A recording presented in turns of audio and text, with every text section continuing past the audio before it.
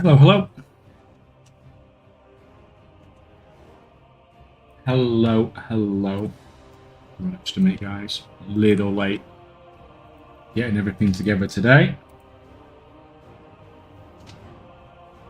Where are you going? You can cancel scan. You can get online.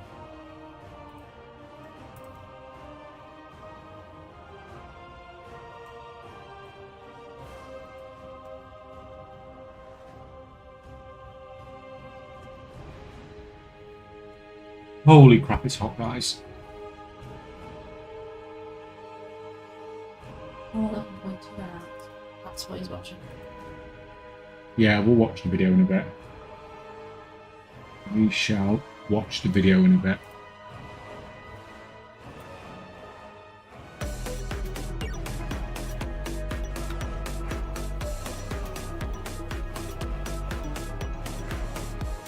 You can go there, you can go there. Oh, our team. Thank you for the 7 months, man. Thank you. Oh, we've only just started. Oh no! Oh, that was Wednesday.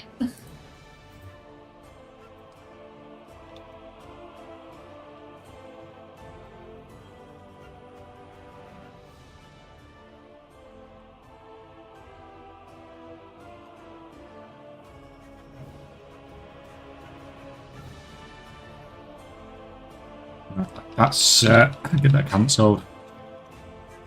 Get you online. Get that cancelled. You can empty your stuff. Post your stuff. Evening feelings on your first 6 Premier League games of the season. I've not had a chance to look at it yet. Because I've been really busy getting some stuff ready for the weekend. But I've heard we've got Anfield and Old Trafford, is that right, early on. I just saw it as like a pop-up.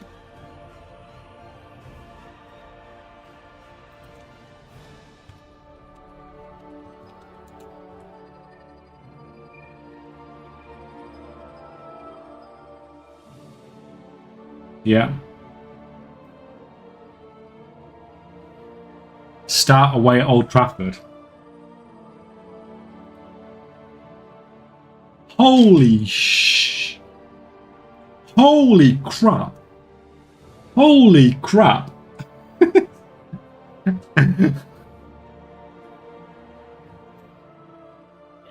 Well, that's interesting.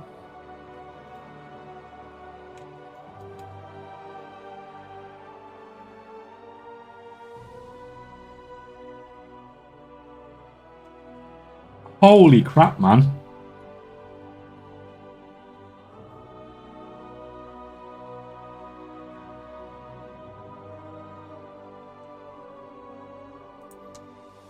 Yeah, that's going to be fun, isn't it? That's going to be a fun start to the season. What could possibly go wrong there?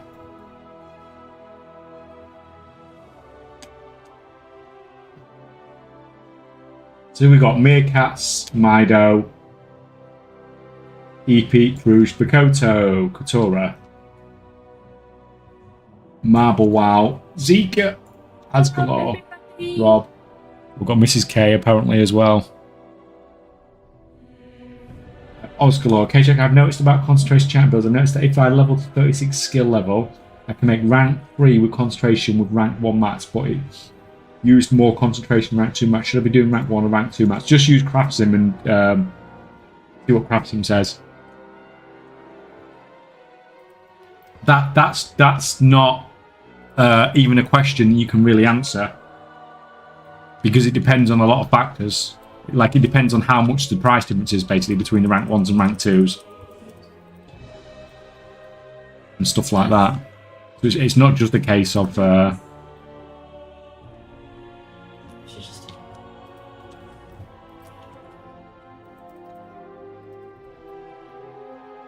yeah, use Craftsim, do a scan, if you really want to see what's going on. Would be my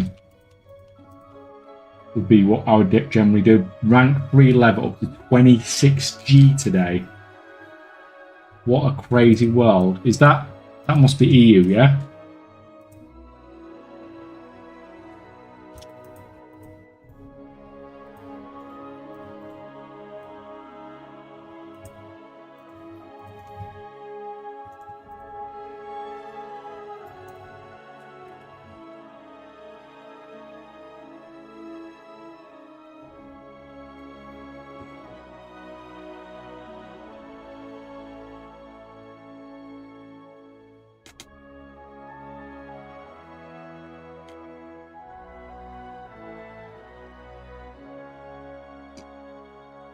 I mean, it's definitely not doing that on the US.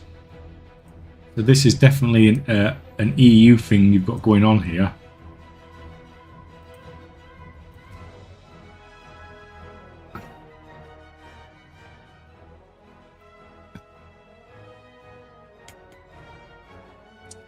Any slower? Any slower?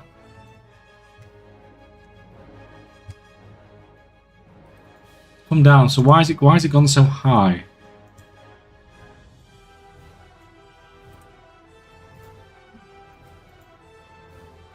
Makes no sense.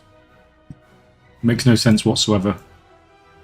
I don't get why one of them would go high and not the others, because it's the same stuff, isn't it?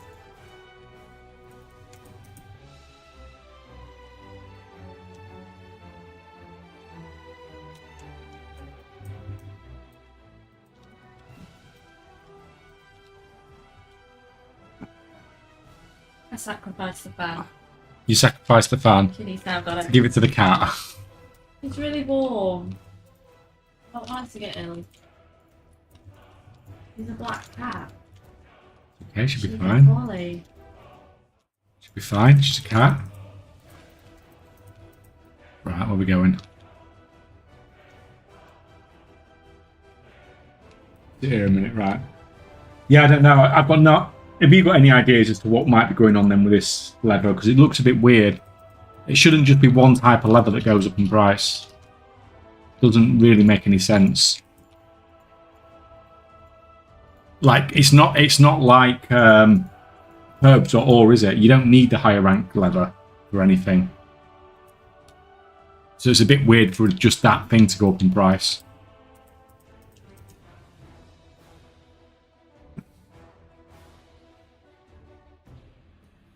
Rank 1 was cheap, rank 2 was quite a bit more expensive. Yeah, but it's a juggling game, really, isn't it?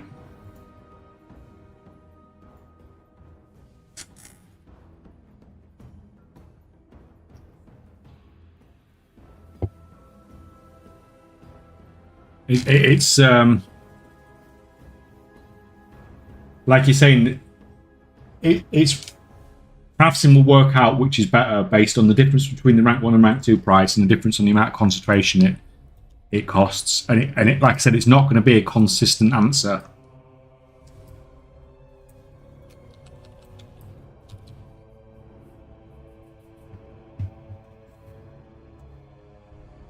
I could say if you start well, you're in a good position. Yeah, but I thought this last year as well. Because we had it, it wasn't quite that bad last year, but we had quite a bad start last year as well, if I remember. Our problem isn't winning or doing well in the hard games. Our problem is winning the games that we should win. Or more actually, our problem is more like only drawing the games that we should win.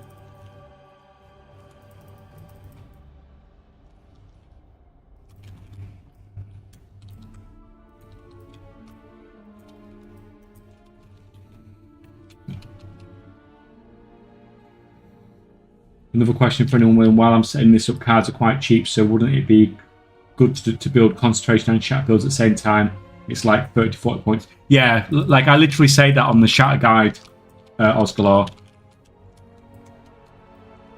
But if you're setting it shatter up, you may as well have it on a character that's going to have enchanting concentration at the same time, because it's a reasonably similar setup.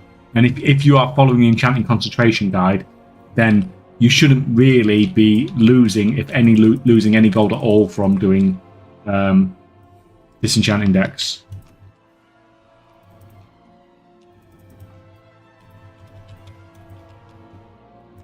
Remember though, you'll also need a second tool for shattering and be a blood elf. Yeah. Yeah, that's actually a point. You have to be a blood elf for shattering. Yeah, sorry, I did write that in the guide, but I just completely forgot that stuff. So yeah, you'll need 2 rods. That'll be the main difference.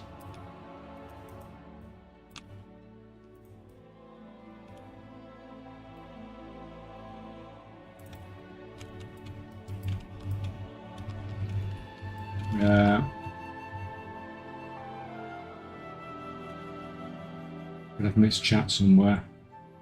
Just a reset and high. Yeah, like a reset's fair enough, but on a rank 3 lever, why would somebody do a reset on a rank 3 lever? It literally makes no sense. Because you don't even need the rank 3 lever, because you can just use rank 2 lever. Because lever working patterns have such a low skill requirement compared to other stuff. I mean, you probably can't use entire rank 3 lever, but I don't know. That one doesn't make much sense to me. It's not the same as doing a rank 3 or a rank 3 herb or something like that. Odd.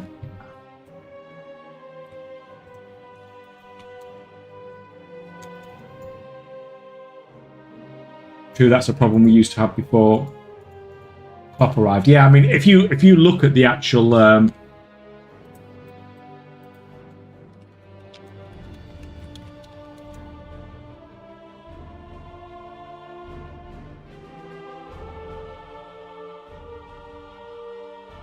see, look, if you look at the Premier League table, the difference between us is we've drawn 5 games that you've won. 14 draws, and we've finished second in the Premier League. I mean, look at this.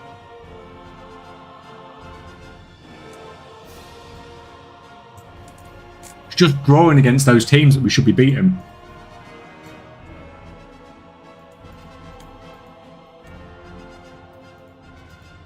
And, I mean, to be fair, I'm not going to complain too much this season because the luck this season was horrendous. Losing like Saka, Kai, and Martinelli at the same time is like that.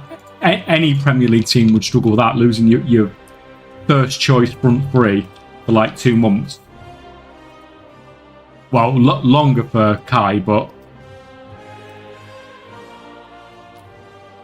that was just like super unlucky, I suppose. But at the same time, it's not an excuse, is it?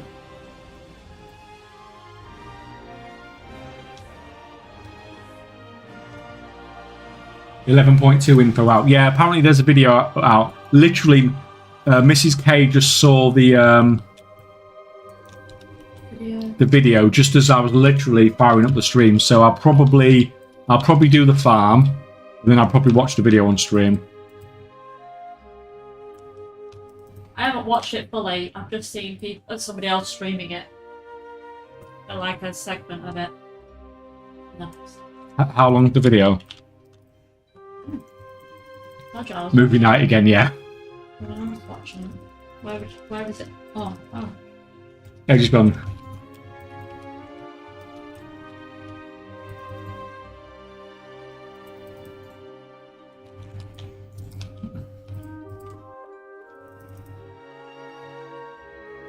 Yeah, so we'll watch that video. I'll just do this farm, which takes an hour or whatever, and then we'll give it a watch. Yeah, that's my computer. Because hopefully we should have a PTR soon, which would be nice.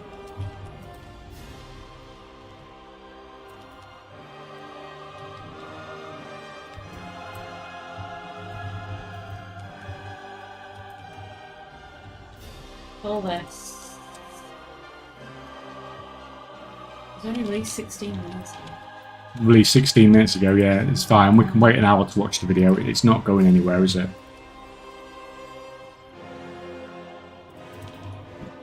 It looks like there might be 2. Is that one?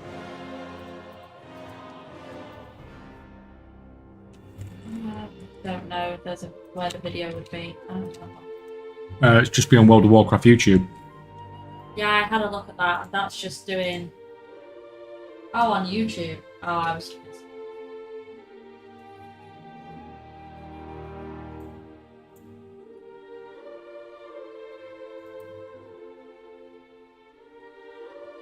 I use it sometimes in Former. Yeah, I use rank 3 leather sometimes in Former, but only because it's cheaper than rank 1 and rank 2.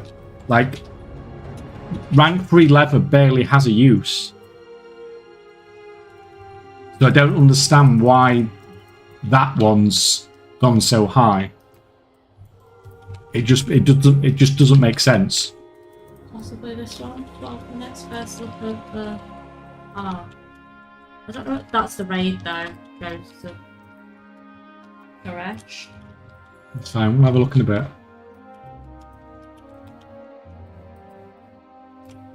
Right, we'll mosey over here.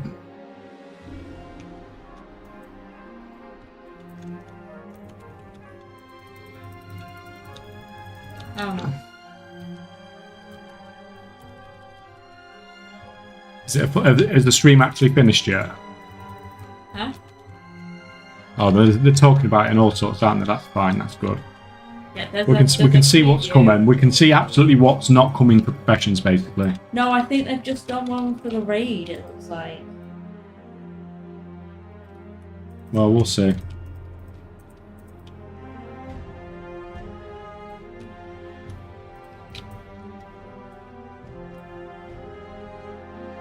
The other one was 7 days ago. And that was talking about the flame thing.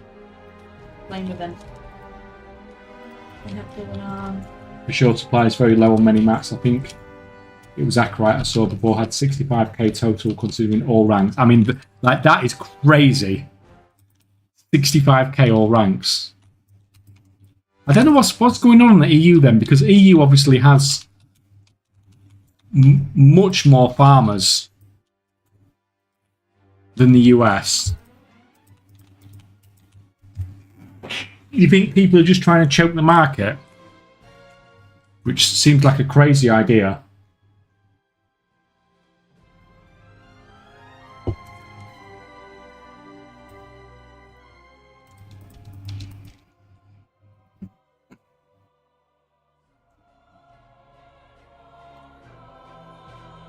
Oh God. I don't know what's going on. These keep crashing. What is my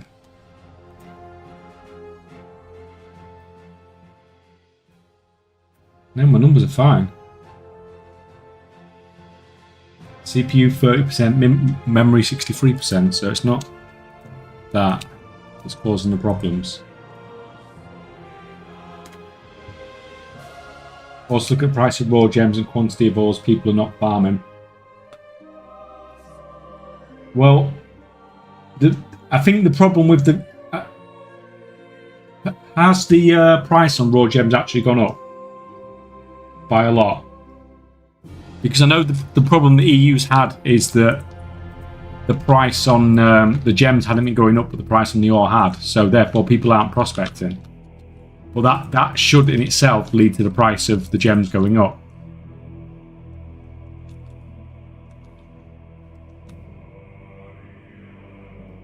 Yeah, gems gone up quite a lot.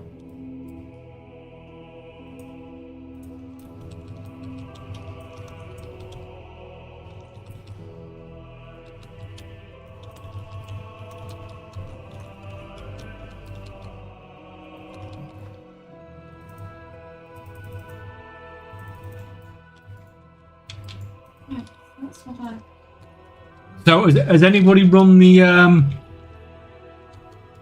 prospecting calculator today? See what it's at.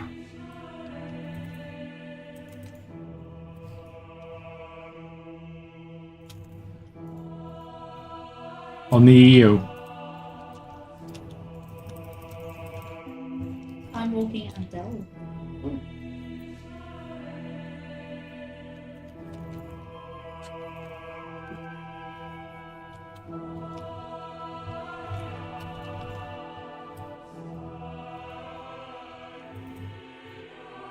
Andy Cole was asked on Sky today which fixtures he looked for when they were announced, and he applied our competitors in Liverpool. Always hated that kit. Oh yeah, but Rob, I think you're misunderstanding the question.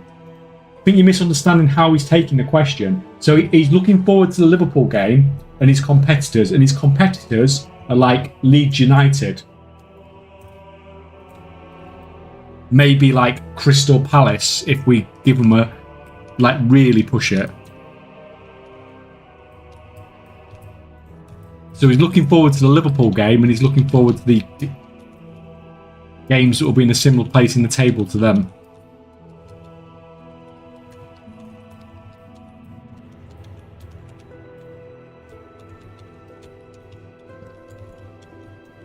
Tempted to buy a token to get the whopping for my second account during the sale. £7.50, really? It's £7.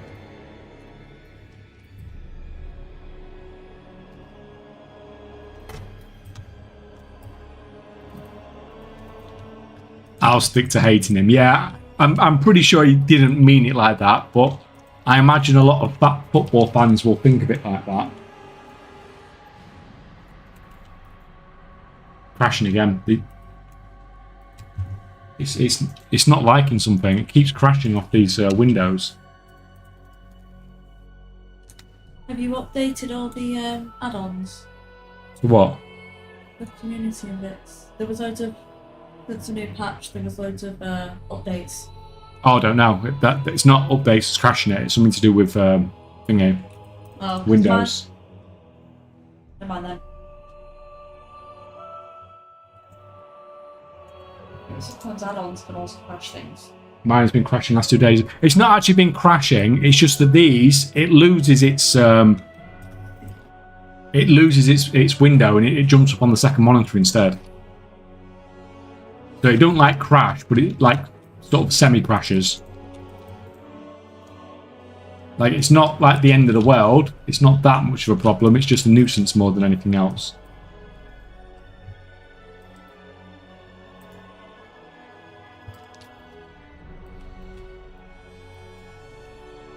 Why can't I go fly over? Natty, welcome. It seems like forever. What have you been up to?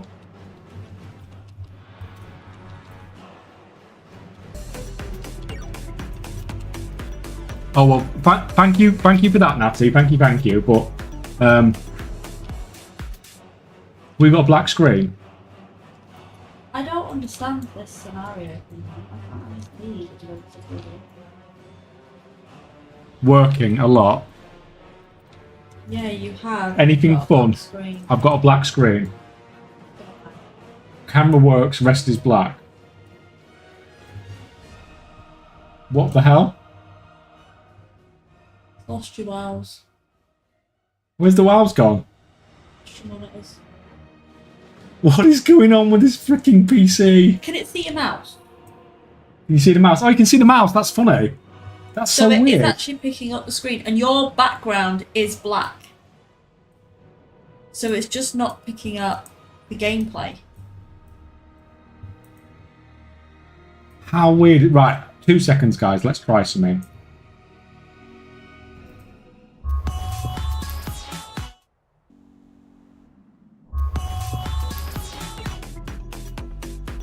Is it back?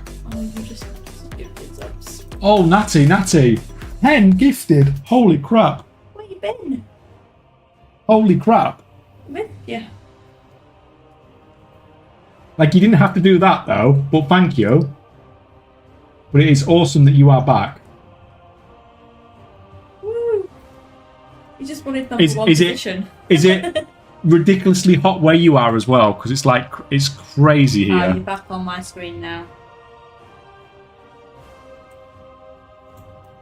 Let's go. Yeah. Well, everyone knows how to fix tech issues. Power off, power on, apparently. Always. You know why that is? It's because I said, oh, I'm not really crashing. It's not really that much of a problem. It's a nuisance. And then as soon as I do that, the stream. It got upset with you. 18 degrees over here in South Wales, but 22 degrees indoors. What have we got here? Oh, We got 26 degrees in this room. So that'll be on that too. Okay.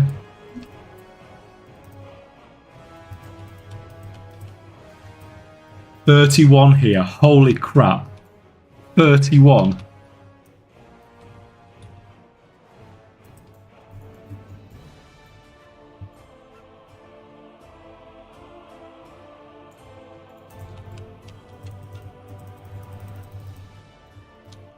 Like, how do people even function in that sort of heat?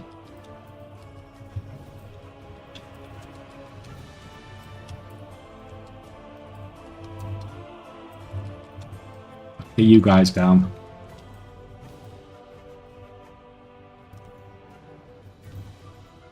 I don't. Just vegetate, basically. Like, I was trying to do my weights and stuff today, and even though it's like only heat, it's just everything's just so much harder, isn't it? Especially trying to do anything physically.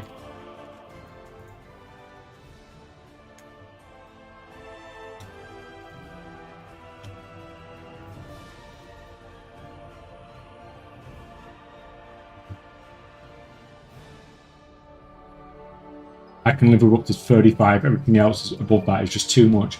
Like, I don't know if, like, because when we was in Cape Verde, it wasn't too bad, was it? But there was always the wind in Cape Verde. Yeah. So it was quite nice. So even when the temperature was high, at least you had a breeze. No, but it was too cold sometimes. Like when the sun went behind clouds, it was freezing with that wind. Yeah, but like, we don't get that in the UK, do we? We just get like hot, still horribleness. We've got it. And we moan when it's hot. We moan when it's cold. We moan when it rains. The only thing we do in the UK is moan about the weather.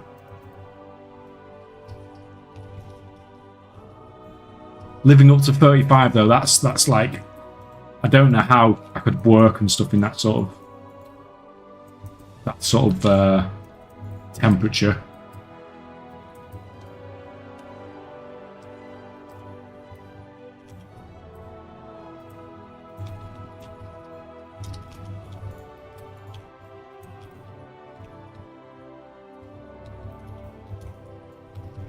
Friend came back from 10 days in Cape Verde, said the temperature's pretty much 27 each day, was nice breeze. Yeah, it was nice. It was nice heat. Because even though it's quite windy, that breeze just really helps keep things, you know, feeling nice.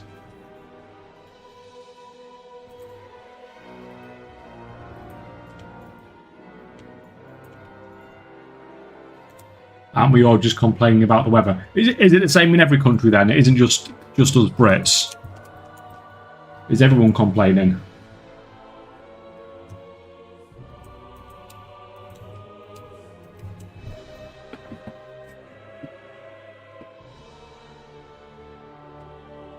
Just on the RP quest line.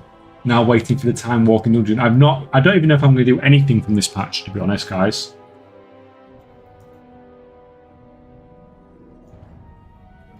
Any of this new stuff, I don't know if I'm going to touch any of it. I don't really think there's anything that can really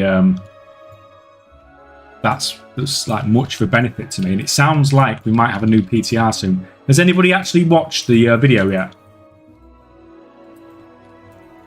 Like, did they actually say when we're getting a PTR? Like I said, once I've done the farm, we'll watch the video anyway, but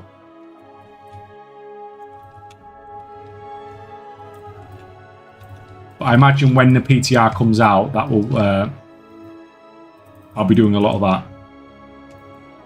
See what's going on, basically. The belt's worth it, well, the weight. Yeah, I mean, like, for me, that basically has all the gear I need anyway. Like, I don't even do the delves anymore. I don't even bother with them anymore. Even for that little bit of gear.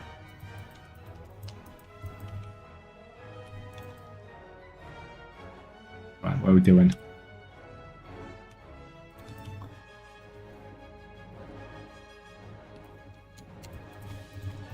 Move on, move on.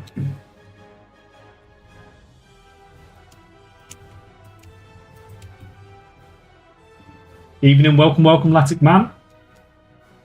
How's it going? A few years ago, I got a small dehumidifier in my room, and with the PC makes a nice difference. Yeah, I literally have this aircon unit, and it is literally probably about 6 inches from my legs. And it does help. It makes a huge difference in this room. I mean, the main problem we have is that we can't have any of the windows or the door open while I'm streaming. It's not too bad in the day when we can at least have some breeze coming through, but as soon as I start streaming and turn all the lights on and turn all the PCs on and shut all the doors,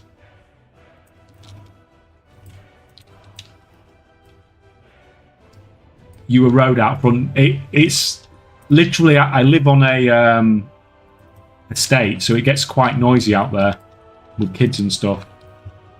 They're all out there in a paddling pool and stuff at the moment, so firstly I'd have that in the background, and secondly I can't let the black cat get outside either, because she'll just go and sit on the road somewhere because she's stupid. She'll burn up outside.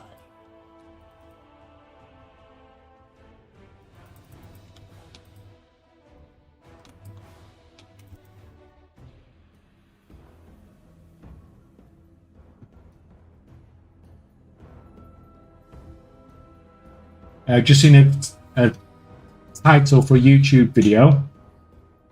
Nuclear scientists plan to solve climate change. That's got me worried. Well,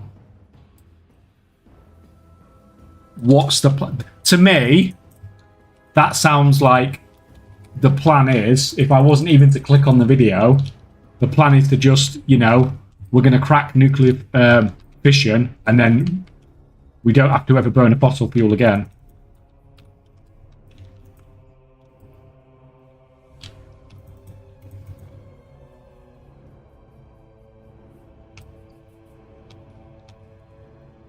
But maybe the plan is to turn loads of lead into gold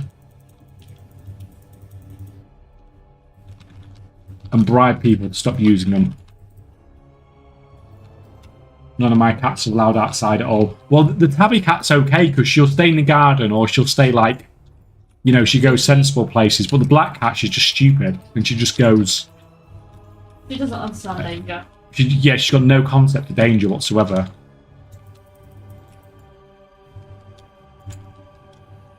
Big cat. She's awesome in the fact that, like, when people come in the house, she'll just go up to them like she's never met them before, and she'll go up to them and, like, be trying to say hello and stuff like that. But it could be like somebody could be coming to rob our house. She'll probably go up. There's probably burglars breaking into our house, and she'd be going up to them. I think that's an over-exaggeration. I don't think she would do that. Oh yeah. Yeah, so she's silly, bless her.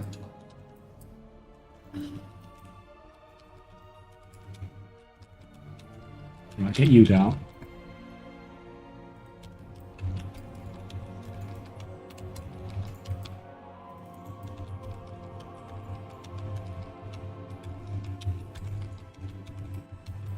Right, what are we doing here?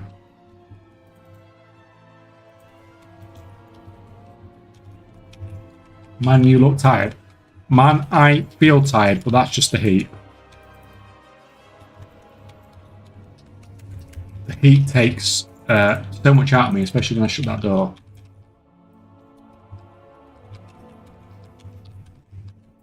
Right, you get that down, you get that down.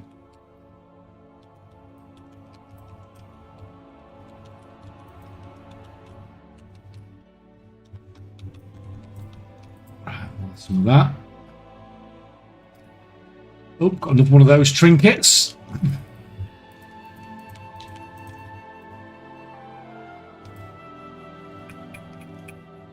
Get everything. They've killed everything. It's a bonus. That or they're planning to ban off half the planet with nukes. Well, to be fair, to be fair, Bass, you probably don't need nuclear scientists to do that. Because it seems like half the country in the world wants to do that at the moment anyway.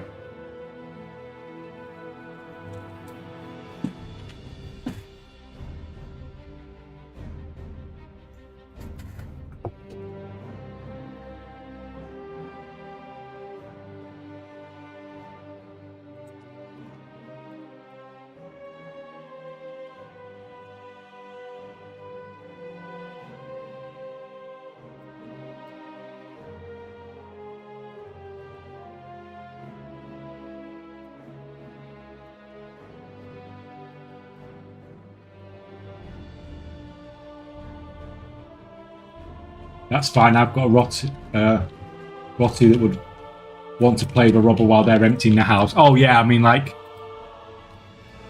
that's some of the reason you get a dog, though, isn't it? It does give you some a bit of security.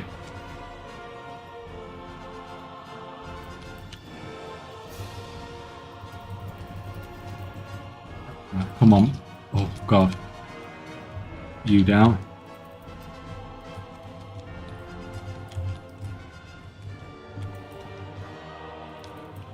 Yeah, we'll blast through this, and then I'm interested to see what's going to be said in this video.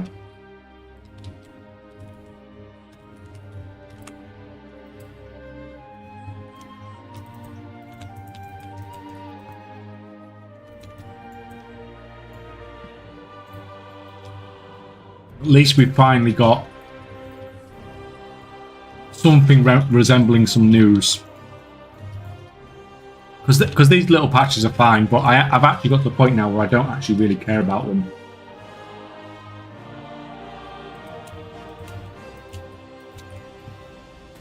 Like, I'm probably not going to look... The only thing I've probably done...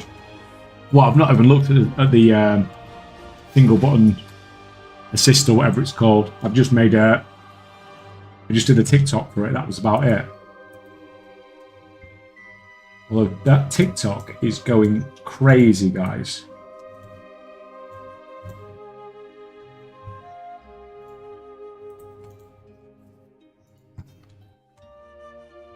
Right, we'll have that. Manfish tried, what, the single button?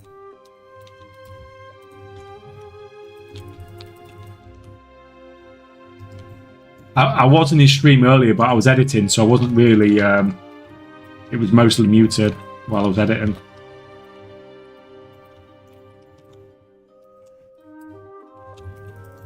I say editing, recording, all that stuff. I actually made my first long form video. I think it's been 6 weeks since I made a long form video. Hexian, welcome, man. I'm in Western North Carolina. US, and the heat is also taking it out of me. Taking the dog out is rough, even with a cooling towel and a neck bang. I guess the US is getting a bit of a heat wave as well then.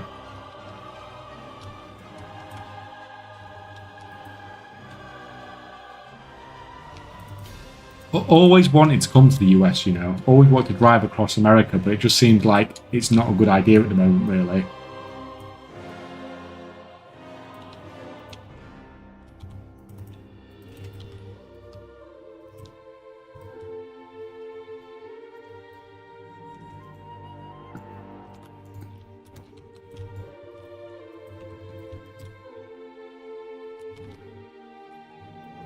Never on your bar near your other abilities, and only use it sometimes. Yeah, like it's so muscle memory for me to do my stuff now, though. It's crap.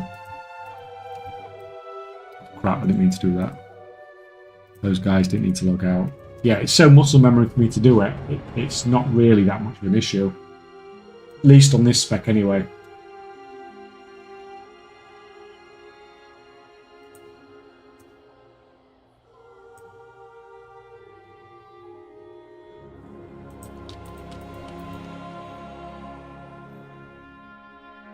Anything?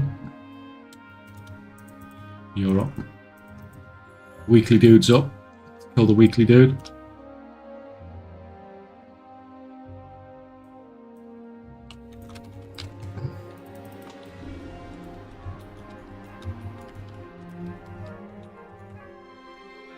If you really want one but macro, use gnome sequence and find all your main abilities you can really use. Yeah, we used to, me and Mrs. K, we used to use gnome sequencer.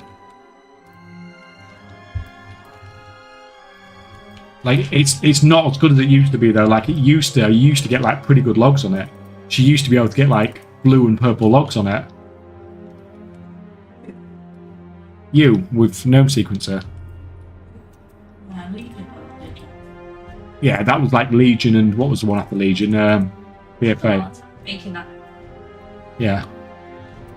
I played around with it loads, but then this expansion, it's just not worked at all, was it? And I've altered it, tinkered, and it's still not working.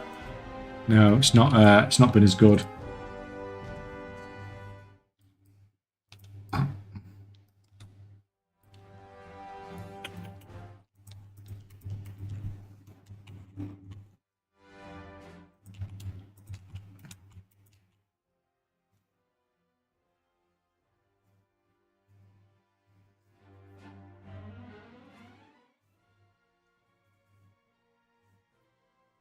I like it because I have every class at 80, but I only know the rotation for like one. Yeah, I mean that's what it's best for, isn't it? It's best just for alts, basically, isn't it?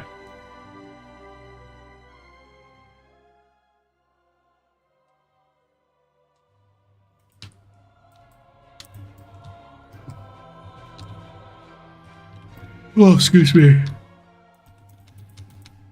Oh god, guys, it's heat. We are. That stupid machine. 27.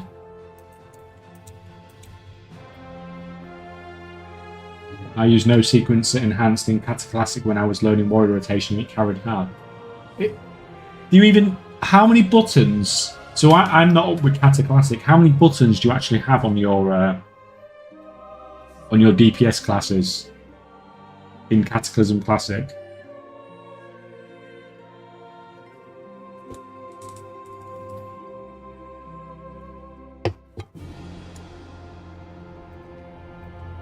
Is it as bad as like regular Classic where you've got like 2 buttons?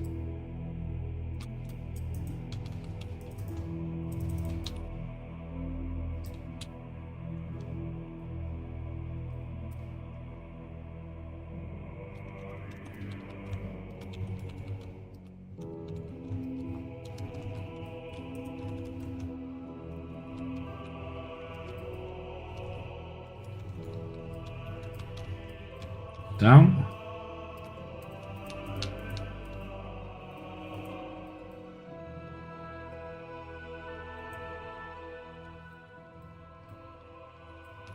Guess we're moving on.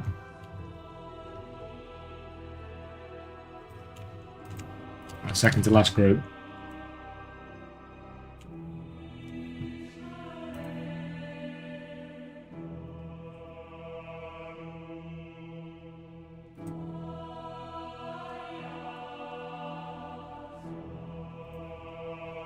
Now, why don't you use the 1 button rotation? I mean, I probably could, couldn't I? Is it, where is it? Let's try, get off this. Let's try it.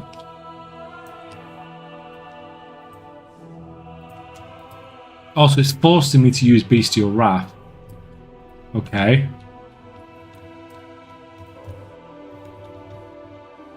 Let's do Barb Shot.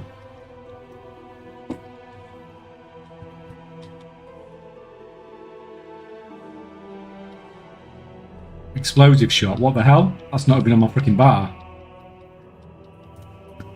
What, you've not got explosive? So it doesn't use Call of the Wild at all.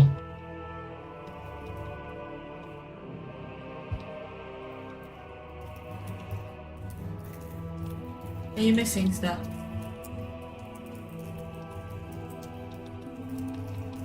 It doesn't multi-shot either, does it? Oh yeah, it does multi-shot. Okay.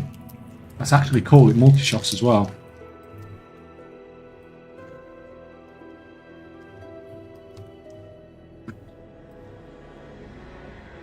Crap, did it?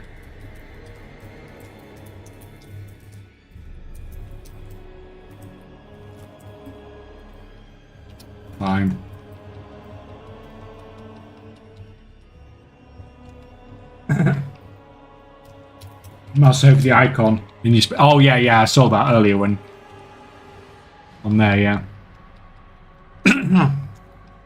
Yeah, so it doesn't use aspects of Call of the Wild, which is. To be fair, this is nice and lazy, isn't it?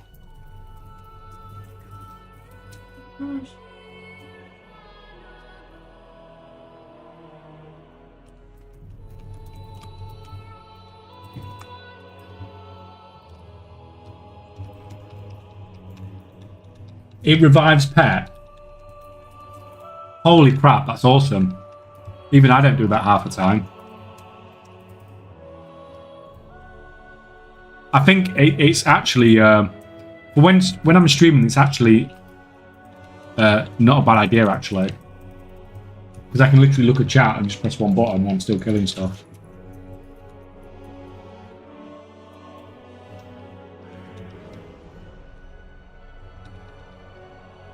It's weird how it opens with cooldowns and some specs. Yeah, but I imagine that's probably not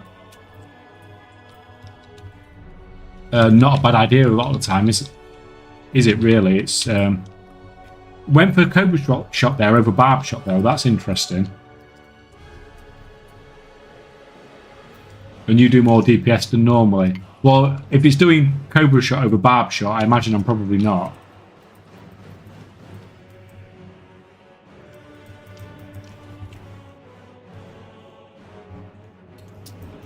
Right, got one more of these. Yeah, I was gonna say, my rotation, I hardly use Cobra. Okay. Because there's always Barb Shot or Pokemon ready. Yeah.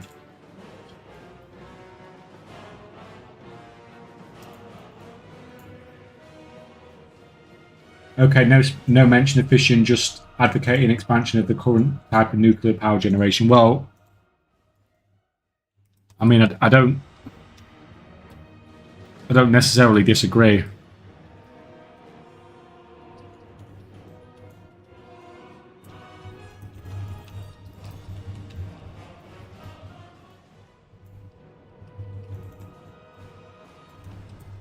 I'm doing Delve so smoothly with the alts, better than what I was doing myself for sure. I mean, it's good to see that a lot of people are getting use out of it then.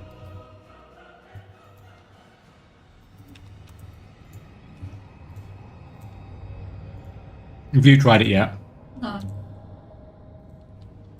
I've only just got on mission storyline. No. There's a quest. Is there a new faction?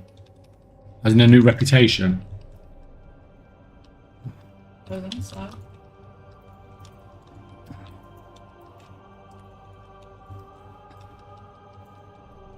My dad is using. Oh, the only problem is range. Maybe you do have to think about that potentially. My dad is using it, and all his elderly friends, like guys in the 70s and 80s. Yeah, I mean, like. Oh, I can see. I'm doing this questing and nobody's saying anything. It's funny how like people are like using it to mock the game, but people that actually play the game think, "Oh, this is actually pretty good."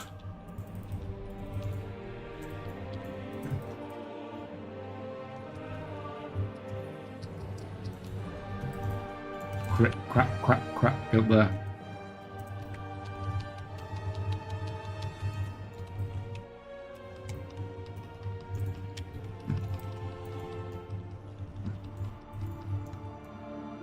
Where's Talon?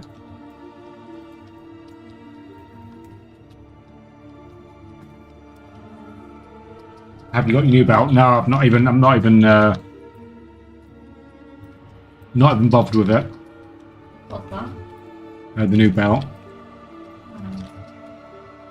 that what you get for the storyline? Got no idea where you get it from, but. Yeah, look, that looks like it's a portal somewhere. Isn't it?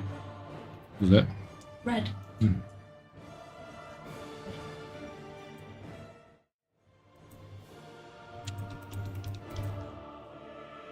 Overcharged elves, you get it, do you? Yeah, I could see one there. Okay. You just kill him. The elves, and it can be level 1 as well. Is he going to be? Maybe I'll just blast one out at some point. I will. Right, Pexion, tell me when you get back then. Oh, I've just killed someone, so that means that they'll be after me in a minute.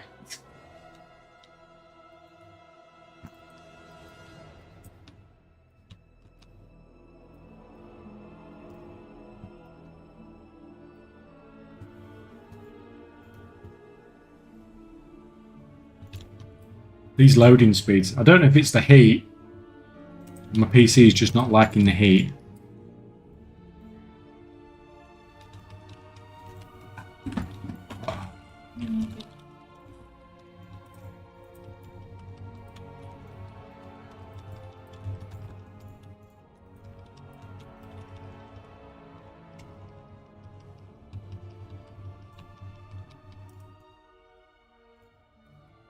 Two seconds, guys. Crap. Crap. Annoying.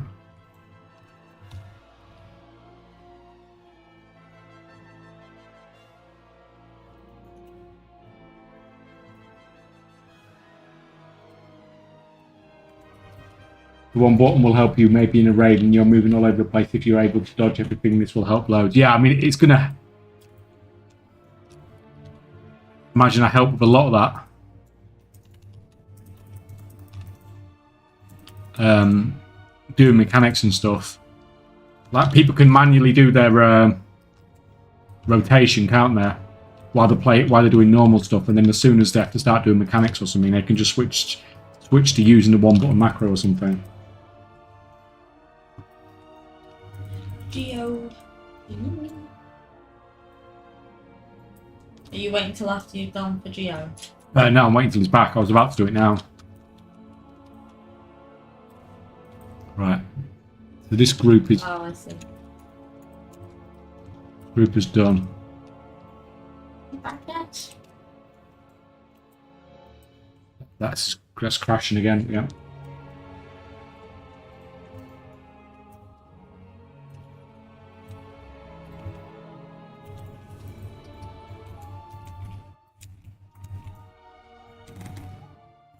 Forgot about PvP on.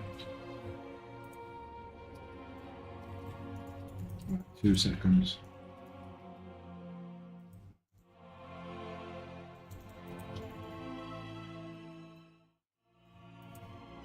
Sort this out. Sort this mess out.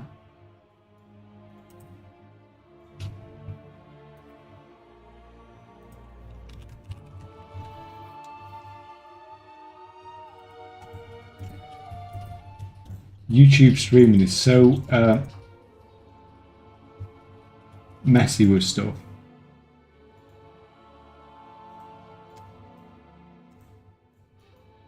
Oh, they were cooking him alive. That's hilarious. Right, what we got here? That looks like, is that everything done? Yeah, that's just a weekly. Skip that group.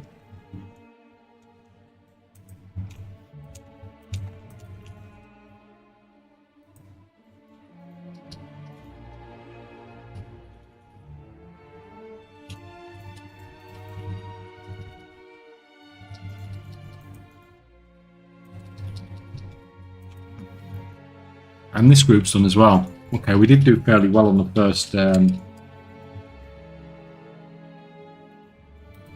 go through.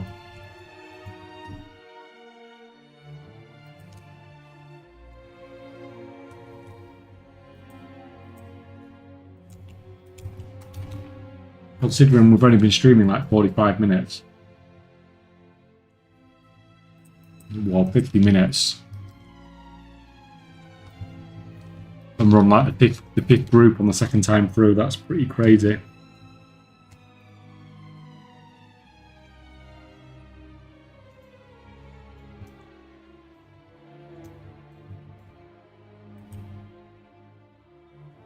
Right, you're missing Tally, but the big guy's up, so we can do him while we wait.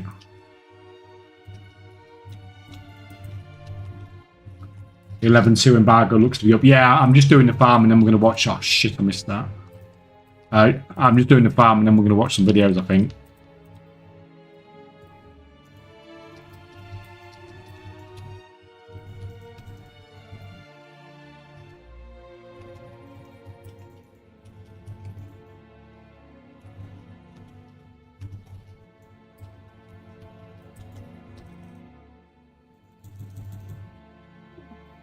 Nothing about professions. Yeah, doesn't surprise me. Wasn't really expecting anything. Is everyone put? Is it not just Blizzard then? Is everyone like random people putting videos out as well then? A lot of people are watching.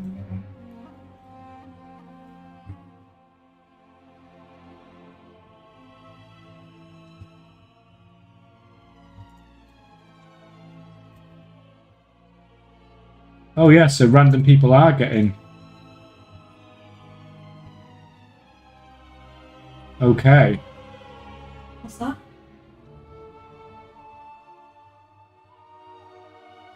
That is what people are watching.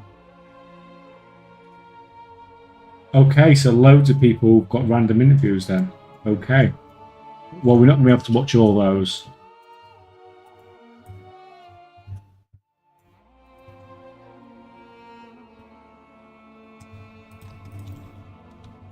Because it looks like, I think I saw just 4 just then. Huh? Let's go. Let's burn you guys down, man.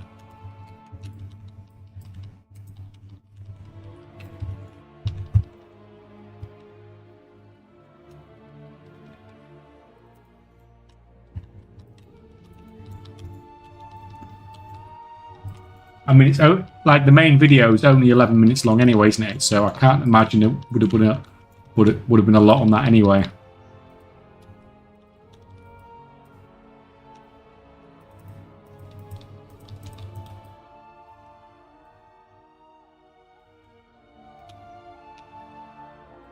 This guy's still not up.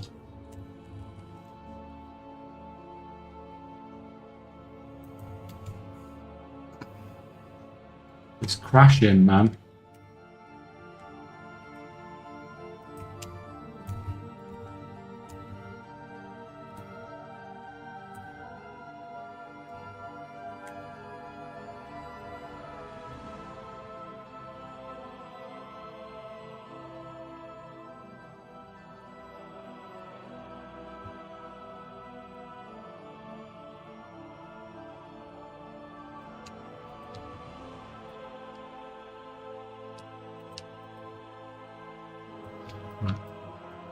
Always have this one. Always takes longer. The first couple in reset, having to kill this dude.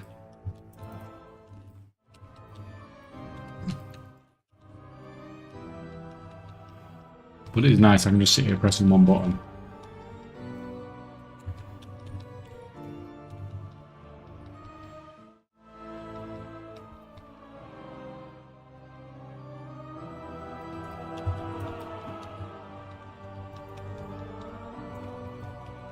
Easy.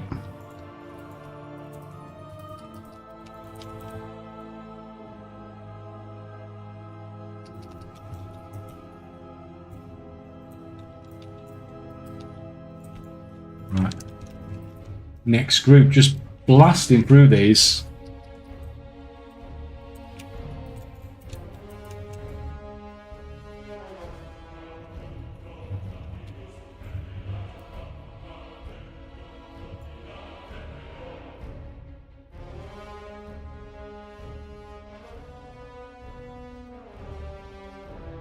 Right, next.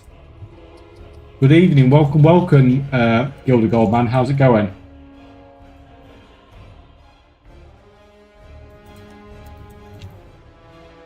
Right, they're just missing the weekly, so. God, we really did blast this first time out.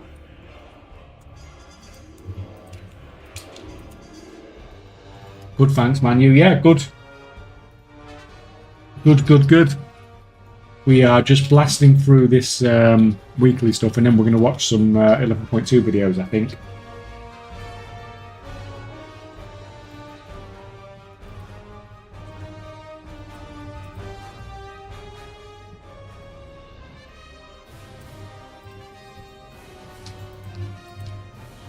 Alright, get you.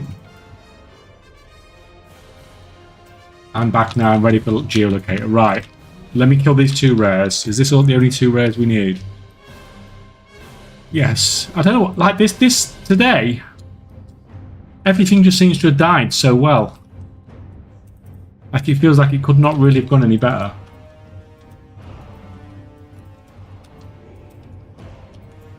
Run round, kill the Voodoo.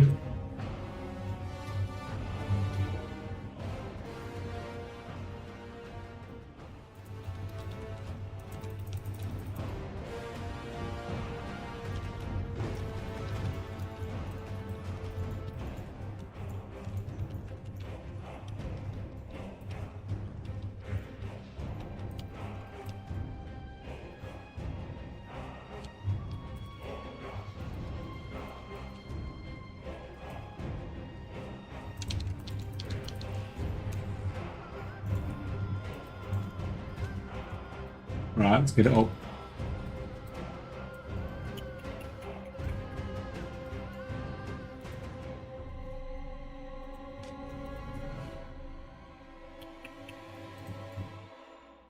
Get some of that.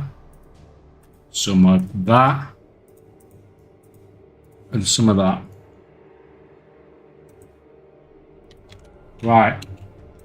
Link is in chat, guys. Back in 2 seconds. Playing geolocator. Yeah.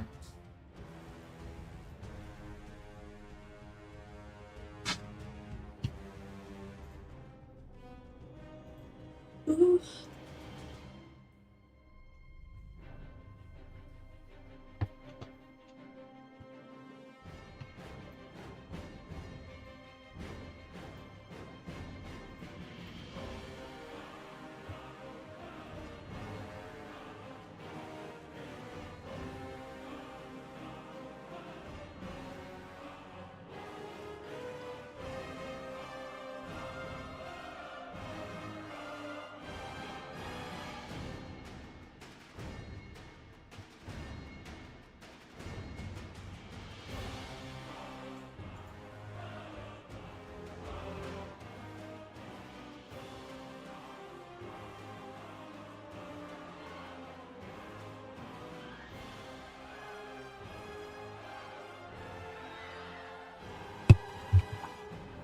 Oh, we've got 12.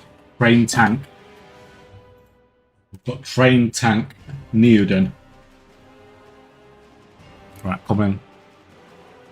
Almost missed geolocator. It's fine. Let's do this.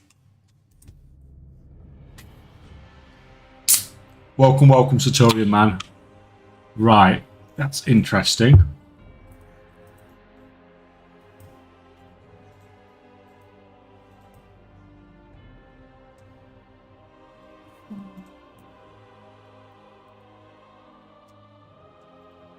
We reckon it's... I reckon about there. What do you guys reckon? Out there. Oh, it was 497. I went quite far back, but I didn't realise. 4972. Well, I got a joint top. Was it there? Yeah, even I was too far forward. Yeah. And rapid course. Well, me and you both, man, exactly the same points. In an arch, actually. I mean, holy crap. Oh. Guys, where the fuck is this? I don't know what this is.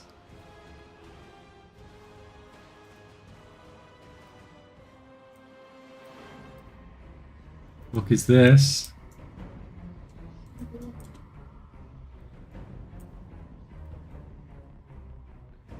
It's an ally place. Yeah, I got that. Oh, I did well. I would never have guessed that. I did well. I guessed completely the wrong place. Not even the right map. Well, I knew it was Draenor. I could tell it was Draenor. Oh, no, I went to Pandaria thinking them red trees and that spider bit was the spider zone in one of the... Did you? Yeah. Damn it. Oh well, Rose taking the lead. Zika in third.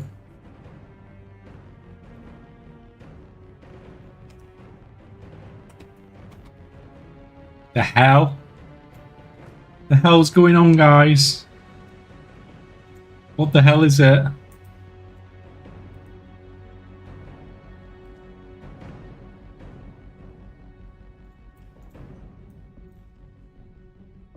I'm gonna stick it in the middle of the map.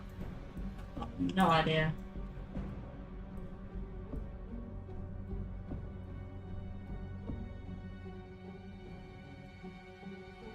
Oh, it was at top. Yeah. No idea how people would have guessed that one.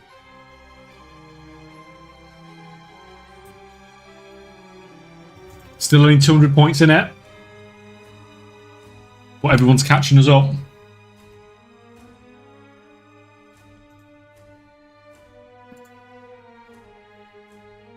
Of course it was top. Didn't you see the bridge? No, I didn't see the bridge. So I put it in the middle. I've not done a lot of that, so. What the hell? I don't know. These flowers. I don't know this zone at all. Absolutely no idea. Looks pretty though. Actually, I think I might have a.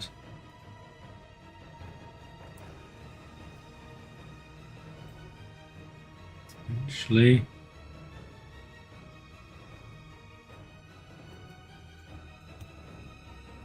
No. Oh no, no. I had no idea. I had no idea what it was. I farmed some stuff around there once. Absolutely no idea where that was.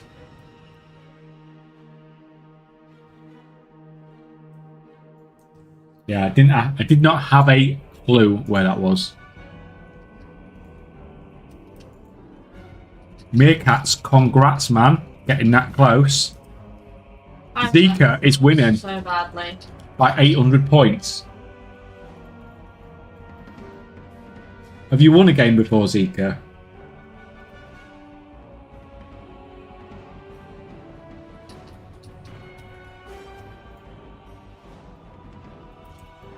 Once. That's fine.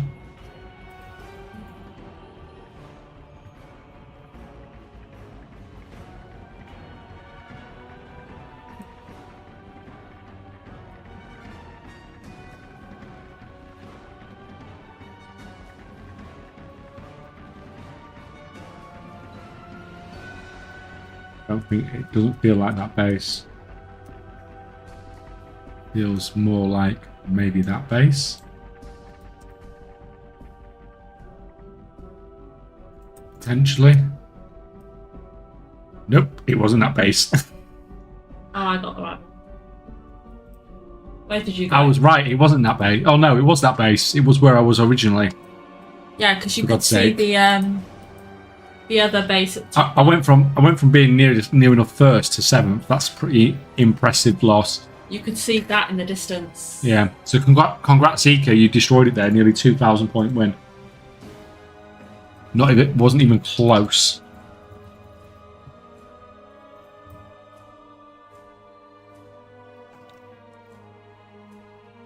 Was not even close. Right.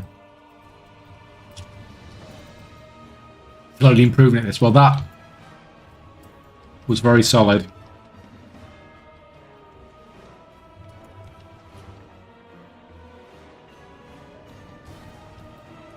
Three guys, welcome, man. How are you doing on this wonderful day? Have you got a weekly up anywhere? It's got a weekly up there. Mount, come on, go.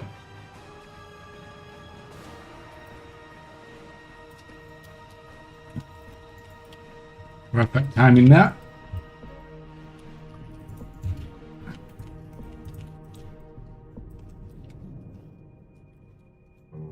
A little hangover and too much sun. Well, I think basically we all agree.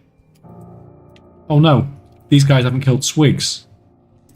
Right, we need to farm that first. Hangover and sun together though is a bad combination. Crap.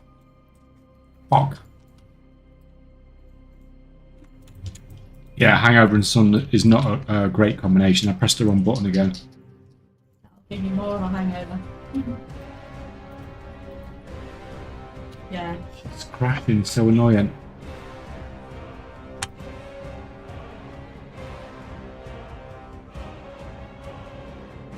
Finally got my first transmog posting with PSM done as well today. It was much faster than doing it manually once I figured out some group and price settings. Yeah, it's... You have basic setup, it's not that... it's not that bad.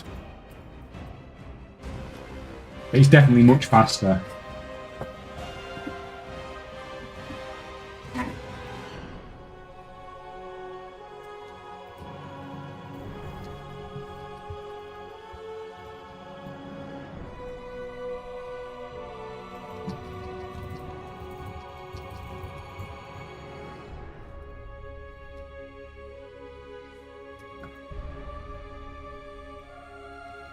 Setup is hard to understand, but once you do it, that's all you got to do. I mean, like, yeah, once it's done once, it's done once, isn't it? You don't really have to think about it that much again.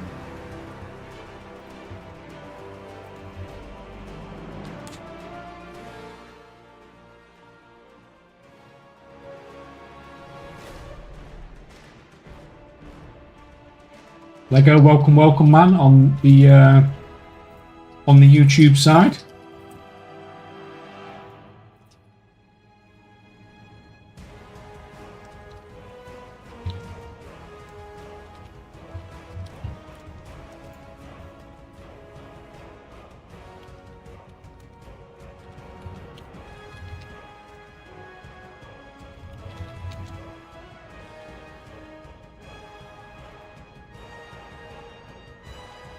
Right, 11 point.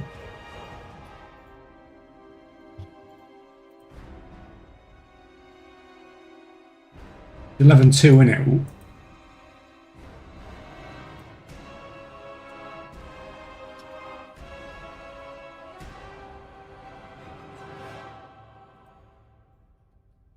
Right, that's fine.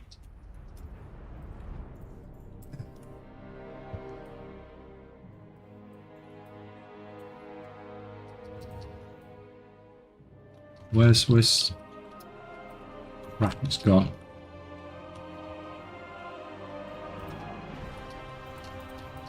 Lost it.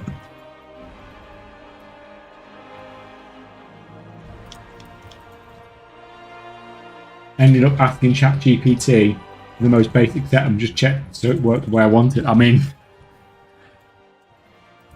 if it works, doesn't it? It's scary. We're not going to need anything soon, are we?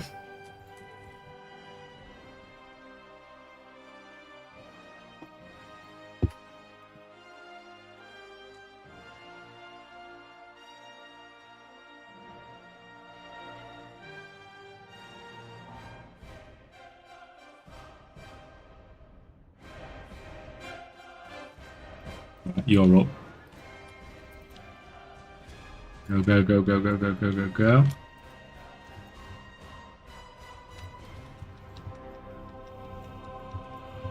I see the 208 million euro winning ticket was sold in Ireland. What's the old saying? The look of the Irish. I mean,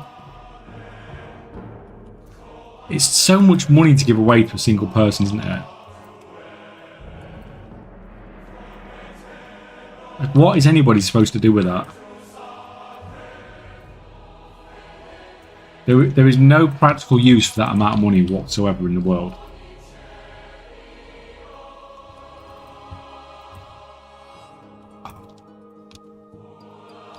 Mr. Ogre, welcome, man. How is it going?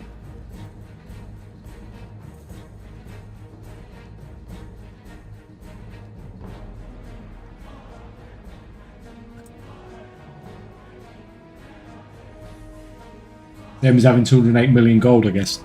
Yeah, but like, people having the gold is just a byproduct of doing the part of the game you enjoy doing.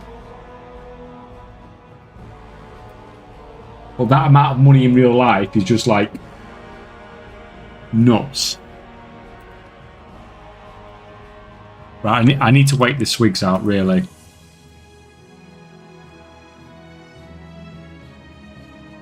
If I won, I'd donate 10 million to you so you could stream forever and make us all billionaires in game. Oh, thank you, man. Thank you, man. This is what Rob said. No, actually, Rob, that's not true. Because I would give, if I got 10 million, it's like if I won the lottery or something, I would give everything away. Like, do like the most crazy giveaway stream you can ever imagine. Maybe not a stream, maybe a giveaway week or something. But if I won that amount of money and didn't really have any intentions of doing it anymore, I'd just give everything away. There's no point having it, is there? Maybe keep a little bit in case I want to buy games in future. For Battle.net Bounce. We'll give away like 95%. Token party girls is the only practical use for that amount of money, says the guy with a girlfriend.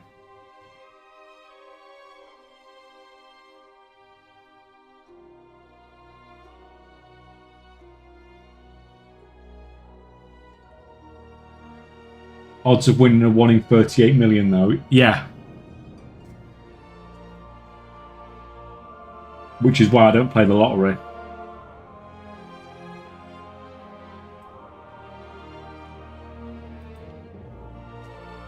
Come on, Swigs. Do me a favour.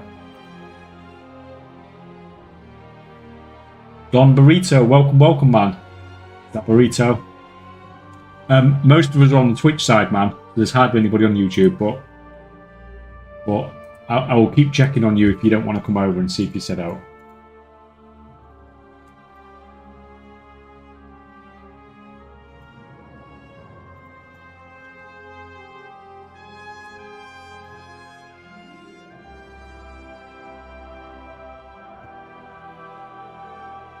$10 million to every viewer should be fine with your capital. I mean, can you imagine doing like a mega guild bank heist, but everything in there is like, you know, 200, 300,000 gold? Or like Christmas. Everything in there is like 100,000 gold plus. That's called Christmas. Presents. Oh, Endy. Endy08. Thank you for the prime, man. Thank you. Christmas giveaway. Only TCG mounts in the bank heist. Yeah, that sort of thing. Maybe not quite just TCG mounts, but you get the idea that it would be some crazy ass giveaways.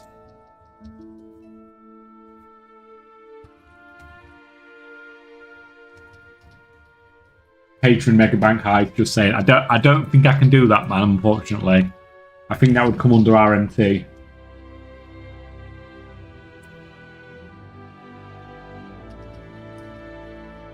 I don't even think I could do like a gold giveaway just for patrons or anything like that. I don't think we could do anything like that without getting into trouble.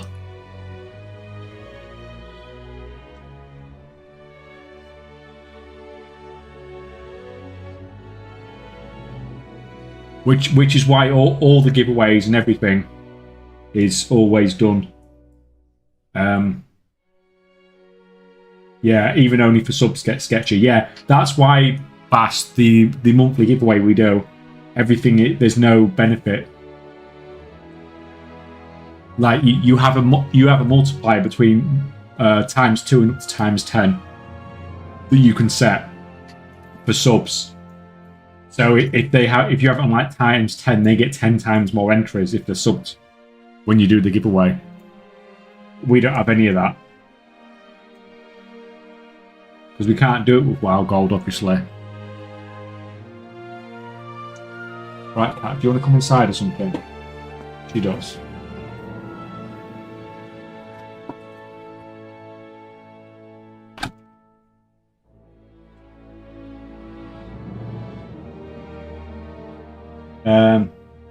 Hello, gang. Welcome, Marcus, man. How are you doing? How are things down Nottingham way? Blizzard pre-warned people that do key giveaways that they will start banning if they use sublook. Yeah. I mean, I don't like it anyway, but...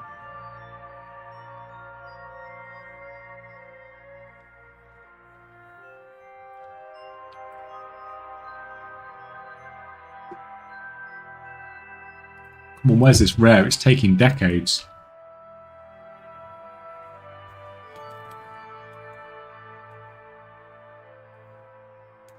Hot as fuck, and now I'm cooking dinner. That sounds fantastic. At least you are not working in a foundry. Like, who was it earlier who said they were working in a foundry, did they say? I can't remember who said it.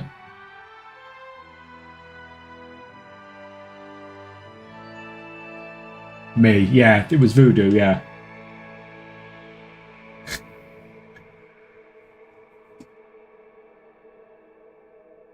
Yeah, unlucky man. That's not great, is it?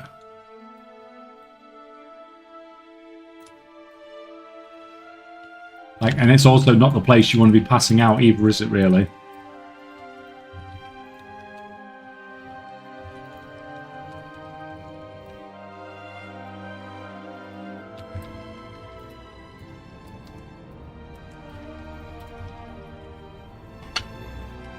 Move poor Beckers, yes, that was my thoughts as well.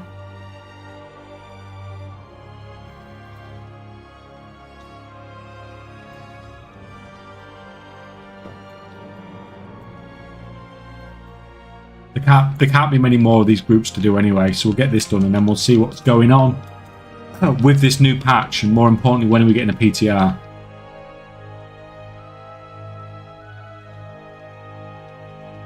Because as much as there might not be anything going on with professions, it doesn't mean you can't make gold from the patch, for sure.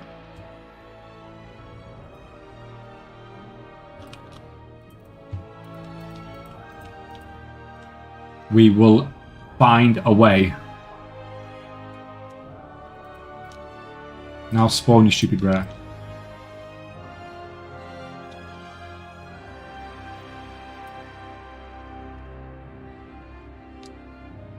Is this the new mount that's supposed to take 6 weeks to get? That everybody's got already?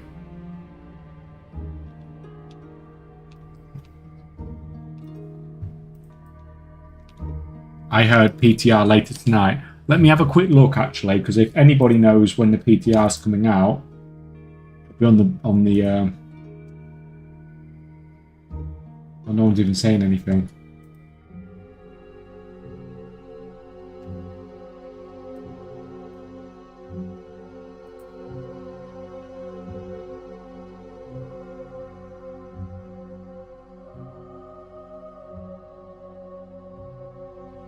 Oh no, that's no use. Right, okay.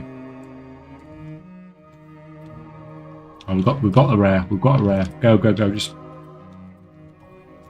Did I get a hit? Please tell me that. I saw a damage meter.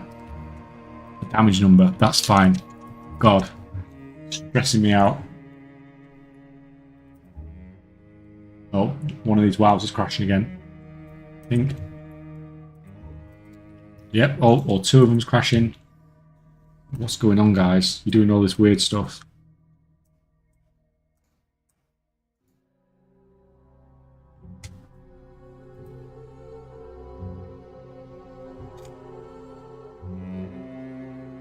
Never mind, can't get into my Twitch account anymore and I can't be bothered. That's fair enough, man.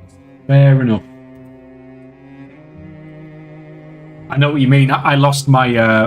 I had the original Kaychak name on Twitch originally, and I've lost the account details for that as well. I ain't got a clue. What the?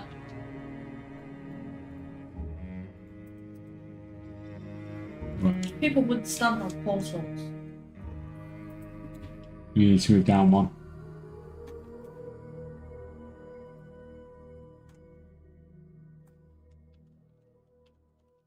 Do you like the one button rotation? It doesn't really.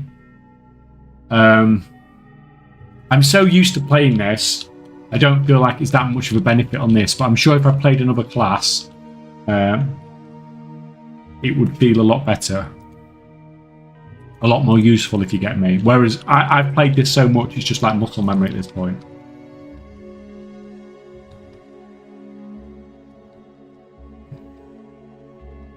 So one thing I've noticed that Gnome Sequencer does that this doesn't do is Gnome Sequencer can target mobs as well, which is this isn't doing, whether you think that's a good or a bad thing.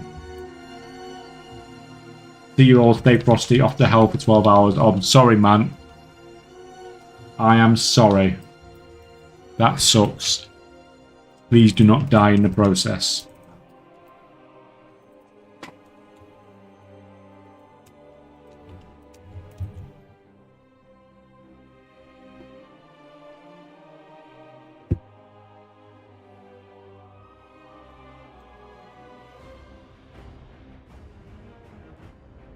I used it on my Shadow Priest, which I don't really know how to play, and it's pretty good. Yeah, I think that's going to be where the advantage is, Frostbeard. When you don't really know what you're doing with a class or something like that, and you're going to get real benefit from it, then, aren't you?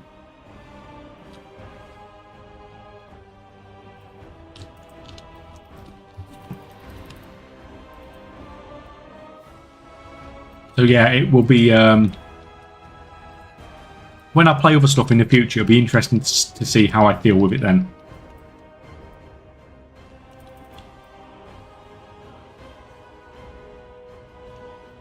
Get you guys down.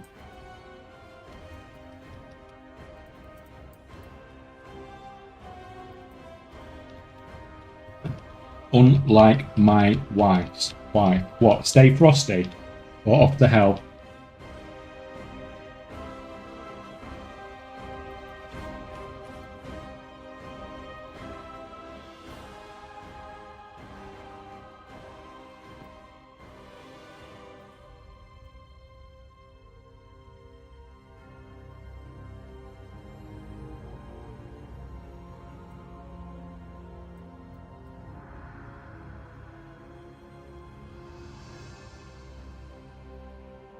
Right down here.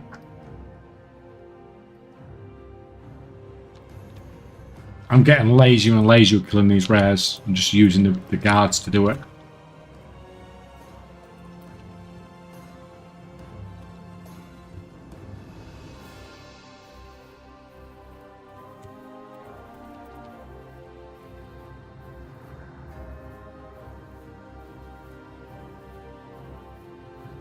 Right. Oh, what? Oh, the swigs have just come up. I'm not getting distracted from the swigs.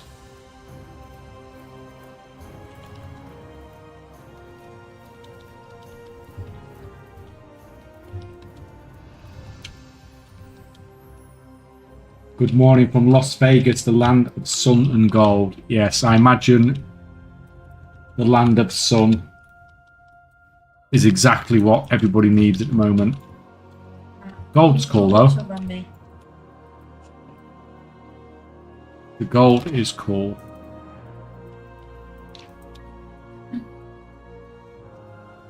What are you doing? You sat on your keyboard again. I'm auto running now. Managed to put it in a safe place to auto run against the wall though. Oh shame. Right.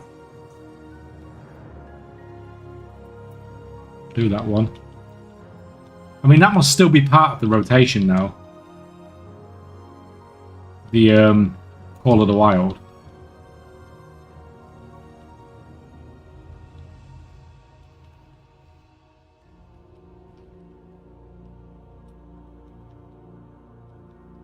Right.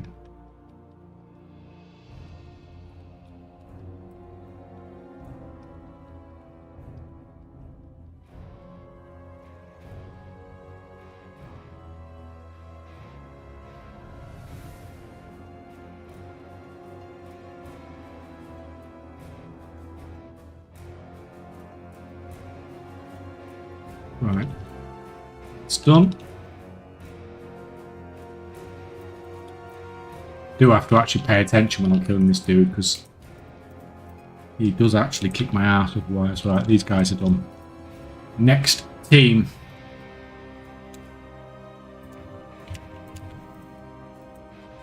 Blizzard put out a statement in Shadowlands saying if you do Mythic Plus key giveaways, do subluck, they'll ban you under RMT.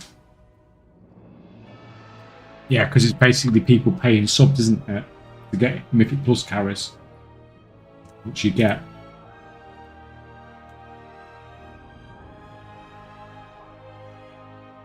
Best indicator of how little people care about the Club World Cup. It's been shown on Channel 5. I just found out when scrolling through my TV guide log.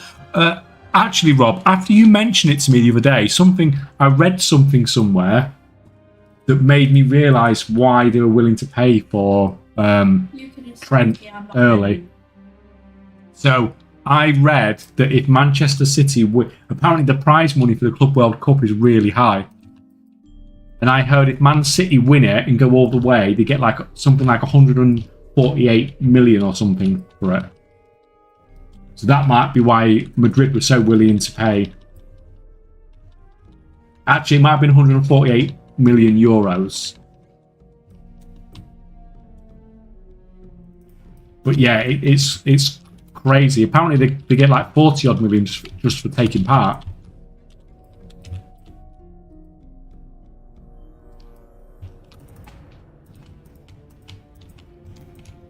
So yeah, I can see why people are they're trying to get people to take it semi-seriously, aren't they? I suppose.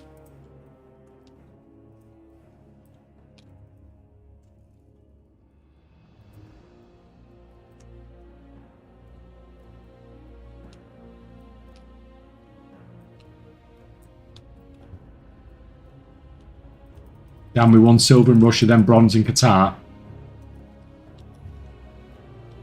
It is a lot of money. But I think you mean World Cup there, do you, man?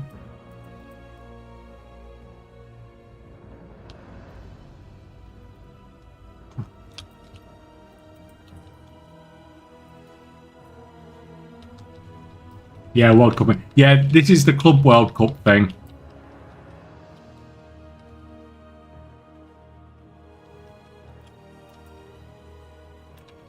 I think it's actually pretty funny that we didn't get to go. Like semi-final in the Champions League, second in the Premier League for like the last 24 seasons, or so it seems. Like, not that I care, because like I said, it's a Mickey Mouse Cup. I just thought it's weird how the system works, because you've not. I guess because you've not actually won anything.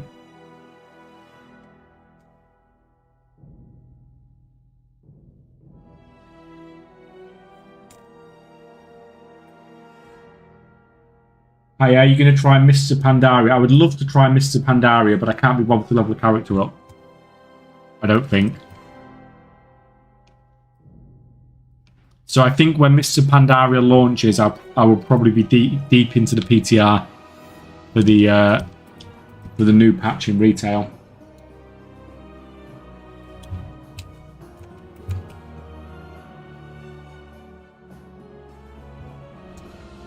So as much as I wouldn't mind giving it a quick go, how much is it? While we've got this sale on, how much is it for a boost on Cataclysm?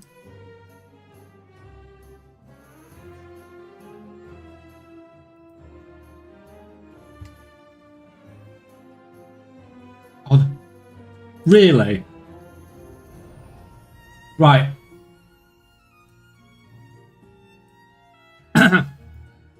Cataclysm level boosts. Out of all the things that I was going to put on sale if I was Blizzard before MOP released, wouldn't this be one of them? Like, I cannot believe they've not put this on sale. That baffles me.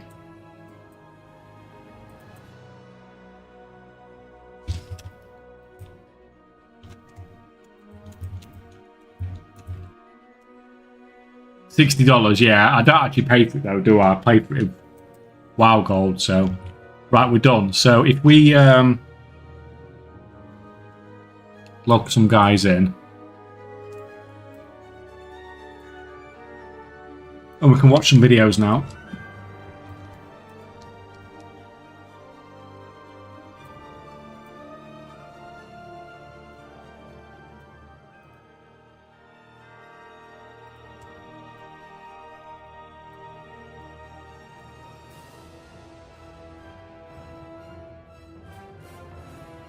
By the way, Blizzard have changed the boost for mobs that can be used on pandas too. Oh, okay.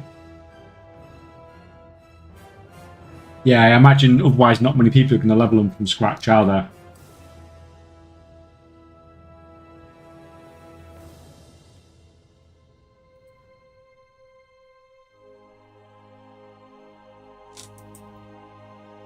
Right, let us just cancel scan this. We're probably going to have to play with the audio a little bit again, because I remember last time I did this, I deafened everybody, didn't I?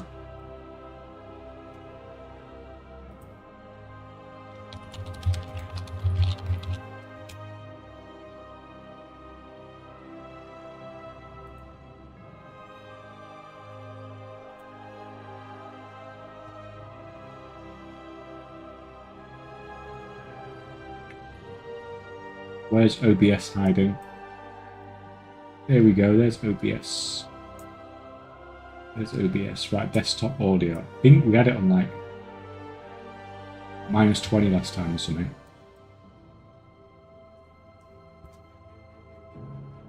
Just cancel these 19 pets first. Ah.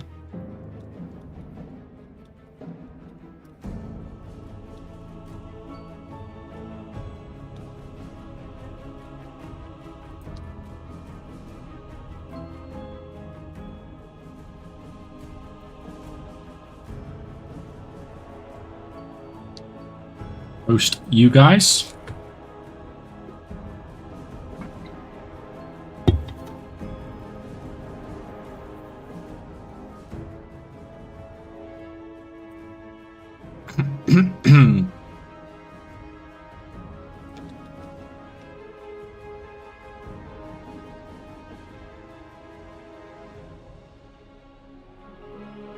Right, you are done. Right, so you can stay on there. Right.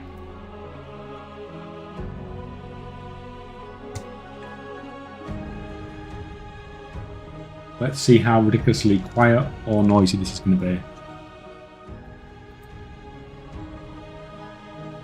What's the volume like, guys? You've got your song still on. And we can't hear the video. How can you not hear the video? Can you not hear it at all? I can't now. Oh, no. Paused it. Okay. Right now.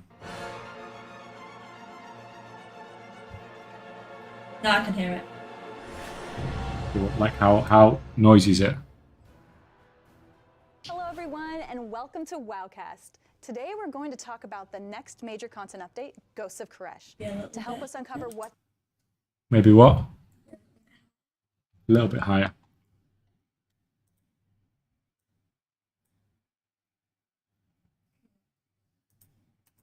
Hello everyone and welcome to Wowcast. Today we're going to That'll talk do. about the next major content update, Ghosts of Koresh.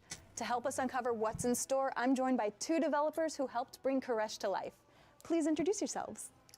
I'm Drew D'Souza, and I'm a lead encounter designer.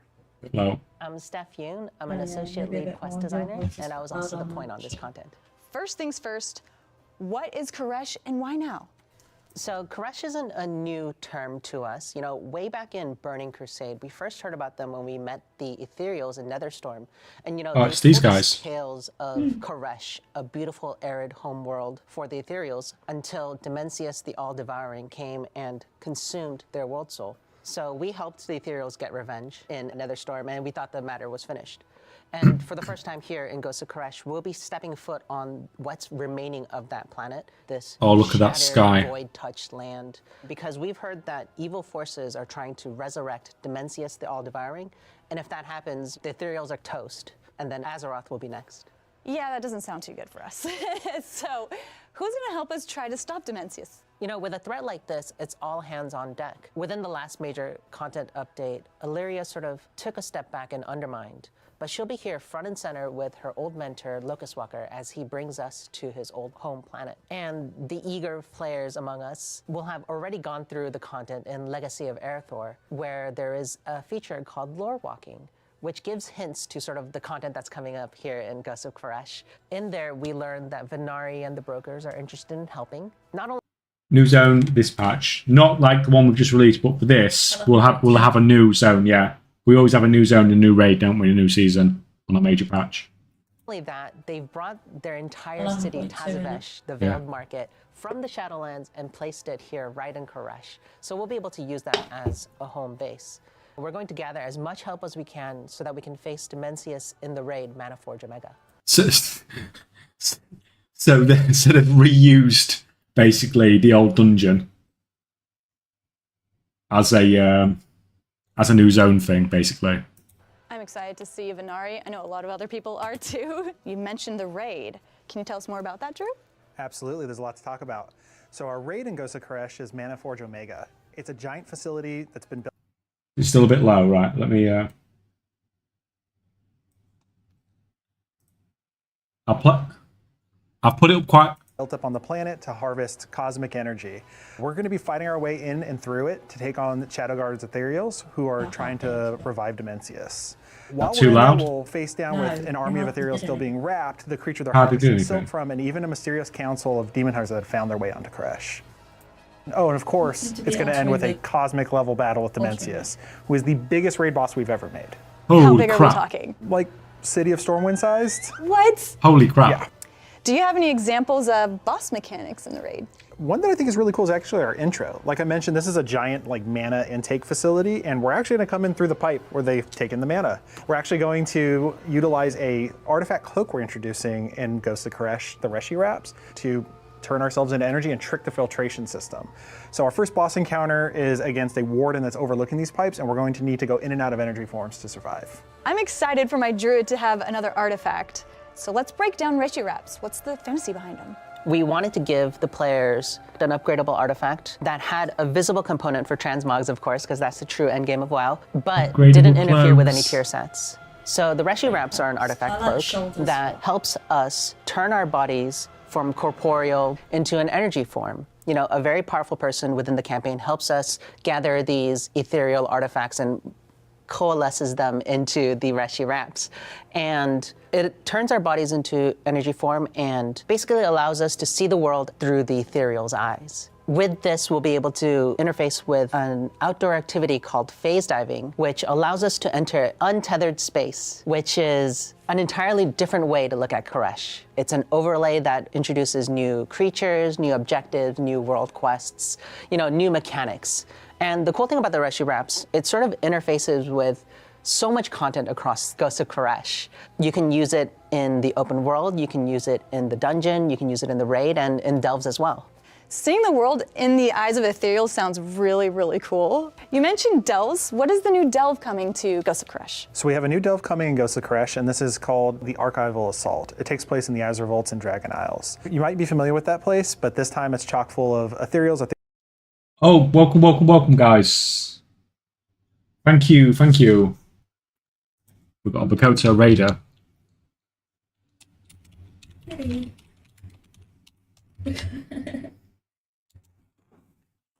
There you go, guys. If you're not already following Elon. I would do the shout out. The cat is totally over the top of my. This is a raid. Where's the millions of gold? Well, we was making some gold. We was making some gold, and we are going to go back to it. But we've got 11.2 news, man. Welcome, raiders.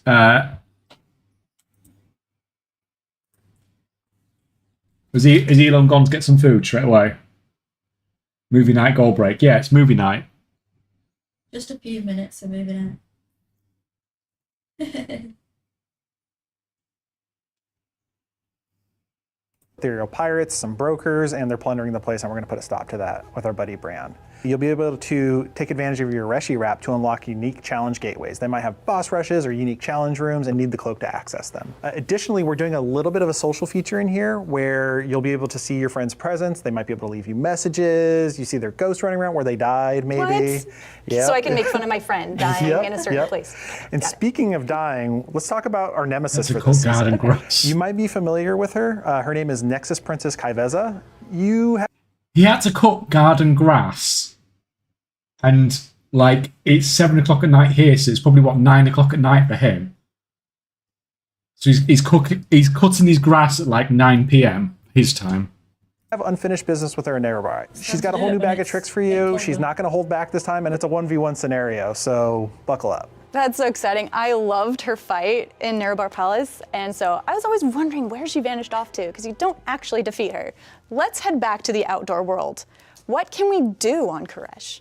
Yeah, there's 2 major systems. The first one is called ecological succession. When we met the ethereals for the first time in Netherstorm, the 2 things that I noticed were their energy forms and their really cool ecodomes, right? These systems that allowed them to create biomes inside that didn't match what was outside. And here, basically, you'll be helping run one. Venari is trying to bring life back to those shredded parts of Koresh.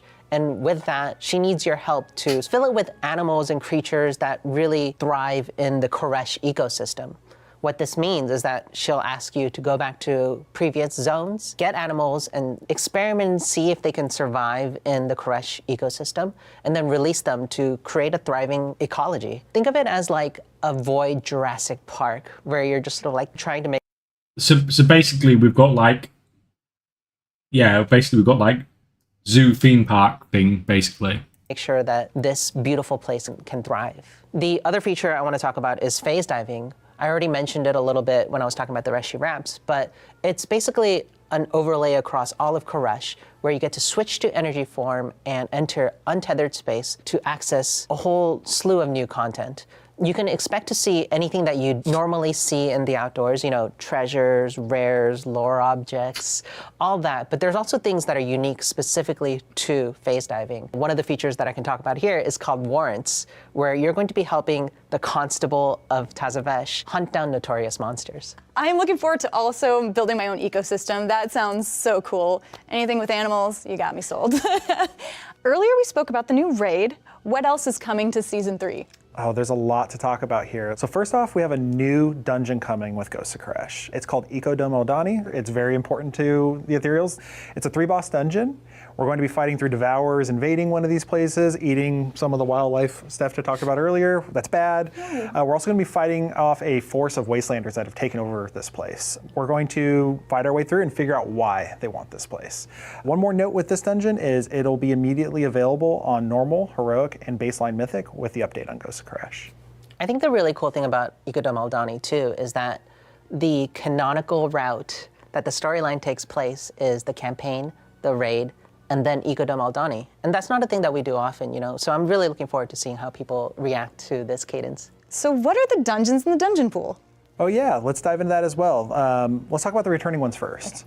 So we're going to head back to Revendreth and visit our friends, the Venthyr in the Halls of Atonement. The next 2, like Steph mentioned, Tazavesh is coming back, so we said Oh God. Tazavesh should come back. Of course. That was a mega dungeon when it was first introduced, so we're going to break it in 2 pieces, of course. We're going to have Tazavesh Streets of Wonder, where we're actually fighting through the markets and bazaars and streets of Tazavesh, chasing down... Yeah, this is the next, this is the video for next season, basically. Solia.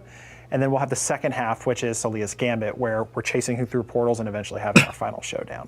Tazavesh will also be returning as a mega dungeon experience in Ghosts of Koresh. Starting with season 3, you'll be able to play it in hard mode as the baseline mythic difficulty. It'll have increased challenges, hard mode mechanics, and really awesome rewards. I'm looking forward to it. Oh, we also had a community vote for the last 4. What were the winners? Yeah, it was really cool to see what players' favorite dungeons were in the War Within, and the 4 that players chose were Operation Floodgate from Season 2, going back to punch some goblins, Priory of the Sacred Flame, just awesome Hollowfall vibes throughout, and then we're going to round that out with 2 dungeons from Season 1 of the War Within, Arakara, City of Echoes, and the Dawnbreaker. Just quick note for Oh, the Season 1 Dawnbreaker. dungeons. Who We are voted going to for take a pass, Dawnbreaker, you know, on the guys? visuals, the combat pacing, the cast times, the number of abilities even, to make sure they're aligned with Season 2 dungeons. Are there any other important notes for players to know about for Season 3? Actually, not directly Season 3 related, but on the day of the update for Ghost of Crush, you're going to have access to non-bountiful delves and all Season 3 dungeons for heroic and mythic, baseline mythic difficulties.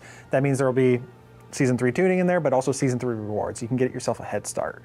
Of course, Mythic Plus and the raid will open the following week, but you should have plenty to sink your teeth into on day one. And oh yeah, one more thing. We've heard feedback for a long time now about how dungeon checkpointing works, especially in like Mythic Keystones where your timer's ticking down and whatnot. We're going to revisit our philosophy there on how long a run back is and when they unlock, and we actually want to visualize some of this in game through what we're calling waystones. So as you unlock checkpoints, you'll have an icon on your map, and you'll also have these stones that warp in and show you, if I release, this is where I'm coming back. I don't want people asking that question anymore. That is cool. so exciting because I better. can't remember for the life of me every checkpoint in a dungeon, so thank you guys. And what about class sets?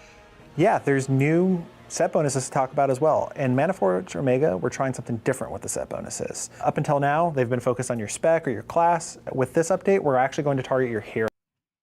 So what we got? That's got to be the rogue one. That's mage, druid, hunter, warlock. Is that warrior? Is that paladin? This, yeah, I actually like this. What do you think that one is? That's rogue in it. That's definitely rogue.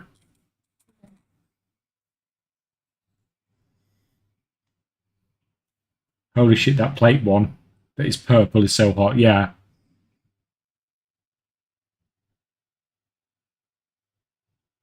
Which is the Demon Hunter one then?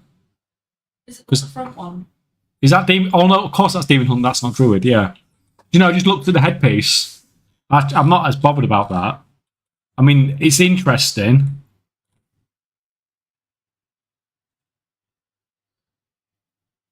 But, yeah, I'm not too bothered about that. I'm not too bothered about that. Or that. Those shoulders look okay. I do think that looks really cool. I'm not that bothered about that, but once again, I think the shoulders and the helm could be... Sorry? The last two are hidden by your camera. It's okay, the last two are crap anyway. Hero talents. So in my case, I play an arms warrior, I play Colossus. Oh, cool. I'll have bonuses targeting demolish, but I'll still have spec hooks if I'm like a prot warrior versus an arms warrior to make sure that they're still competitive. We got you on the spec level, but we're targeting hero talents. Oh, that sounds really cool. Yeah, and players can look forward to a lot of class updates as well. You know, a lot of talent updates for specs such as Brewmaster Monks and Unholy Death Knights. Now, along with Season 3's PvE content, there's also a new PvP season. There are several PvP talents that are being updated as well. And for those of us who like outdoor world PvP, there is an entire island called Vanquisher's Wake. I'll be avoiding that. And I'll be there. Yeah. Of course you would. Before we wrap up, what are you both most excited for in this update? For me, I'd have to say it's Dimensius. That's going to be a cosmic level encounter. There's planets blowing up. It's awesome. Huge laser beams, you name it. Additionally, I think we have a really awesome dungeon pool this season. I'm excited for players to check out Tazavesh hard mode. I am also really excited about Dimensius, you know, like such a glow up from the blueberry that he was before. Baby blueberry. But the thing that I'm most excited about, we're in the War Within, and the War Within is part of the World Soul Saga, a trilogy of expansions that, you know, like interweave their story all throughout. And so the campaign and the story within Ghost of Koresh will matter so much more to the next expansion than it has ever done before. I'm really looking forward to seeing how players go through the campaign and absorb the story. I'm excited for everything you guys have mentioned. That's Ghost of Koresh, the void-touched major update coming to the War Within. Thank you, Steph and Drew, for hanging out with me and putting all your hard work into this update. And Right, there's a couple of other videos as well. Because they don't really go into... That was fine. When does it come out? We don't know yet. We don't know, but we imagine it's going to be August, but we don't know for sure. We've got... It looks like Dan got an interview somewhere. There we go. Yeah, it looks like most people have watched his interview. Hello and welcome back to another. Let me just move these guys.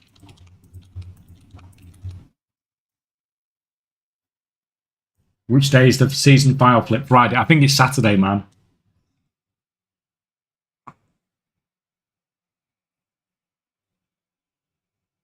Yeah, so this is just asking a lot more. These tend to give a lot more information. Welcome back to another developer interview. Today, I am joined by Tina Wang, Associate Art Director, and Steph Yoon, who is the Assistant Lead on Quest Design.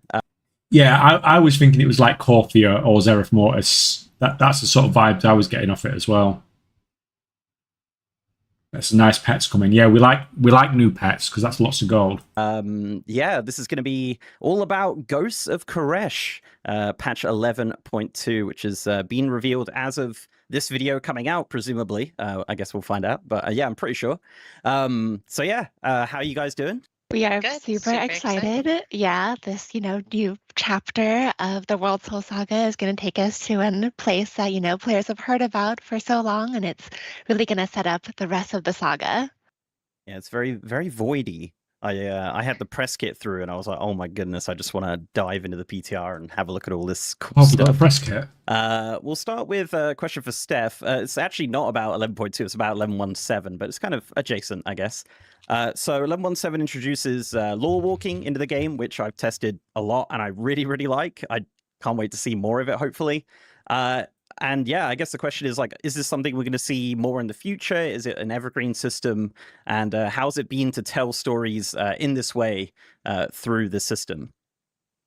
Yeah, absolutely. I think that one of the cool things about World of Warcraft, we have such a long history, so many years of content and stories and quests that we've had over the years. And there's always a lingering question of how do we highlight stories that, we have told and make sure that people are aware of them, whether they be new players or, existing players who, played this content literally decades ago, right, at this point. And so lore walking is a really exciting way for us to leverage that and sort of also you've played it, also add new content to sort of tell the stories that we want to within this system. I think that for me, I want to say that design is always an iterative process. And so we're always looking for ways to sort of hone our craft and tell the best stories that we can and sort of give the best experiences possible. I don't want to make promises, but we're really happy with how lore walking comes across, and we're looking for ways to use that again. Amazing, yeah. I think one of the best parts of it was it had the ethereal story, and then at the end of that, it kind of is going to perfectly mesh into what is going on with Koresh in 11.2. Question for you in relation to Koresh, of course, Tina. So when making a zone like this, how do you decide on visual and thematic inspirations for an important lore zone like Koresh? Because I don't think there's too many references in history of World of Warcraft, so kind of a blank slate, I suppose. Yeah, to some degree, it really is interesting. How do we tell that story of a planet that has been shattered, has been destroyed? How destroyed in it? How do we represent that to the player and tell that destruction of the impact of that world soul, of Koresh's world soul in the World Soul Saga? It also helps, when we have the ethereals here, right? The Koreshi people. We have so many people on the art team, like myself, who have played WoW, since the beginning. So we have such fond memories of the ethereals from Burning Crusades. And so if you just look fuzzily back, it's what were the key elements of the ethereals? They were made of energy. They had band-aids. There were mana forges. There were these really cool eco-domes. And so we tried to take all of those elements and bring them up to that level of design and fidelity that you see in WoW. Even little details with the ethereals themselves.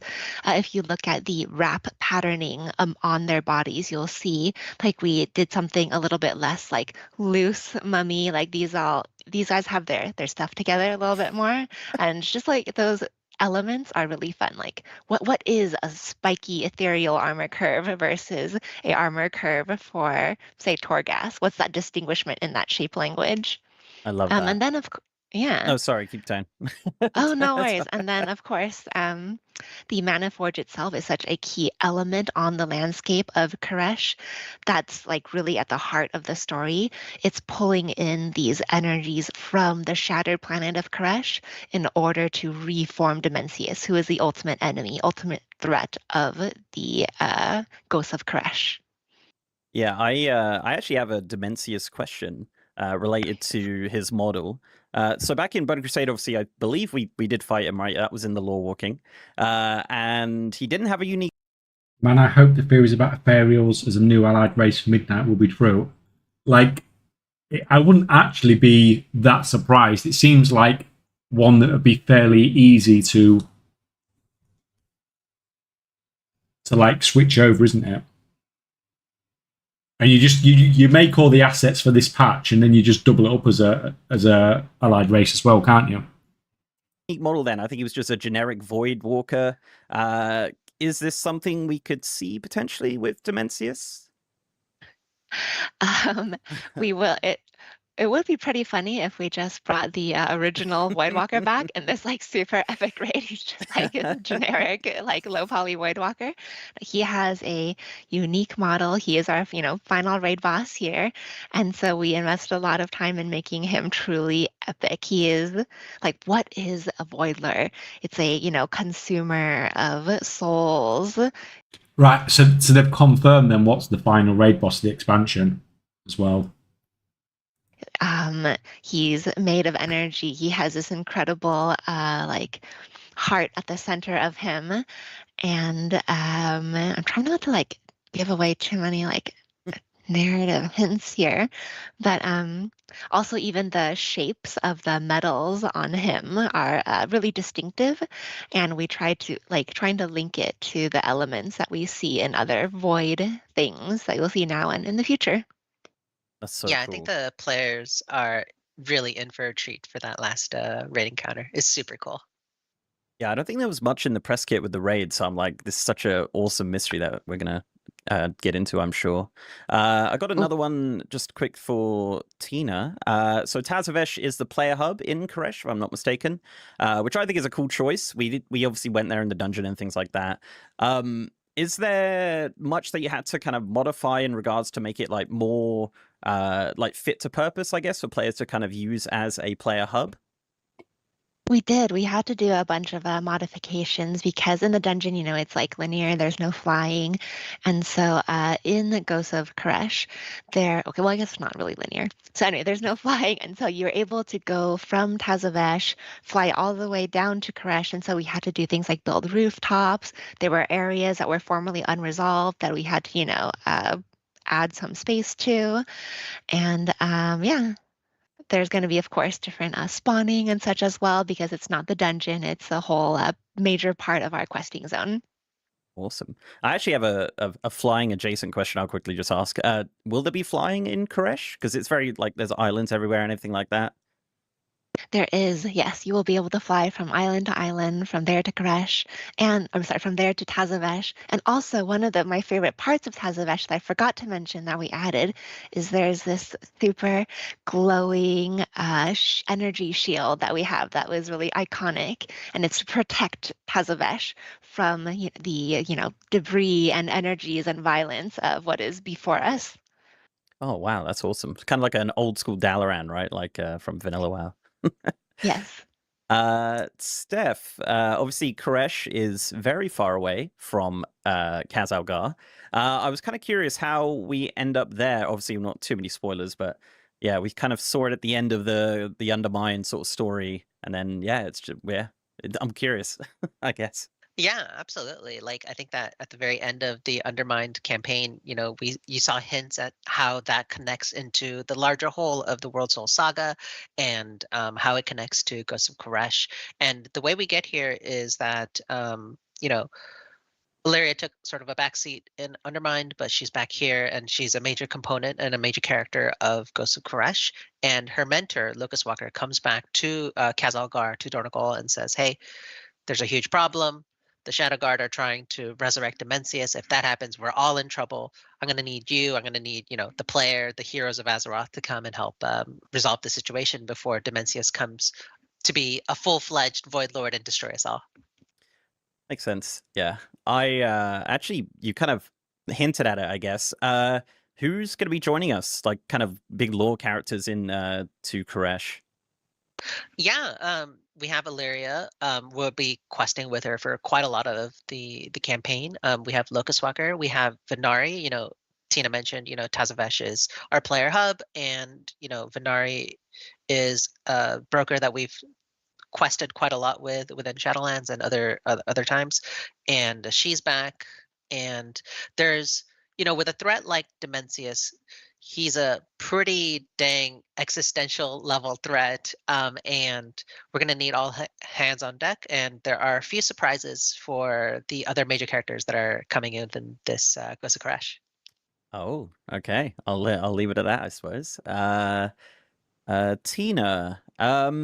So the raid, which I believe is called Manaforge Omega.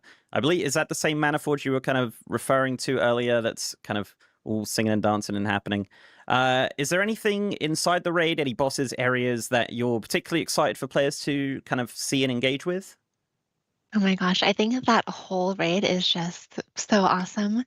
Like even when you get into that raid, it feels like this intake shaft, right? We're selling that fantasy of like it's a factory, it's a facility. This is industry of reforming Dimensius. That's what this whole Manaforge is built around, with Dimensius and his platform at the center. It is not a traditional castle.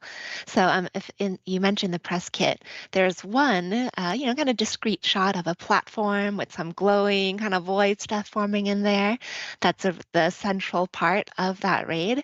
And when you go into that raid, like look up, look down, you'll see this like incredible shaft of just like energies flowing in, like those, same energies that are being pulled in that you can see from the outside.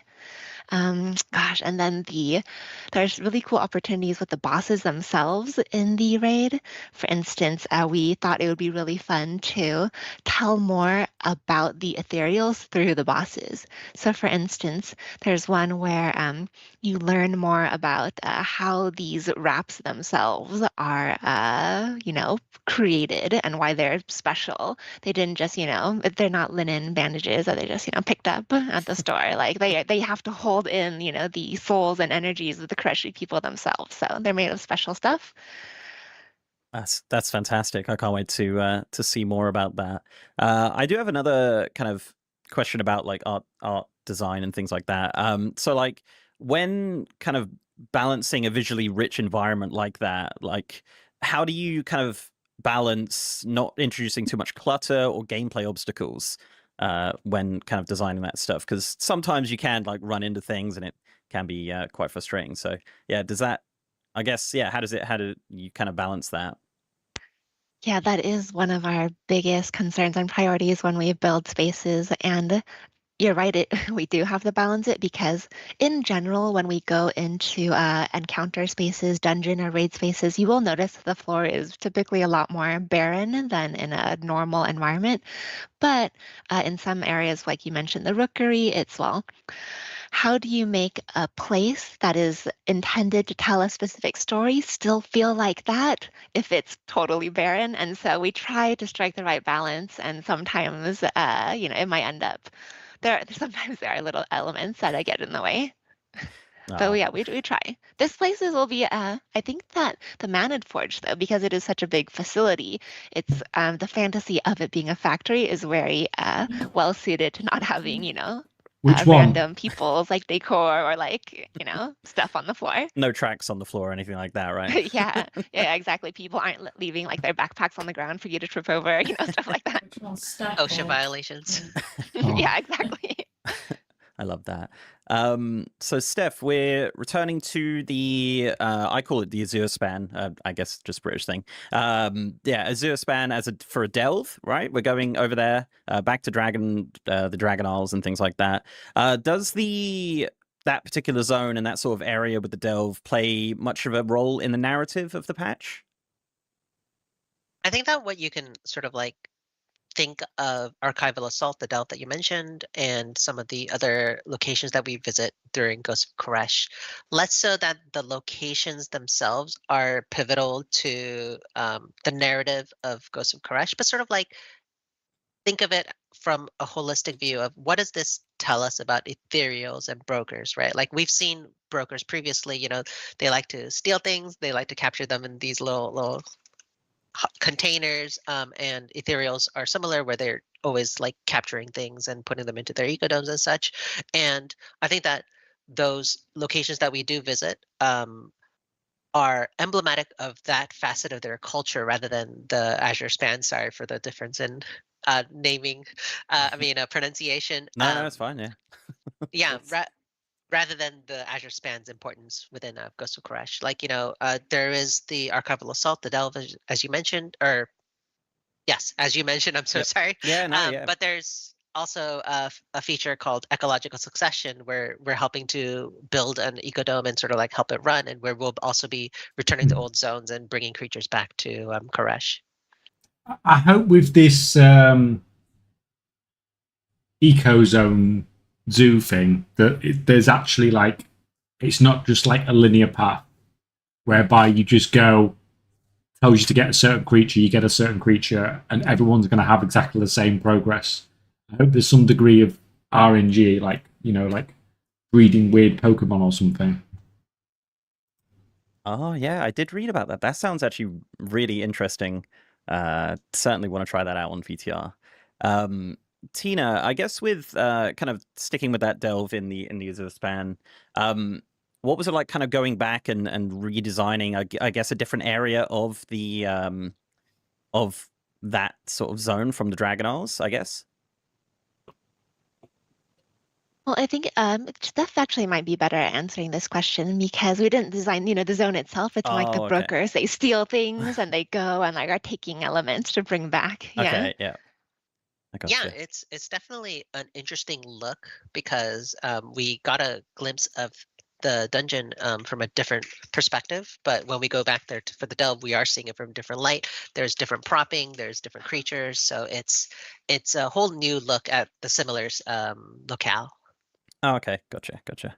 Okay, I misunderstood the question. No, so my sorry, bad. no. Yeah, I worded that really terribly anyway, so it's fine. The new dungeon is Ecodome Aldani. Is that? I'm guessing I'm pronouncing that right. Steph, there was someone mentioned, a group of people in the description as Wastelanders.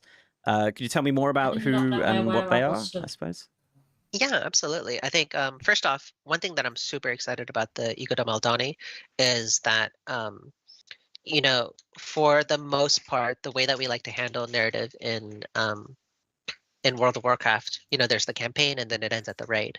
But here in Ghost of Koresh, this time there's the campaign, there's the raid, and then the story sort of culminates in Ecodome Aldani. So this dungeon has a pretty big importance to the narrative of Ghost of Koresh, but also the World Soul Saga, which I think is super cool, which does not answer your question in any way. No, I like that. It's good. The Ecodome Aldani, the primary antagonists in there are the Wastelanders. And the Wastelanders are a tribe of ethereals that swore an oath to stay on Koresh even after its destruction and sort of like safeguard its ruins and safeguard the treasures that are hiding in here.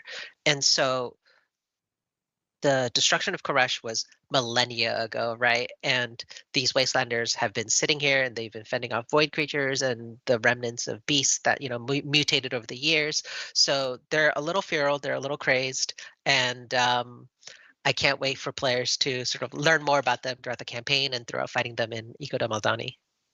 Fantastic. I guess, Tina, talking about the dungeon still, how was it designing something like that? I did see in the press kit, obviously, those ecodomes, which you mentioned earlier, the kind of biodomes, they're kind of like an HD version of the Burning Crusade ones, right? Like, I really love that kind of like throwback sort of design. Is there anything you can kind of give us some insight on the dungeon and how much you like it and anything like that?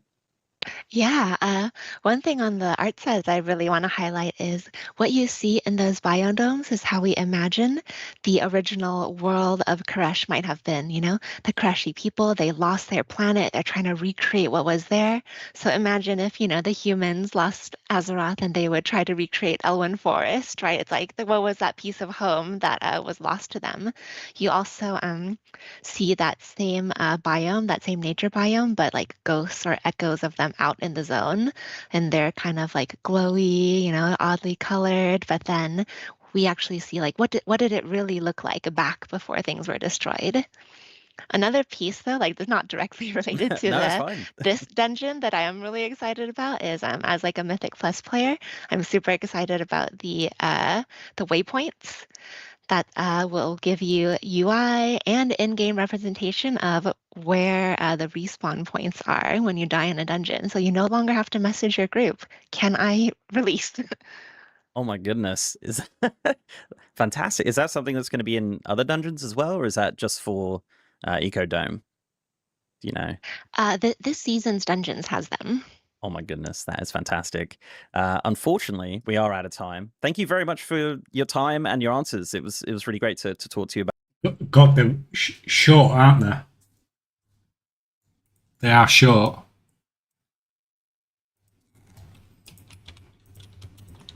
Let's do. Let's see what these guys asked.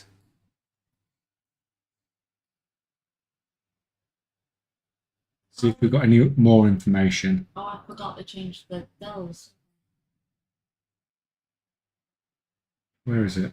Where are you guys? I know you've got one as well. I mean, that was very much art team's perspective, wasn't it, more than anything else? Already tells you when the respawn point is updated, does it? And the raid.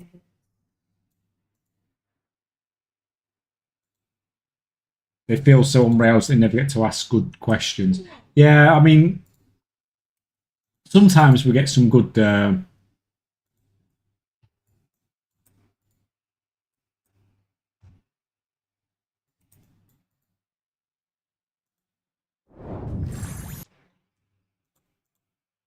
I imagine we might get some more a different type of question here.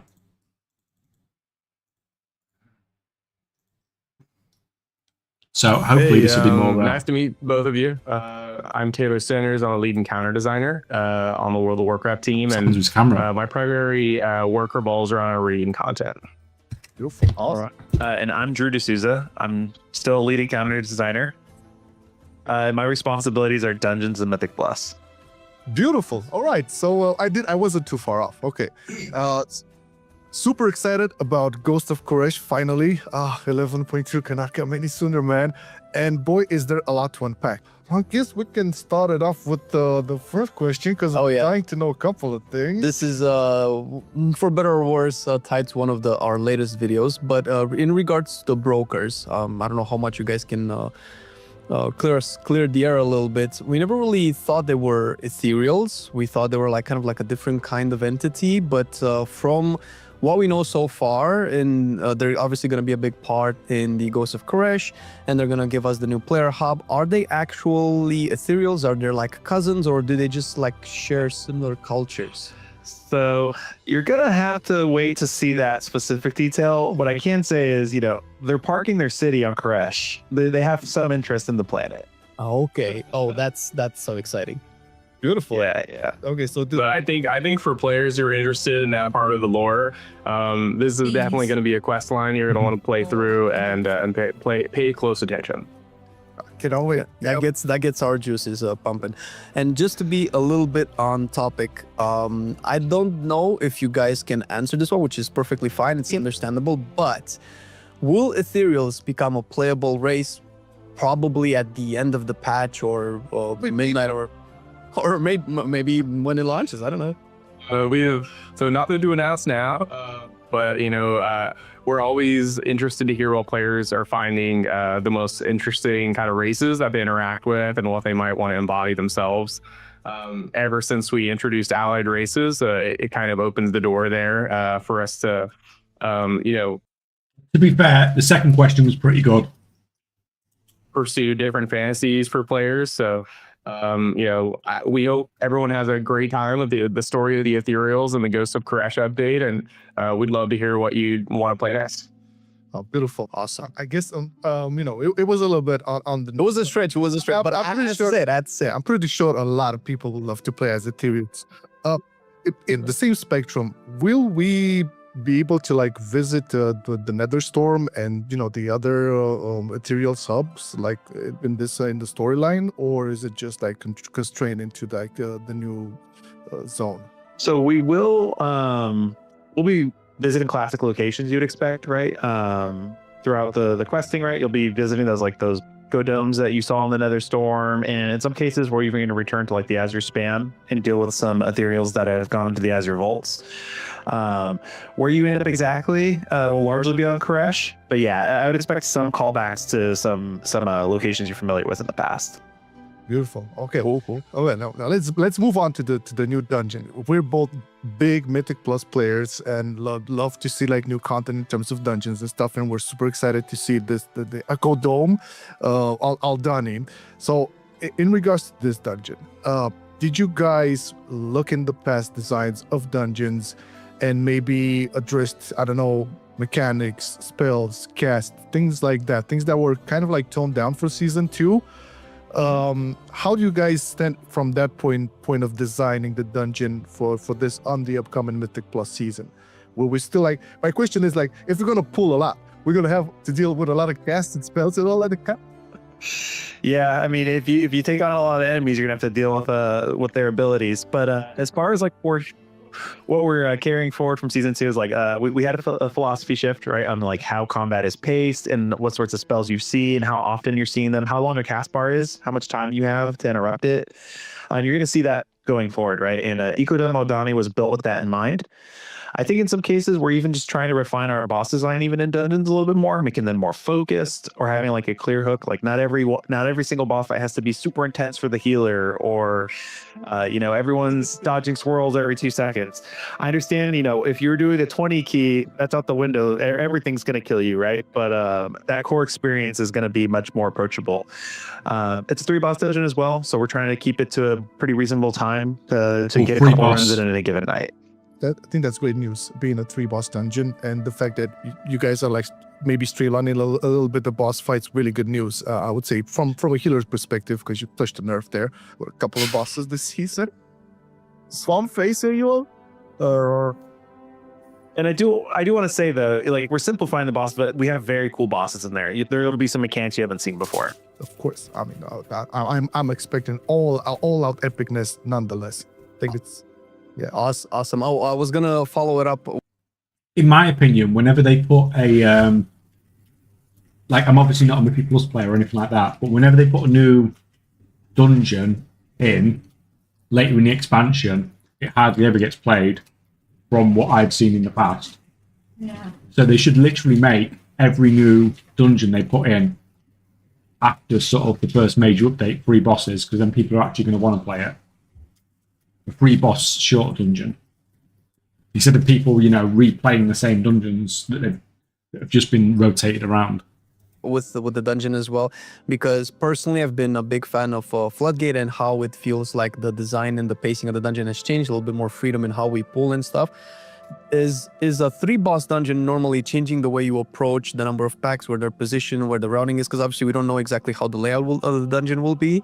So does it change the philosophy of the dungeon design if you have 3 or 4 bosses, and if so, can you share a little bit how? So we look at overall pacing in general, right? And one of our goals when we're making a dungeon, whether it's 3 or 4 bosses or even 5, like we've done occasionally, it's really about the overall variety and flow. Like using Floodgate as the example that you talked about, it started off very open. We had very free routing, but then we wanted those tight corridors where it's like basic dungeon crawling. And you can expect some of that in Ecodome Aldani with like the different variety. It's an ecodome and it's also set on Koresh, so you're going in and out of it. I won't give too many spoilers, right? But some of it takes place in the dome itself. Some of it's taking place in the dooms or the dunes amongst ruins. As far as the flow, right? we think about like the overall experience that we want and the pacing we want. And in some cases, right, like a 4-boss dungeon might have a short timer like Floodgate, because it's like you defeat boss 1 and 2 and 3 immediately spawn with like 1 trash pack in between. So having boss count doesn't inherently affect how we're going to design it. We're usually thinking about the experience as a whole and what we want you, like, when we think about a raid where it's like we want you to think about that boss and how you're going to get through that phase. We're thinking about the dungeon holistically and like what does the whole experience look like. That the dungeon itself is the encounter. Speaking of the raid, because I do want to talk to Taylor a little bit as well here. I know you guys cannot give out too many details regarding this, but I guess one burning question regarding the new raid, Maniforge Omega. Is this the first raid designed with this whole, maybe players won't be able to need certain add-ons or weak auras and stuff? Is this the one that where we're going to see this actually start to be applied more and more? Yeah, so great question. I think in the past, as Ian's talked about our approach to add-ons for the long term, this really is a long-term goal of the team. The eventual removal of add-ons in combat and the type of computational add-ons that have aided in combat over the years, I think will be a long-term goal for us. So it's not something that we have designed in tandem necessarily with Maniforge Omega, the new raid coming, and the Ghost of Koresh update. But it is something that the team's really taking very seriously on the long term and examining when the right time to do that is. You do touch on something important, which is as we remove add-ons in the future, it's going to be very important for us to partner with our UI team to make sure that the content also fits, right? The same types of challenges that players are used to in a world where computational add-ons can fix problems on the fly are probably not appropriate for a new world where they have to do much of that in combat collaboration amongst themselves, right? Either in voice comms or with in-game systems like pings and markers. So we're aiming at assisting and creating more tools for players to be able to communicate with each other over time. But this isn't going to be something we do quickly because we really want to do it right. And it's going to be something I think that's going to be on a longer term scale than the Ghost of Koresh update. Okay, awesome. I want to quickly follow up on that. I mean, we have a couple of questions here, but things are popping up as we go. So I'm guessing you guys know still in terms of like the raid, in some cases, some people, us included, like kind of like got a little bit overwhelmed with what was happening on the screen, and then the PCs started to really, use all their cylinders, and you see frame drops and stuff like that. You guys are aware of this feedback, right? Is this something that you also take into account when you like make mechanics and because it looks, I mean, we want to see like super epic stuff and new color schemes and spells and all of that, but in terms of like how is this balance between like making cool mechanics, fresh mechanics, visual like candy, but also not kill the frame rate? Yeah, absolutely. So it's always a balance. There are a lot of parties trying to operate in the same space as we develop in terms of like both visual clarity and performance, right? We want the world, of course, to look incredible, and that takes some tax. We also want class abilities to feel really awesome and empowering, right? We want players to feel like a hero with every button input. And so class visuals need to have some impact on the world. And also as lasers sweep across the screen or dragons breathe fire on your raid, we want those things to occupy a certain amount of space. So it's always a balance to try to make sure that our raids are both spectacular visually but also performant. Something we've done recently to allow players to better assess their own performance, and if add-ons are impacting those performances, or in your add-on menu, you actually can see your CPU usage now from add-ons. And we welcome more feedback about that as we go into the future. Hopefully that allows players in their feedback to be able to understand exactly how much those add-ons are affecting their performance. So yeah, it's always a balance, and performance is very top of mind, especially in a raiding environment where you may have 29 other friends casting spells at the same target. I have like a personal question. So we don't know obviously a lot about the raid, but what we do know from so far is that the encounter with the raid doesn't really end favorably for the player. From what we understand, the question has kind of like two parts. One, this is in terms of like lore, this is cool because it's not as predictable anymore, and sometimes the good guys don't always win. Maybe this normally creates tension to the next patch and the next content update. Game of Thrones vibe a little bit over there, you know? A little bit. So is this something that you're open to do more in the future? And the second part of that is whatever reveal happens that tells us that we didn't actually win, is it the so-called mythic phase of the last boss, or is this something that everybody in all difficulties will be able to experience? Well, I can't share anything about the mythic version of the end boss as much as some folks might like to hear about it, especially in our competitive community. But what I can say is, the Ghost of Koresh update is going to take us to the home world of the Ethereals. I think for anyone interested in the Ethereals and not only their fate, but also their past, we're going to hear a lot about the history of that race and what comes next for them. But in terms of the period victory or the perception of that, this is not the end of the World Soul Saga. In World of Warcraft, we're telling a huge, long-spanning 3 expansion story here, and it's really just beginning. So we may see a conclusion for the Ethereals here and a closing of a chapter, but Xalatath is out there, and she may have taken a backseat briefly in the liberation of Undermine, but she'll be back in full force and up to her schemes in this update. All right. We cannot wait for it. Can you tell us more about what the So at least we're going to see Xalatath again, I suppose, this patch. And it's not like just a complete, doing something completely random and different for a patch. general player experience might be with the new content, phase diving, exactly what that would entail, what can we expect from it, and any juicy stuff that you can share? Yeah, I can speak to this a little bit. So in the outdoor world in Koresh, Koresh is a world that has, as you can see, it's a shattered world, right? A world that has had a history that is very volatile. And so there are a lot of latent energies and void power sort of like hanging out in the area. So among the wastes of Koresh, players are going to find access to a powerful item called the Rishi Wraps. It's an ethereal artifact that every player will be able to obtain in the Ghost of Koresh update. And this is going to allow them to sort of phase into a different version of the world, right? They're going to become energy, much like the ethereals become energy, and be able to interact with new objects, see new enemies, and encounter new monsters while they're diving into this sort of arcane version, just shadow version of the sands of Koresh. So there will be plenty of content in the outdoor world to engage with and plenty of rewards to accompany them. Regarding the dinars stuff and uncapped quest system, are you guys like willing to do this consistently, like halfway through a season, or have you given it a thought to maybe just let it go right out the box? Just asking. Yeah. So I think we've heard a lot of great feedback from the mid-season turbo boost that we implemented in season 2. We'd love to hear more player feelings about that.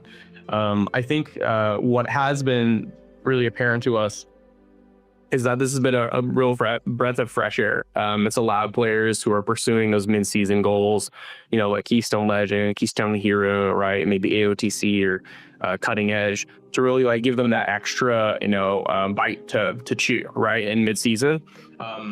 So I think we're very interested in some type of mid-season boost again. Whether it takes the same form is something that I think we're still discussing. Oh, come on, guys. I can't unsee it now. Now I'm noticing it as well. I didn't even notice it before because I'm so used to it. Designing. So we've generally think the feedback has been good about this type of refresh.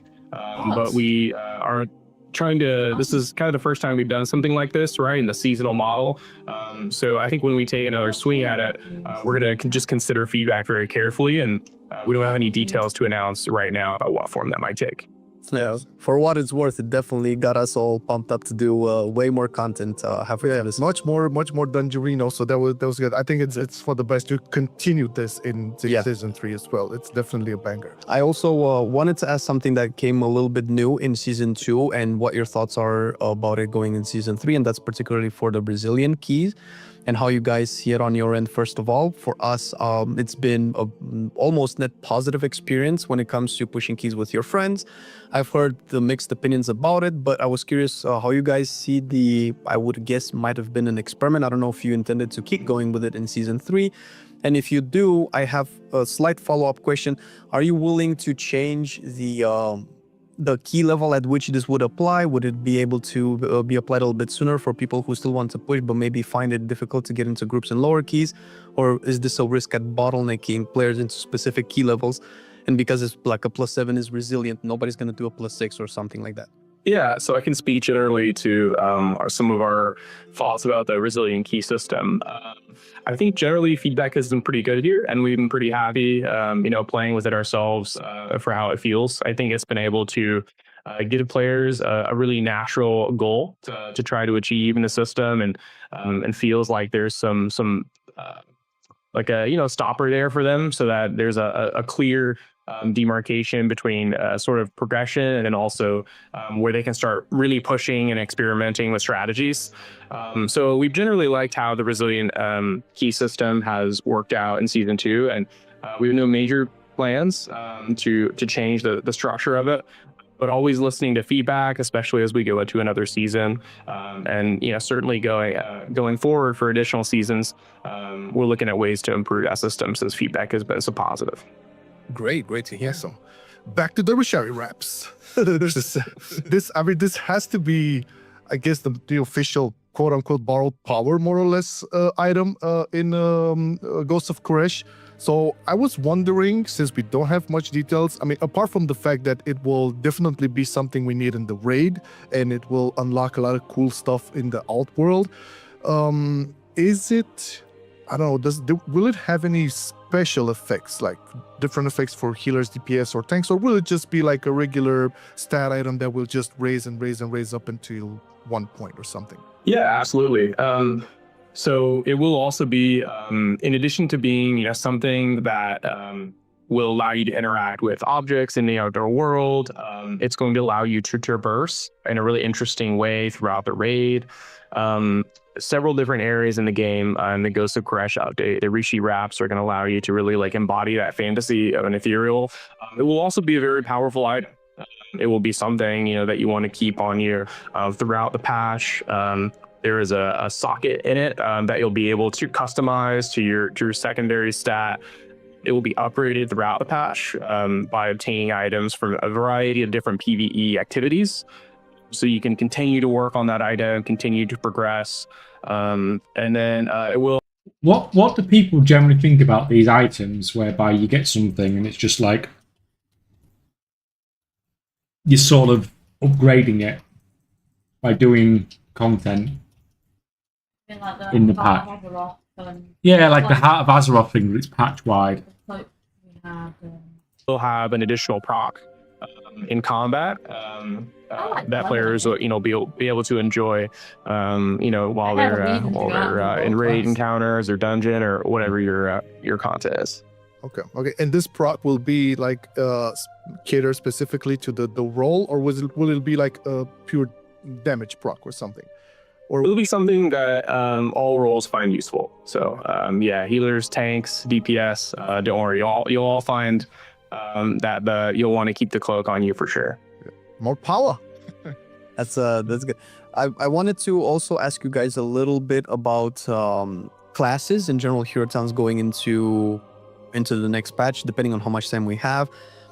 You guys have been pretty good at keeping things updated, fresh, whatever you probably might have seen something lacking. You've addressed it, like how Dark Ranger talents were for hunters. A lot of hunters might have found that not really embodying the Dark Ranger that they might have wanted. So I was curious if there are other plans of addressing other hero towns that might not be according to like the modern version of the hero towns that have gone through a couple of iterations. Is this something that you're looking to prioritize or keep in touch with the community feedback, or something that maybe you think could use improvements? And if there's anyone that you can share with us that you have in mind. Nothing to share today, but our class design team is always reading feedback very carefully. Usually, some of our larger reworks generally happen at expansion boundaries. That's when we feel like we can take larger stabs, at the type of gameplay that players are used to. But always listening to feedback, and I think where players want changes, please let us know. The PTR server will be going up very soon. We'll announce our plans for that within the next a few weeks. So please join us on the PTR, give feedback there.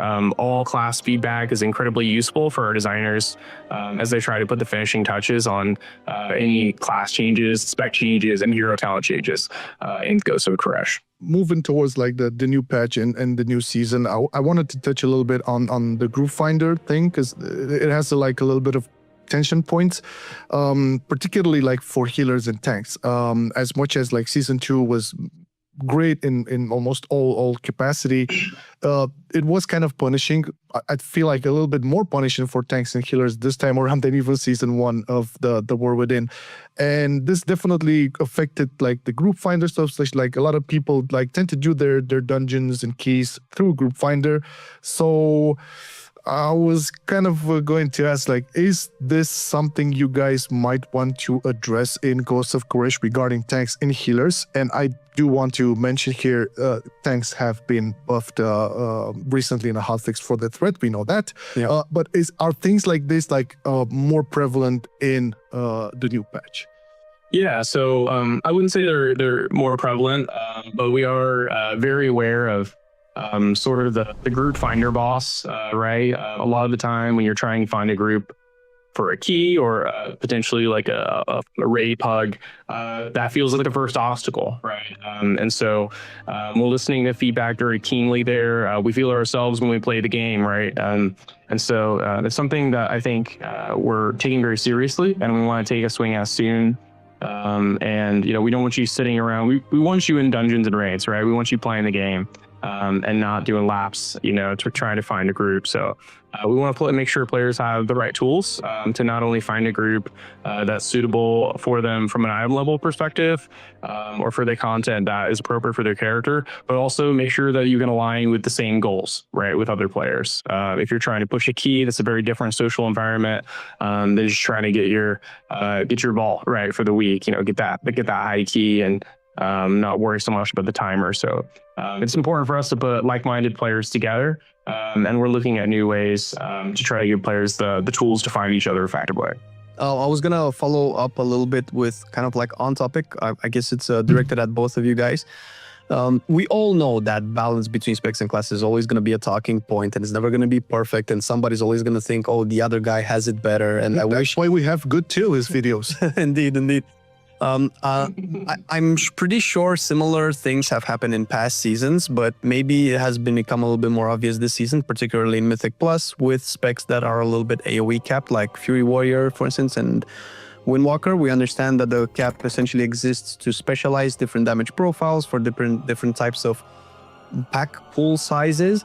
Sometimes it feels, particularly for Fury Warrior, that even though it should be like a 5-target specialist, it doesn't always feel like it's going to be the 5-target specialist, when sometimes during a 5-target encounter, you can have specs that are, let's say, uncapped in AoE that are doing a little bit better than a Fury Warrior. And this might be difficult to adjust mid-patch or mid-season. And was curious if you guys are considering this when you do balance tunings, or if this has ever been a contentious topic, or is it just community perception at this point? Yeah, so large topic that I think we could spend a long time on if we had it. But I think a key part for us is when we talk about balance, that doesn't necessarily mean, and you touched on this as well, that each class is equally good at everything, right? We want to make sure that each dog has its day. Each spec has something that they really feel like it's their time to shine, right? That they can excel at. And that, as encounter designers, is something we have to work on as well, right? It's a collaboration between us and the class design team to make sure that each class, each spec, and each hero spec has something that it really excels at. And we make sure that we present those scenarios on the other side of the coin from encounter design perspective. So what our focus is to create a variety of different combat scenarios, both through our seasonal dungeon pool and also through the 8 raid encounters that are coming in Mana Forge Omega, to make sure that each class, each spec, each type of DPS profile, at least and each type of healing profile as well, sort of has their moments to shine. So yeah, always a focus of the teams, especially in collaboration between our team, Drew and my team, and the class design too. Maybe this is just a specific raid that we've had in the season 2, but we know certain classes bring a raid buff or a group buff that, kind of sometimes guarantees a spot in their raid, depending on the guild, of course. And there are certain classes who don't provide a particular raid group, but they provide other type of utility. For instance, like Warlocks have their gates and their Hellstones, and Death Knights have their famous grips. And for the longest time, it felt like there was always at least one boss that favored grips a lot for Death Knights. For instance, I'm just using Death Knights as an example, but I guess we can think about all of the classes like this when we have encounter design. Is this something that you're aware of whenever you're designing encounters? Just like you said, we want every dog to have their day. Is it something that you're thinking, oh, we would like Death Knights to feel like they're impactful on this fight, or Warlocks that they could use their gate efficiently on this side? And is this something that we can expect in the new raid by any chance? Yeah, absolutely. One of our pillars really of encounter design is empower the player.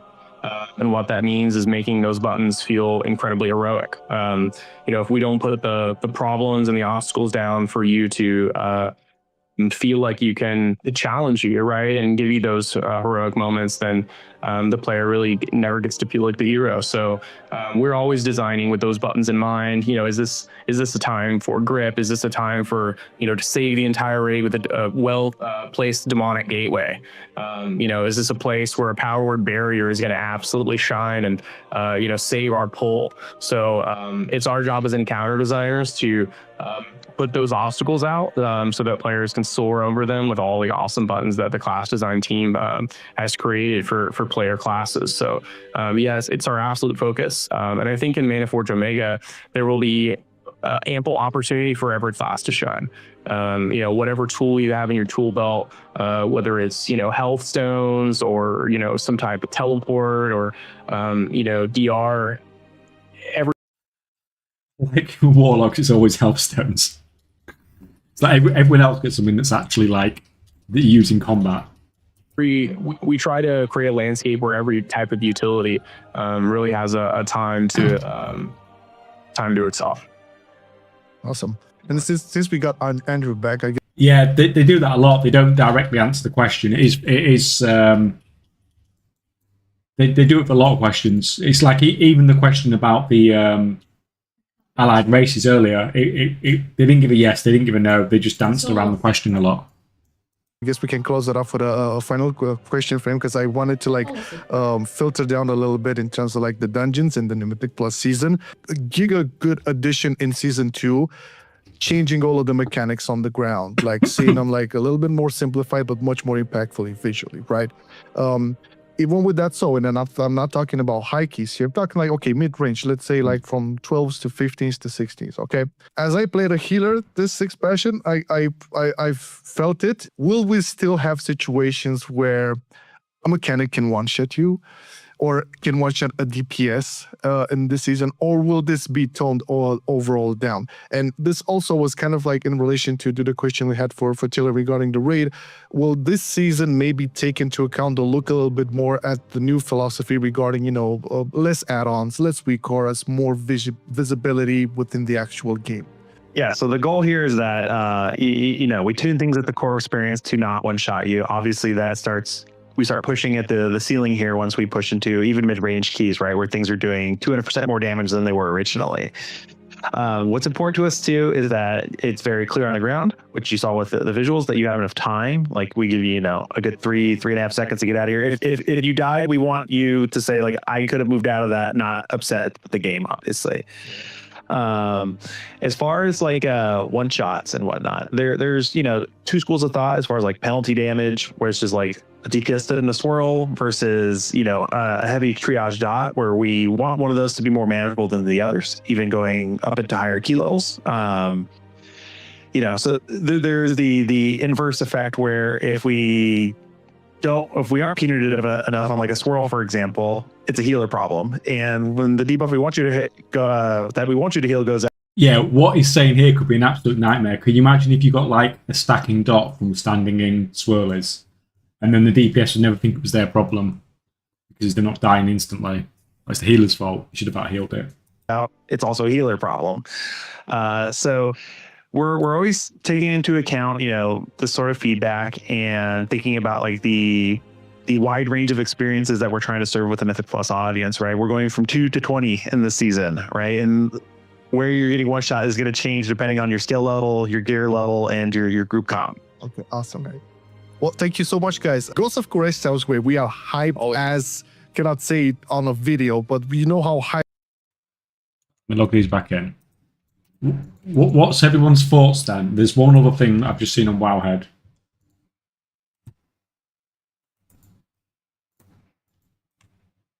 Make a stacking DPS loss 2 and they will care about it. Yeah, I think that's how Final Fantasy handles a lot of those sort of things, isn't it?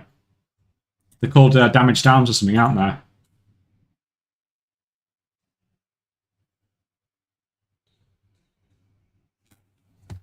I haven't played Final Fantasy. It's just like what I've picked up myself.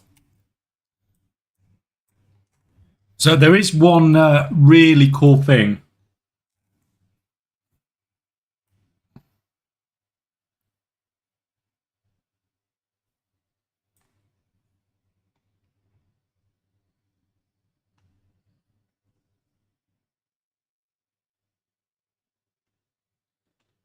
So I don't know if any of you guys have seen this. This has popped up on Wowhead. I've not seen... try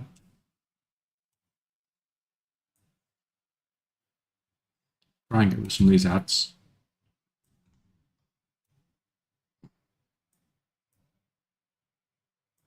I've not seen this in a video yet. But we are getting... This is probably the most interesting thing I've seen out of all of it.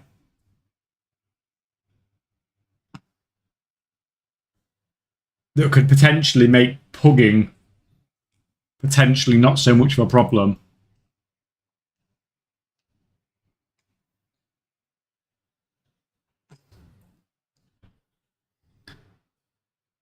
So yeah, so I don't have all the details. We'll be sharing as we go along with Ghost of Quraysh through PTR, but we're actually introducing a Keystone Desert system. So a rough summary, and again, there'll be more details to come out as we progress through the PTR cycle, is that you'll need to do an abandoned vote essentially on a dungeon if things aren't working well.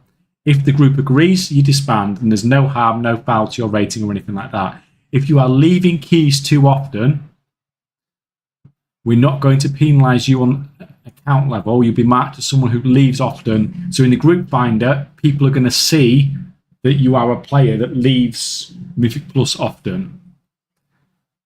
That said, if you're on good behaviour and you're finishing keystones or using the abandoned system appropriately, you'll lose mark for that as well. The only problem here, I can already see groups holding people hostage.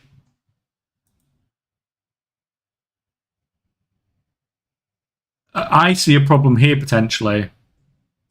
That said, if you're on good behaviour and finishing keystones or using the abandoned system appropriately, you'll lose that mark as well. So people could just use keys and spam use the abandoned system with one group just to get rid of their marks. Is that how other people read that?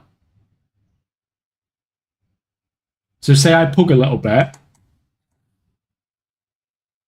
and I leave some groups, and then I just get some of my friends to come in and we just agree to abandon a couple of times. to take my marks down. Is that how other people read that? I read that as going on to complete. Okay, then that's fine.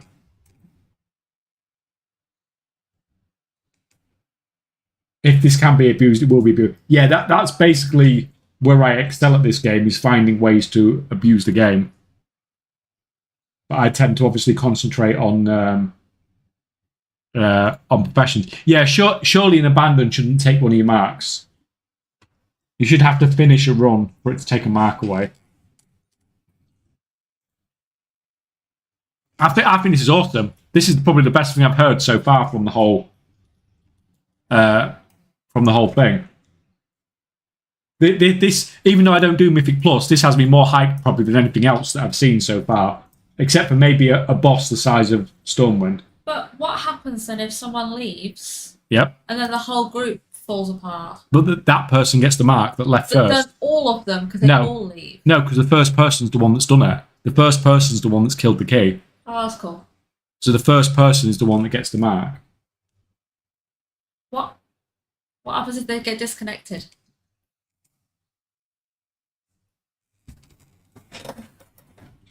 I can see someone saying, well, I'm not DPSing anymore, so accept the vote or try and 4-man. Yeah, I imagine you are right 100%. But that's going to be really obvious, isn't it? So Blizzard may have potentially.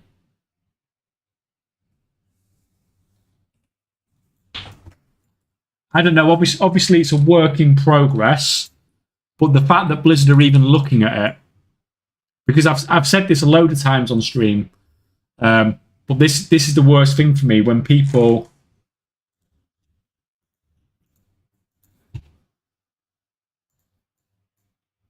Full deserter groups trying to redeem themselves will be new pug hell. Well, don't get in a deserter group then.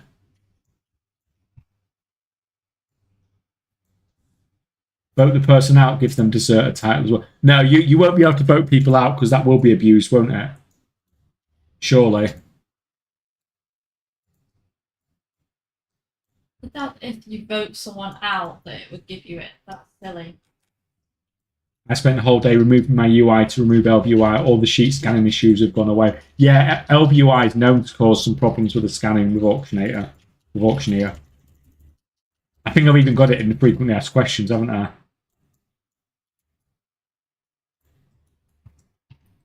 No, I don't know. I think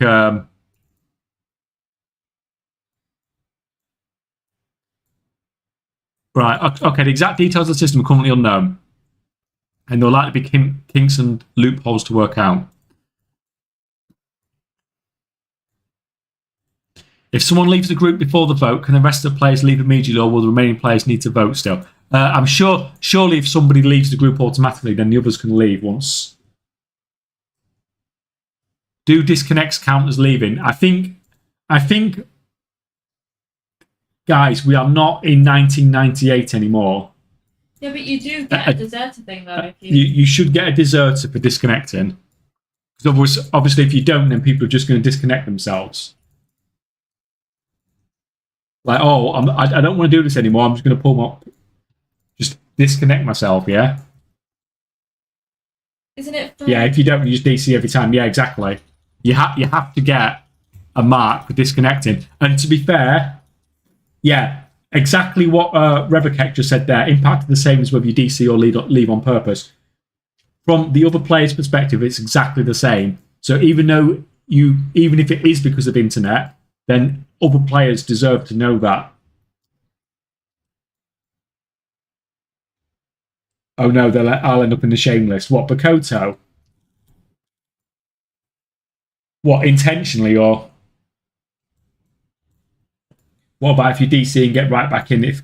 I'm sure if it's like less than 2 minutes or something, there'll be some sort of cut off, won't there? It's only like when you disconnect in a raid and bits and looking for raid.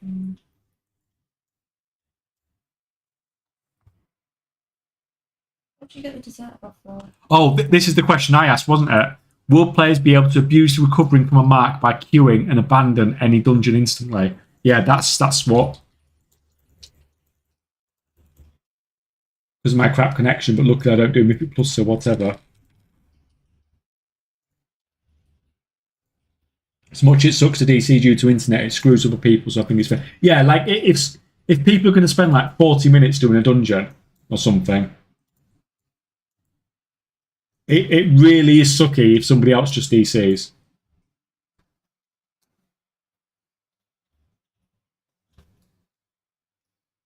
What are other people saying about this?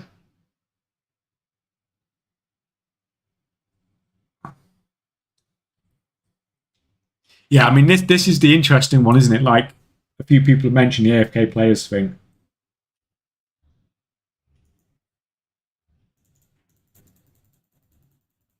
Kind of worried about hostage taking. They're easy to just leech through a dungeon in spite.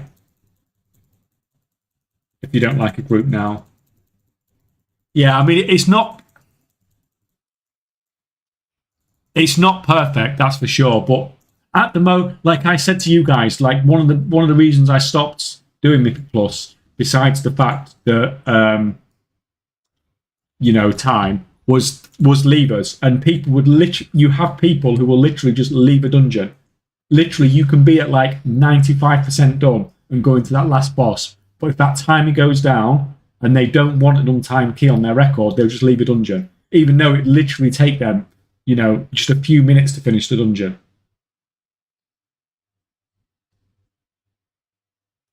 Like, the situation at the moment is crazy.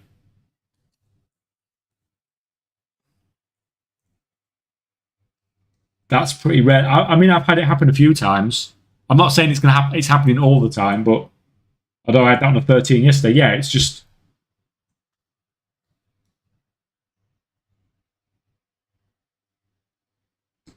Sorry that your internet connection sucks, but if you DC often enough to get that bad Mythic Plus rating, I think other people deserve to know that at the end of the day, it doesn't matter what your internet, whether it's your internet or bad behaviour, it hurts other people the same. Yeah. Yeah, I know it sucks if people have got bad internet, but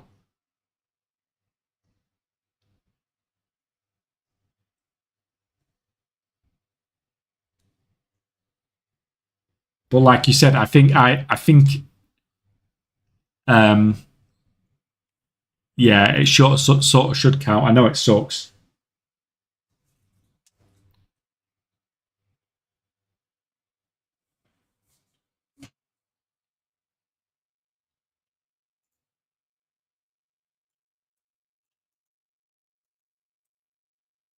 Look, hard disagree. Why would I stay in a key I get no benefit from? For example, trying to time a 14, it's obvious we aren't timing the key. Why punish me with a lever penalty and force me to stay in a key I benefit nothing from? Seems done as fuck to me. I'm not here to help casuals. I'm here to get tasks done. This is purely a casual problem where bad players expect good players to suffer and carry on. So this guy's doing a 14, which means the other people in the group are doing a 14. Now, if everyone in the group has the same objective as him, is to time that 14, that's fair enough. Because when they vote to abandon, everyone's going to agree to it. If everybody in the group does not have the same objective as him, if they want to do a 14 and are quite happy to not time it, then it's not up to him to decide that the other people don't get to complete their objective just because he can't. That's exactly the dickhead we need to be warned about. Yeah, exactly. Or only thing he's thinking about is what he wants from the key, and he's forgetting there's 4 other people in the key doing it. And to be honest, some people, even if you don't time a key, are happy with the results of a no-timed key because it still goes on. Yeah.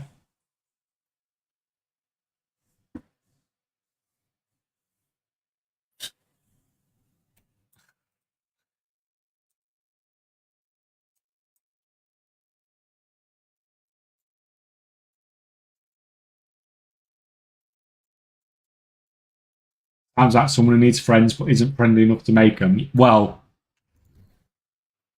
not someone I want to do keys with.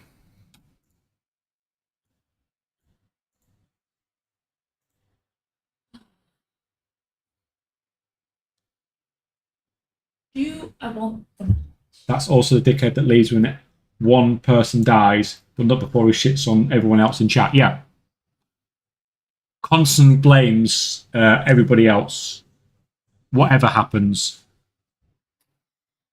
Yeah. This is the most cancer ever. People like you are the reason the system was made.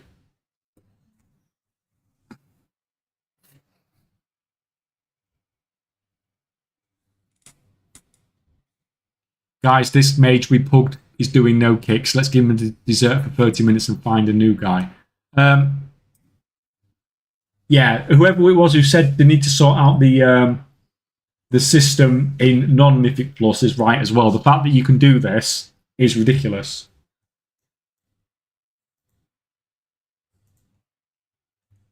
You are entitled to time every single key you sign up for. If you think you are, you're a dickhead. Yeah. And if you're doing it, if they're doing it because they need to get that key timed, then they're only doing the same as what everybody else in that group's doing, probably. Like, there's probably nobody in that group who's timing like 15s and 16s, is there? Most of the time. Yeah, this is really annoying when you do like when you're leveling characters or something, and they kick you out of a group and you get a debuff for it. Like, that needs sorting out as well. Whoever said that.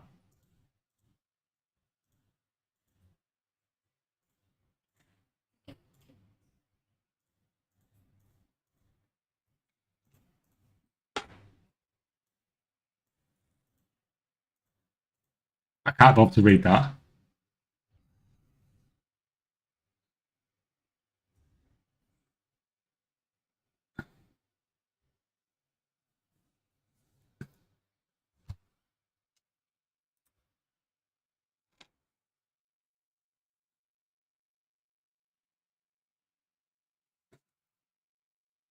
They should message in advance. I will quit if we don't time. Then if that fits everyone else's goals, fine. If not, then fuck off, dickhead. Yeah.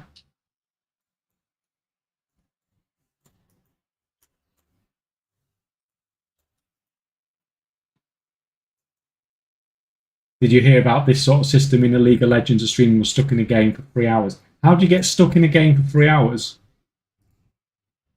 Yeah, but isn't there one? Yeah, but you just walk out of the dungeon. Yeah, but they can't leave, can they? Can't do anything. You can leave the dungeon. You can just walk out and reset it. My level 76 was doing random normals to level, then there was a group of 80s doing 80s for the weekly, so they kicked me because my DPS was too low for him. Yeah, exactly.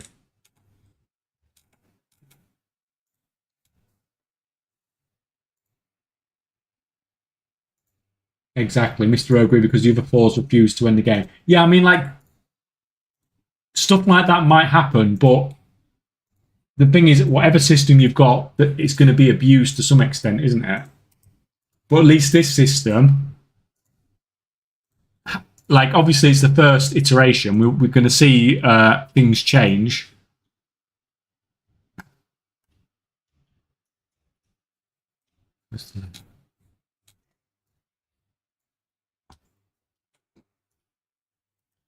The system has been in 14 for a while now. You vote to abandon or you finish it out. If you are the first to leave 3 times, you get banned for 24 hours. That's nothing. That is absolutely nothing. It needs to be harsher than that, doesn't it?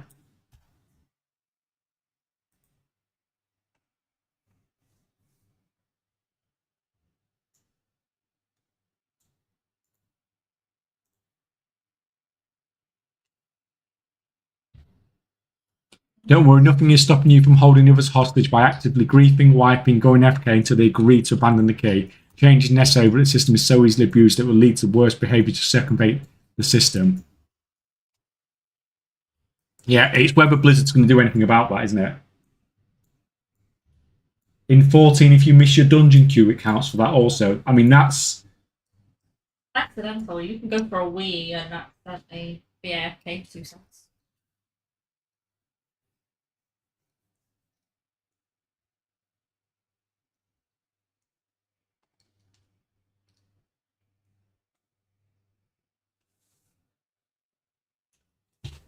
yeah, like you guys have said, it all depends on whether they do anything about people initiating a vote fails, and then just sitting there.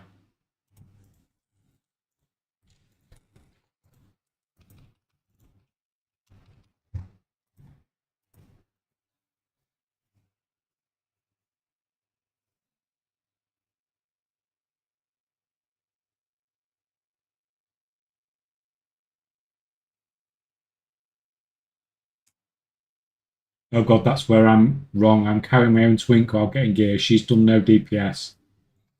Should have booted her ass at the start. Well, clearly, because it's not like your twink's doing like 10 damage for 10 players, is it? I'm sure. Damage.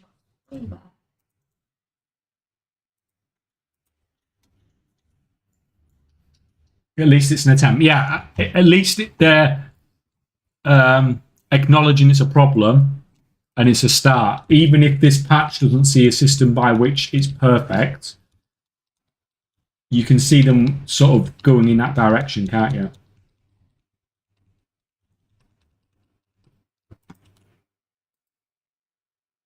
Oh, I can get rid of this now, can't I? Right, just a minute.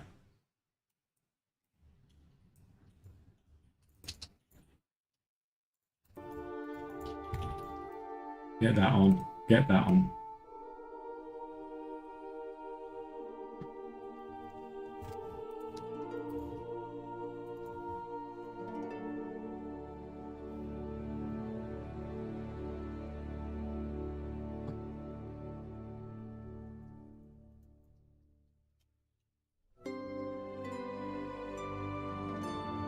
I'm getting a constant stream of homophobia in online gaming 20 years ago was toxic and exhausting. These days I can play with zero homophobia. I don't even have to be in a gay guild to get that benefit. Out of curiosity, man, do you feel like it's been getting worse? Like it's regressed a little bit in the last few years? You know, with everything that's going on in the world?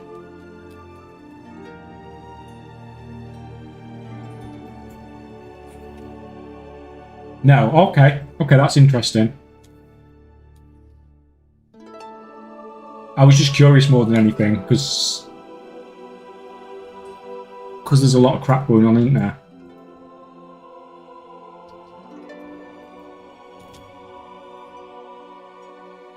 Some places are more accepting now, aren't they, than others? So.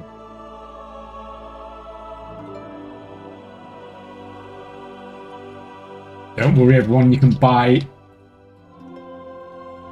on the Blizzard shop. You can purchase a single removal for the abandoned debuff. Well, do you think it's coming?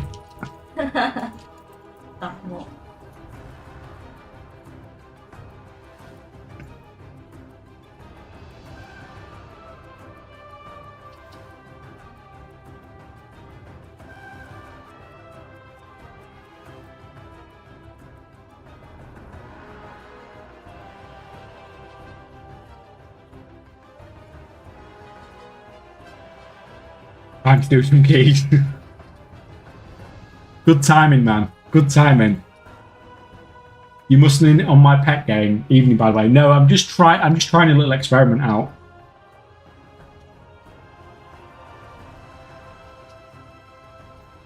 More than anything else. UMT.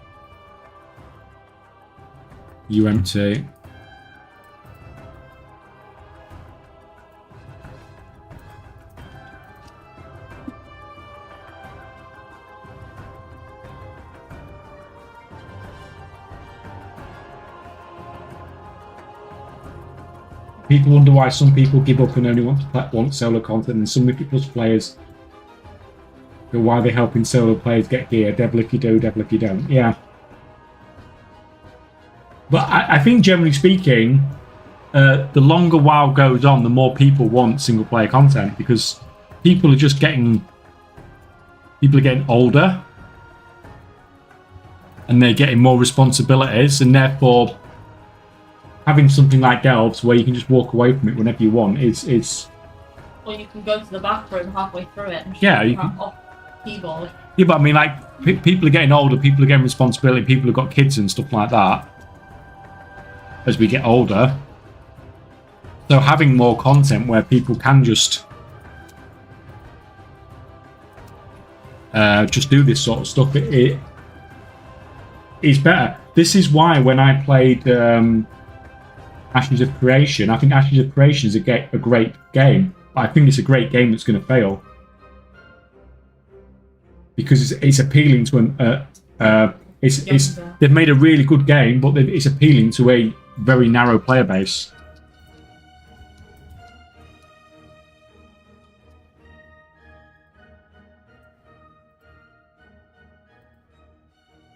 So I can see that game when it does eventually release just failing, unfortunately. Why I got into gold making? I've got 2 kids and it's hard to get play time. Yeah, that's exactly what I mean. People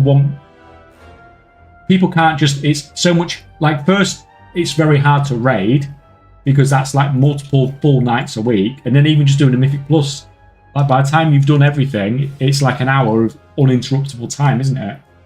Whereas if you're doing gold making, if you're doing delves or anything like that, you can just walk away all the time.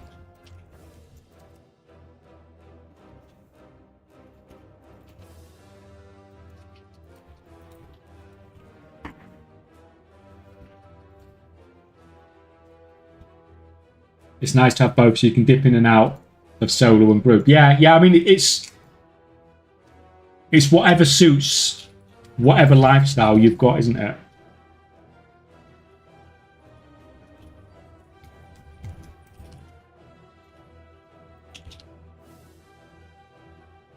But I just mean, like, on average, people are getting older, people are getting more responsibilities. Not just with, like, houses, but with jobs, not with their households and jobs and stuff like that. That's why I've got into gold making and completionist, all the things.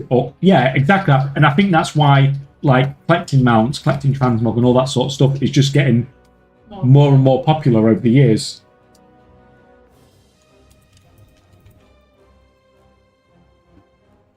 We are about need to go hate the wife. Exactly, but he can just walk away.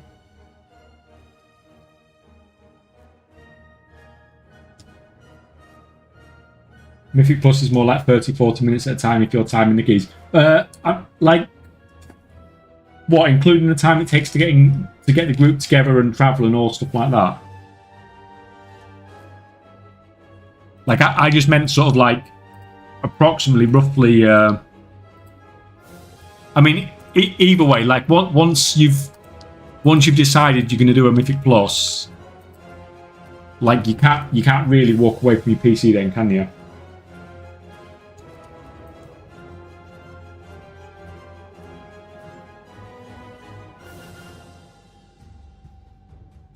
If they made follow dungeons, give gear, watch the group content fall apart, and again people will start crying. Why? Do you think so? Because obviously you've got delves now, which gives like, which gives quite. There's so many ways. It's so easy to get gear in the game now, and it's still not. You know, raiding still does well. Mythic Plus still does well.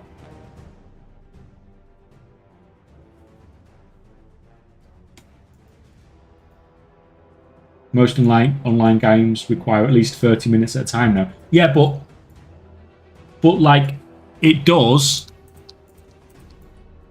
But like nothing I do, there is literally nothing in the game I don't think that I'm doing where I can't just walk away and do whatever.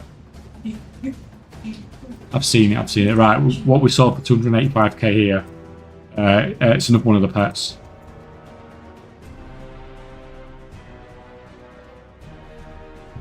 You can be 630 item level at the moment. You are 80, yeah.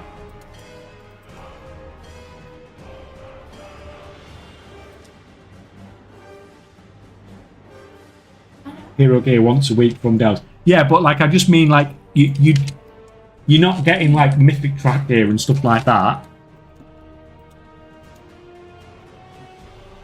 But you can get like a huge amount of gear really quickly. Like Nostrad said, you can be 630 as soon as you hit 80 near enough.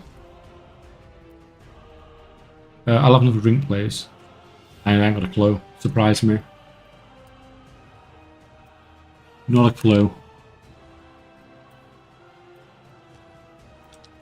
Right, we can... Oh, this click to move thing's... What we saw for 94k here. Spirit, a pet. That's one of the pets that people always win on the monthly giveaway.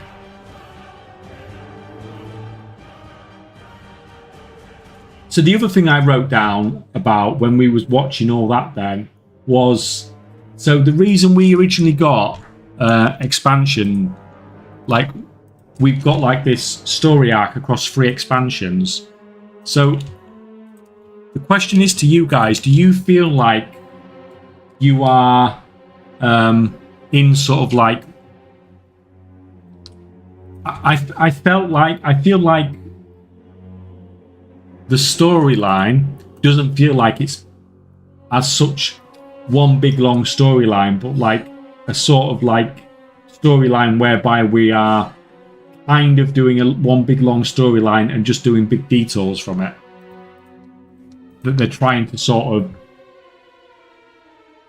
weave in.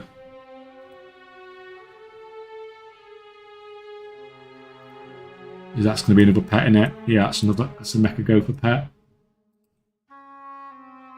66k here, 46k on a Seraph Mortis cloak.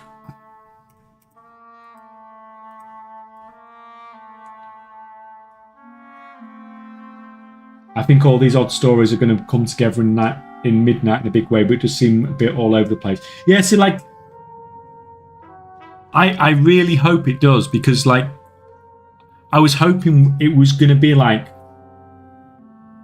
a big, long, epic storyline using the same characters, and it just seems like we're getting characters who are popping in and out. My squad. I actually like it, but I always get bored of the same over. Yeah, but I mean, like, if you are doing like a storyline from the start and you're doing it all the way through, and you can literally build characters up. You can literally start with a character you don't even know in the lore, and you can see it progress through the storyline, and you actually care about them. But like, we're having characters come in and out.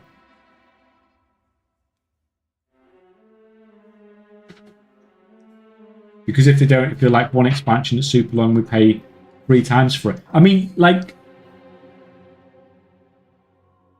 Zalata, yeah.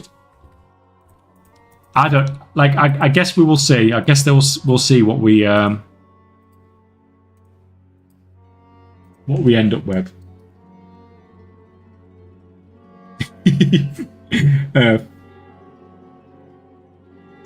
There is no emotional attachment to these new characters. Yeah, and like, when we move on to the next expansion, there's probably another bunch of characters who we don't really care about.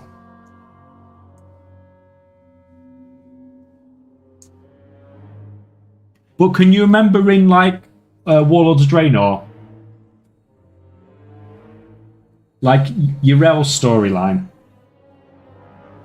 And some people quite like that, and actually became not fond of her, but you know, quite a lot of people quite liked her as a character. And this was someone who was a nobody at the start of the expansion, and it was a pretty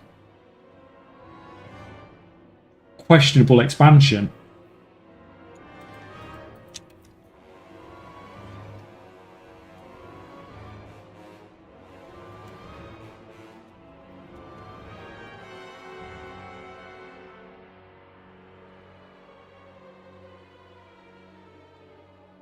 Yrel is such a missed opportunity. Yeah, I mean,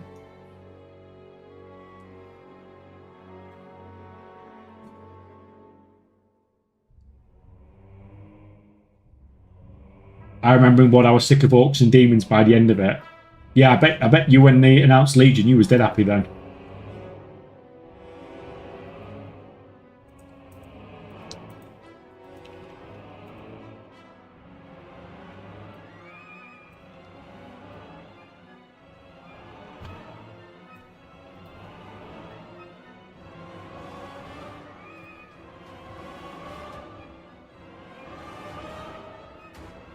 From a story point, it wasn't a bad expansion, to be honest. There was just no content after level. Yeah, I thought the at the time when I leveled through Warlords of Draenor, I thought it was the best expansion to level in at the time.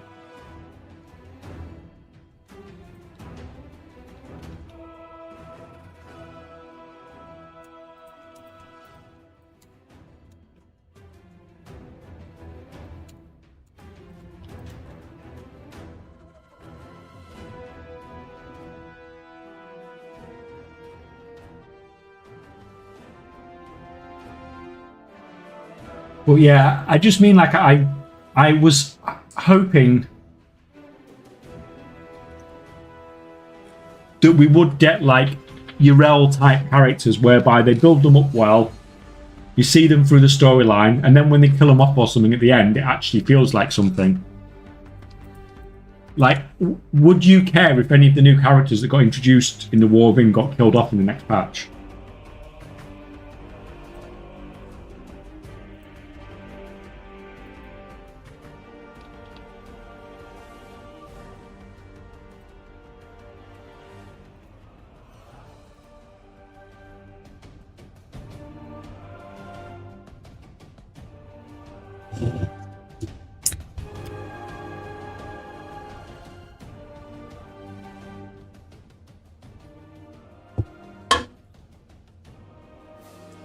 But WoD had these objectives on the map, just giving insane amounts of experience. That's the reason it was so nice to level. Yeah, I mean, like from an efficiency perspective, for sure.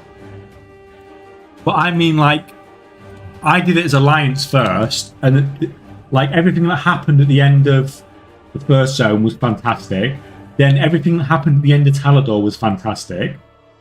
Like you had the bit with Velen at the end, didn't you? And the war bit at the end of Shadow Moon Valley. Then there's the bit with what's he called? Big orc dude with a hammer. Blackrock dude. Not Thor. Thor. And then there's that cinematic and what happens there. And then at the end of the Nagran storyline, there's the bit, yeah, Blackhand, thank you, Bass. So there's that cinematic. We never really had that before, had we? There'd been like the Wrathgate and stuff like that. But when WoD came out, I don't think there was any... This was definitely the best leveling when WoD come out.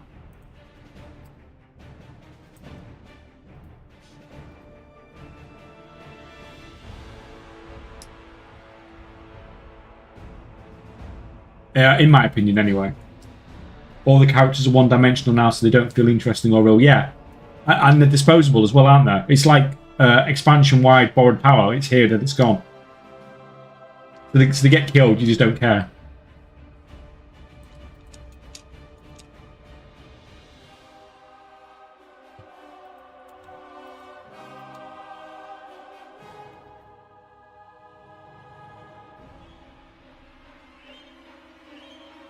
How easy is it to do delves and gear? Like, do you get gear every time? It depends how fast you want to get gear, man. Like, if you want to get gear slowly, delves is not bad.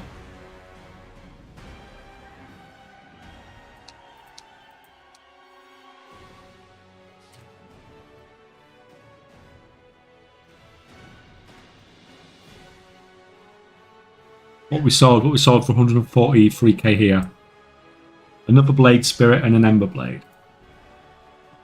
Gold, gold, gold. Like the whole goblin story was so, oh, these are the good goblins, these are the bad goblins. Real bad, okay. Yeah, the thing is, like, I love this patch. I love the Undermine patch. I thought it was, as a zone, it's up there with my favourite expansion patch zones of all time, if not the favourite. So the actual patch, fantastic. But I just mean from like a story perspective, it's like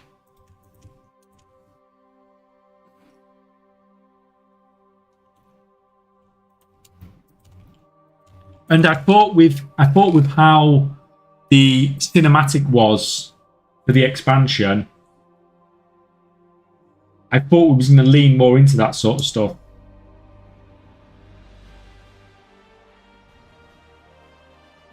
Like we had a cinematic that was basically, it wasn't a hype cinematic, was it? It was a cinematic trying to like provoke an emotional response as such.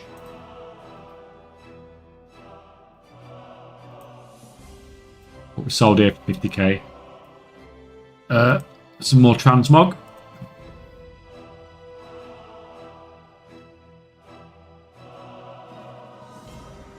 Undermine is aesthetically amazing. Yeah, I mean, it looks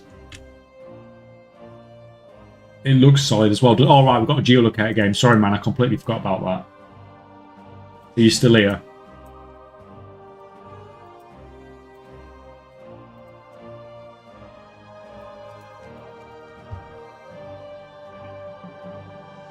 What's up, cat? Gonna go back outside. Right, let me. Oh, I've crashed. Have I crashed? Have I crashed? No, I've not crashed.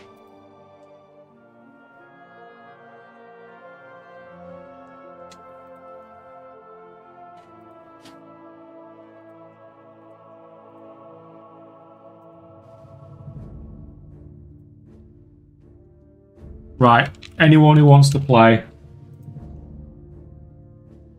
there's your link. Get signed up. I'll be back in 2 seconds. I'm seeing if Mrs. K wants to play. Do you want to play Philippines? No. 4.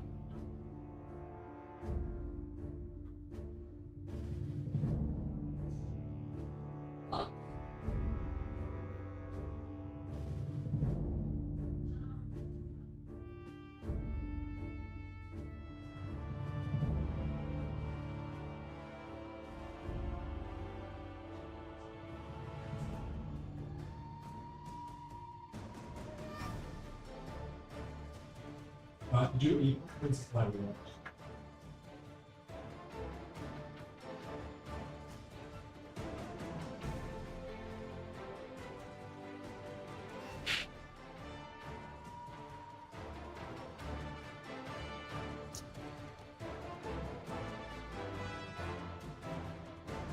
Come on, go.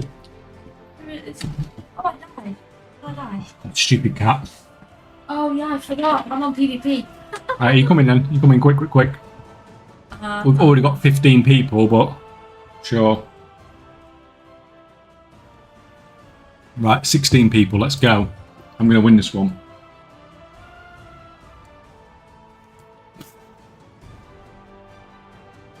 I know this, but I can't remember where. You know it, but you can't remember where. Yeah, because it's in one of the... It'll be one of the alliance thingies. No, it's an alliance thing. Cyber Junkie, welcome. How is it going? I can't remember where the spider webs are in this zone.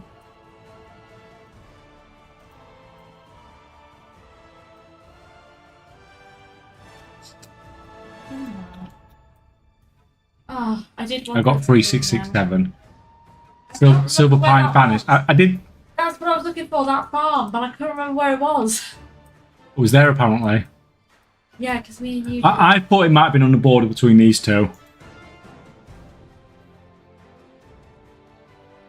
If you thought it's been a hot Saturday, it's going to absolutely melt us. Yeah, I'm looking at the.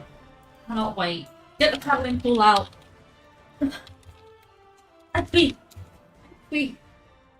paddle.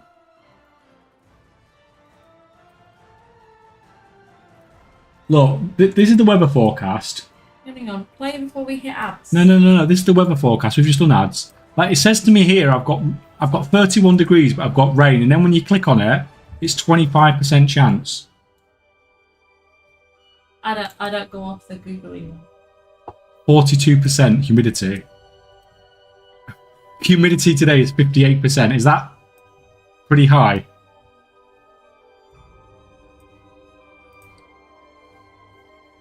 Supposed to hit 31 Saturday. Yeah, that's what we've got. Right, anyway, let me do the next round before everyone gets bored to death. That is people like the game spazzing out and kicking people. Oh, we've not had that problem for a while though, have we? Yeah, but when it does happen. Oh, you had to scratch me when you jumped up, didn't you? Why did you use your claws? Back of my arm as well. Shit.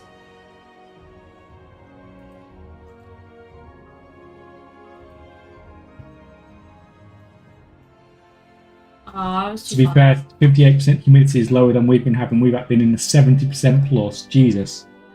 Do you have characters on every realm to sell? Yeah, every EU and every US server. Pretty.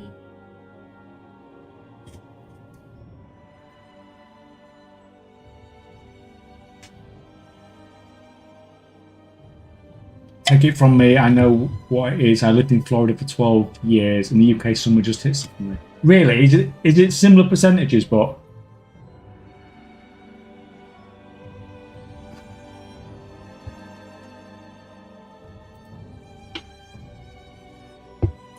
As in similar temperatures, right? What we got, this is to the southeast.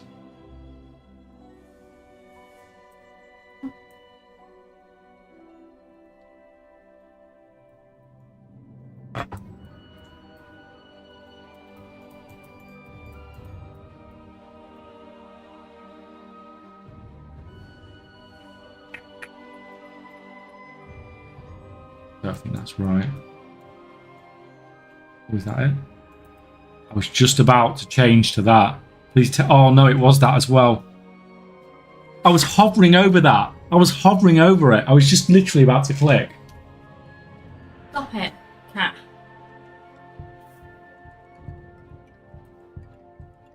Crap, that 2,000 points costed me. Doing. Watch tail getting caught. Oh.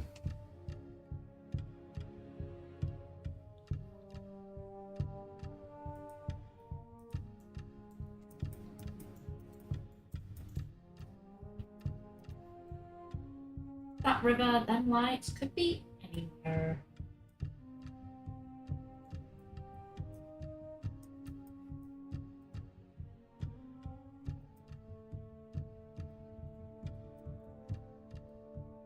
Oh no, I got 0. Oh, I got top points. Mrs. K got top points. I knew it was around there somewhere. I could see the Oh. around. Oh, it's this stupid place. I always fall for this one. I like this though. That's because I run around it trying to get that bloody mount. The Zandalari one. I'm trying to do that defensive reputation. We're trying to get that all one up. I hate the green and purple. Yeah, the purple jungle's what did me in last time. I need to play Mop when it comes out, so I'll get better at this. Oh, I like that. I've dropped to 8th now. Taste it. Who's Total Sport? That's a nice name.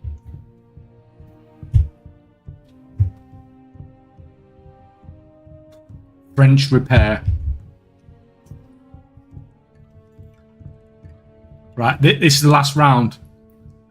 Total Sport's got a 700-point lead.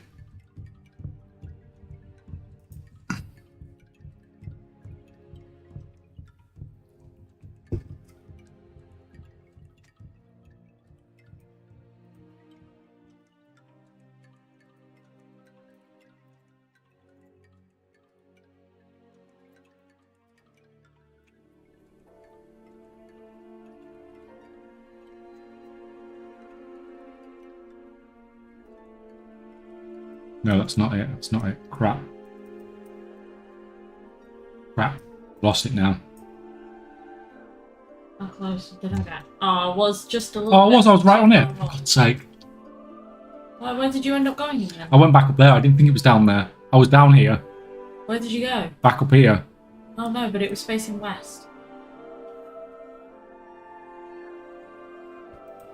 Nostrad is the winner. Where was I? Where did I get? Total Sport, Mrs. K, Zika. Buddy. Well done, guys. Oh, lots of stuff here.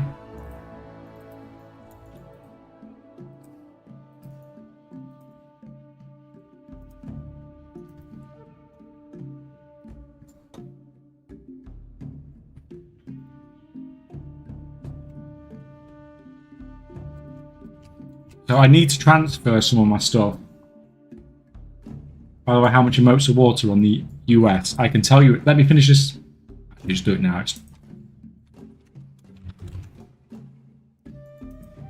There's hardly any on the auction house.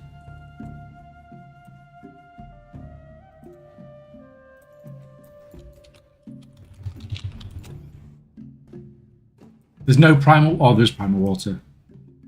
Yeah, most of it's tied up in primal waters. By the looks of that.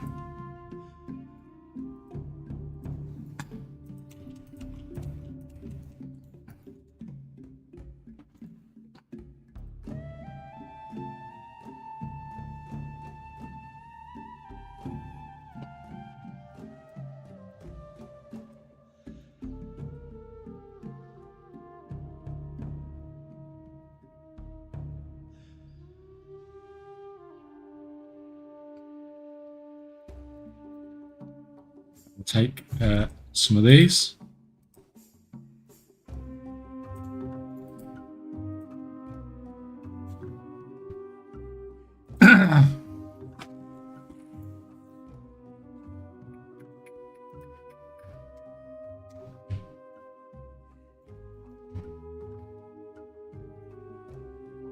It seems to move fast on the EU.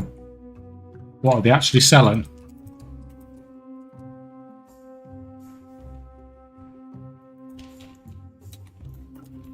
So what's happened for a couple of years, I've probably not moved a lot of my stuff around on the US or on the EU or the US. And what's happened is originally I had enough of the really expansive transmogs to literally like have one on a lot of servers. And what's happened over the years is everything's sold on like the high populations and full servers, and a lot of it's not sold on the low population servers. So something I need to do is I need to go through and move it from low population servers to the higher population servers where it's going to sell faster. Most of this stuff I own like pretty much all the stock on anyway, so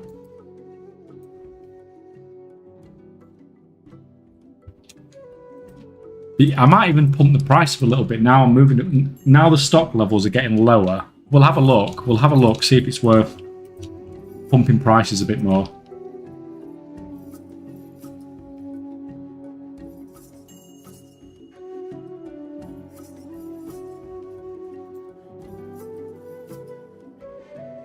Last year when I was in Orlando in July, it was 37 to 43 degrees heat index days, and it still didn't physically feel nearly as bad as the 30 degrees C days we have here in the UK. It's weird, isn't it? It's weird how it just feels so different.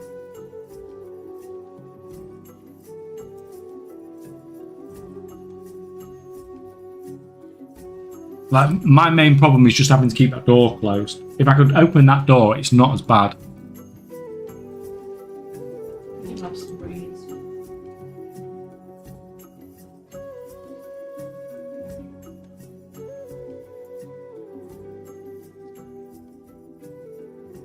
When is the legacy collection stuff going online? Anybody know?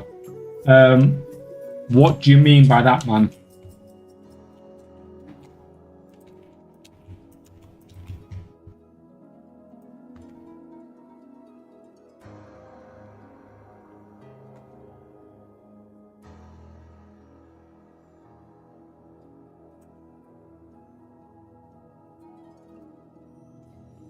Do you mean from like classic?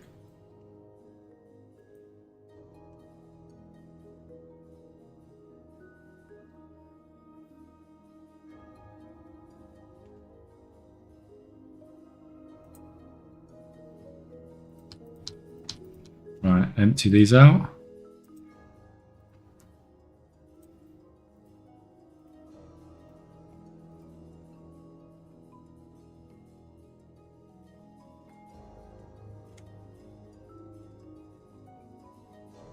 Thought I read somewhere there was a buff that will increase drop rate of rare items in legacy content. Oh, I've done.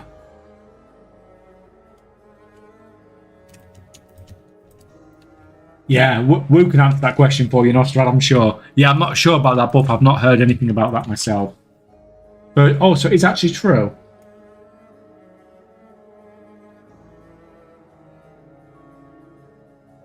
What exactly do they mean? Like bind on pickup stuff, or like stuff that you can sell?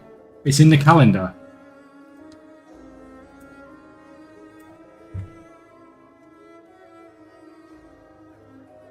Collector's bounty. Opposing legacy dungeons and raids find themselves loaded down with extra treasure. Defeat them once more to collect their bountiful rewards, and that's going on for 4 weeks. It's a 4-week event.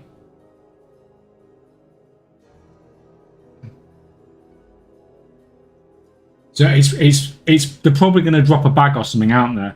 Do you reckon that just has stuff in it?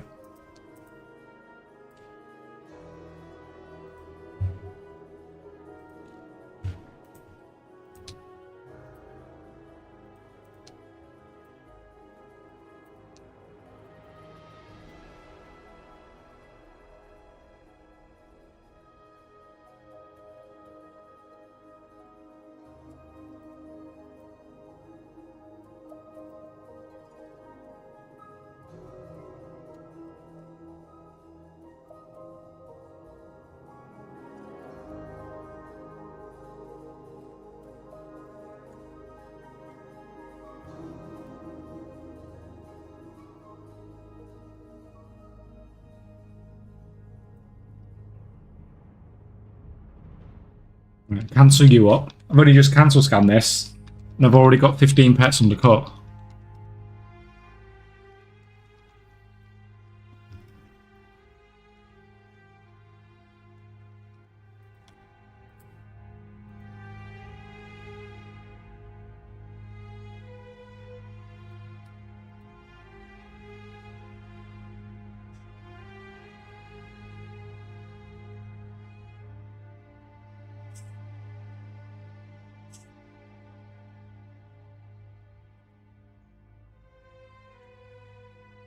Right, post those. Right, so now I think I'm going to have to dump you into the bottom left.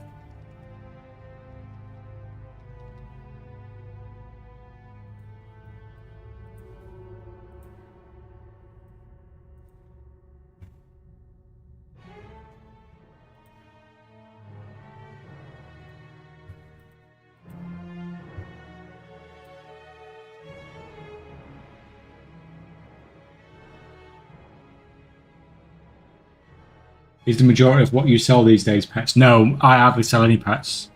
This is just a little test thing I'm doing. Most of what I sell is transmog, I would say.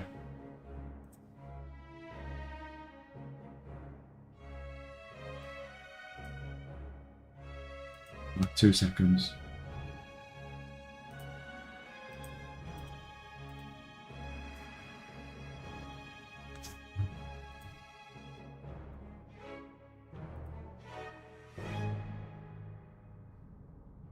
Transmog, really? Yeah, I mean, you've seen what I've just emptied on my thing there, right?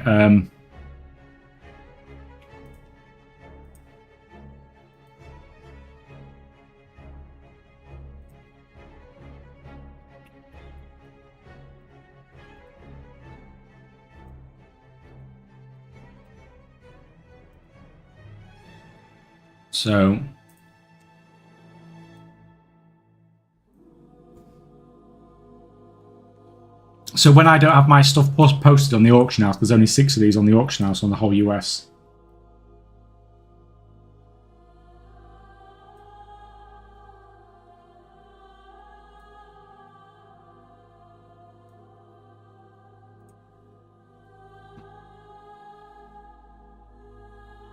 But there's 18 when I do have mine listed, so I've got 2/3 of them. 2/3 of them.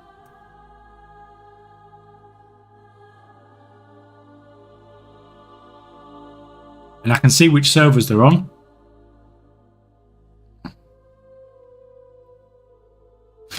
That's my old listing price. So that's all the servers it's sold on. You can see there it's sold mostly on the full and high population servers. This is my new listing price, so you can see which servers I can use Orbis Exchange to figure out what servers I've got them on.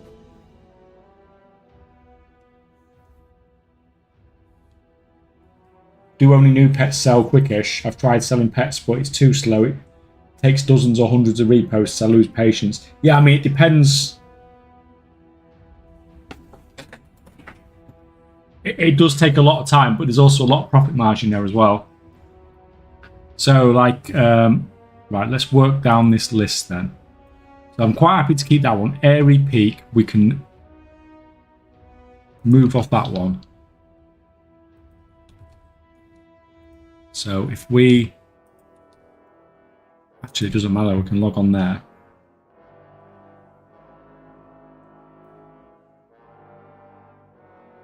And transfer to, like, let's say Fral. This one's not.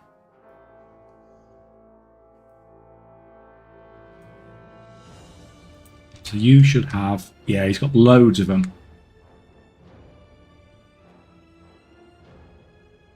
I did make a lot of money for your Sirenile, Shard Up, and Pet Strat. Thank you for that one. Did you see me? Did you see me farming them the other week?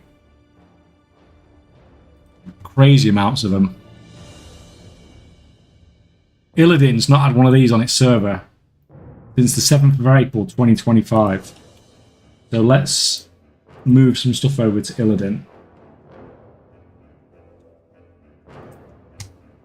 We can move that. We can move that. We can move that. Move that.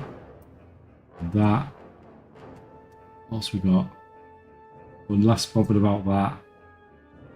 That. All these can go over to Illidan to be sold. Assuming Illidan's not got any. No, so Illidan would have had a full set of these. It would have had a full set of 16 transmogs. It's only got 2 left.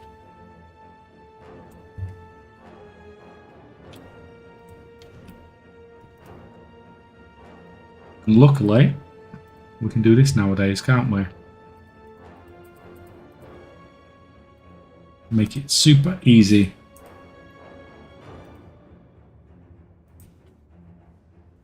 Too many of a certain item. Which one's he got?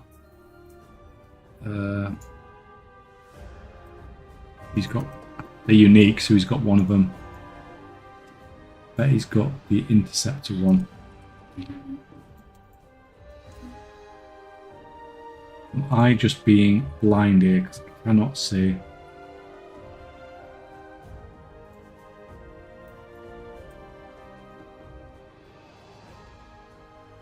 Has he got it?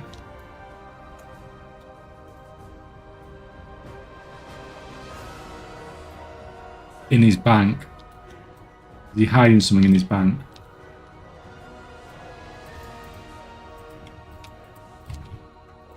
In his guild bank? That's the wrong guild bank, isn't it? No, that is the right guild bank. It shouldn't matter if it's in his guild bank. Do you think it's worth selling back, or is it too small? I mean, like, it's down to you, man. It's whatever. Like, it's something that's always going to sell, isn't it?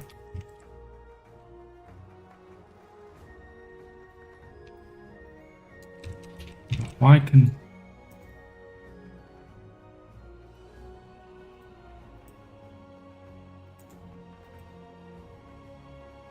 If I just do those 3. How's he got too many of a unique item?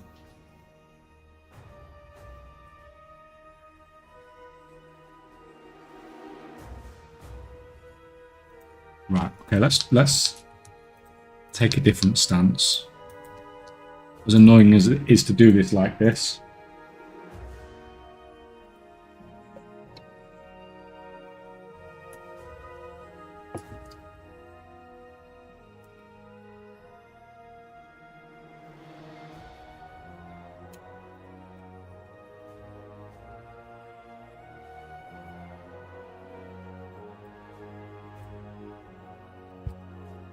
Anything else in here that's valuable? I want to get off a low population server.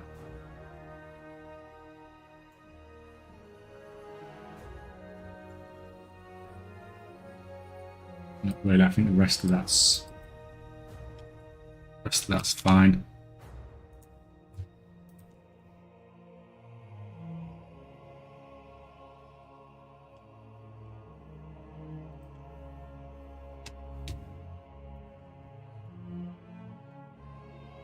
Yeah, I'm interested to see what this event's going to be then. If it somehow ups drops and stuff,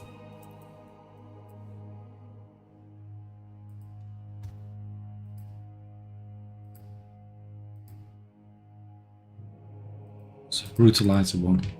Oh yeah, he's got the brutalizer one there. Right, I will shut up.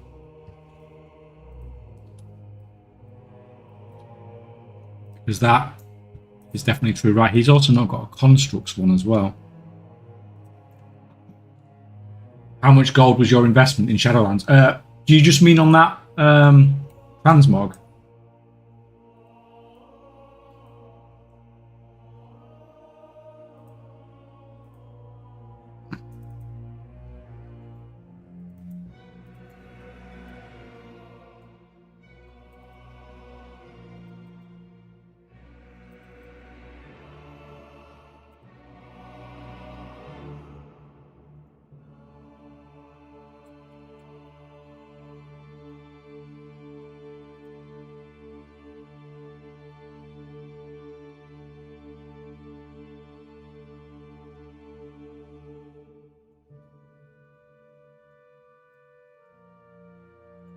It looks like the total purchase was about 18.7 million. But it's made like hundreds of millions at this point. Right, so we've got one of these on Illyria as well.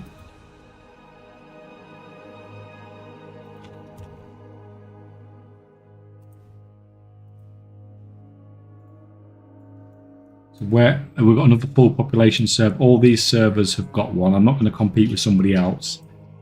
Targarus is a full population server.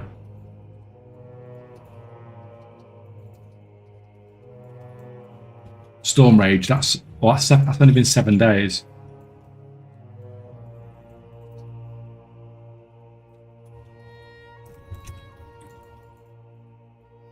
Is it quicker for us to just put it in the...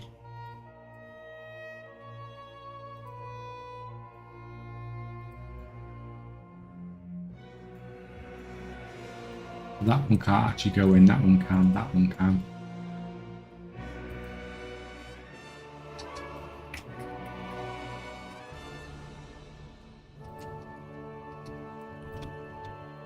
Yeah, so all these have just not been selling very well because it's on a low population server. So let's get these all moved across and contemplate a bit of price hiking.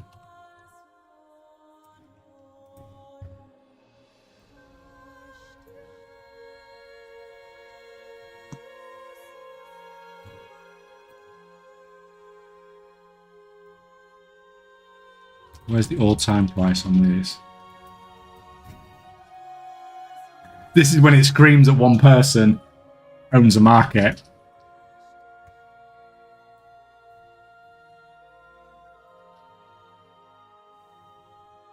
Because it's just up and down like that all the time. It's either high when the auctions are listed or low when they're not.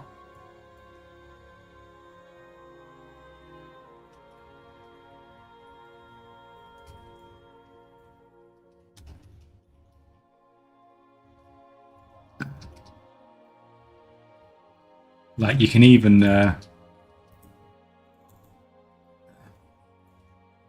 anyone know what this is here, guys? Why is the number of these dropped off so much here? Because you bought them all. No, because I was at LFG, so I couldn't list my auctions. That's why there's none on the 10th of May. Why is there none here? Because that's the week we was away on holiday.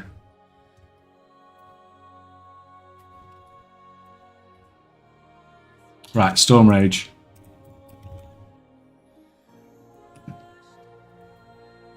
Like on these highest population servers, like absolutely everything's sold. All these high quality transmog have sold over the years.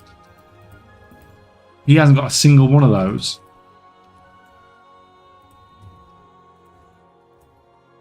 I'd probably be better off. No, let's concentrate on this one for now.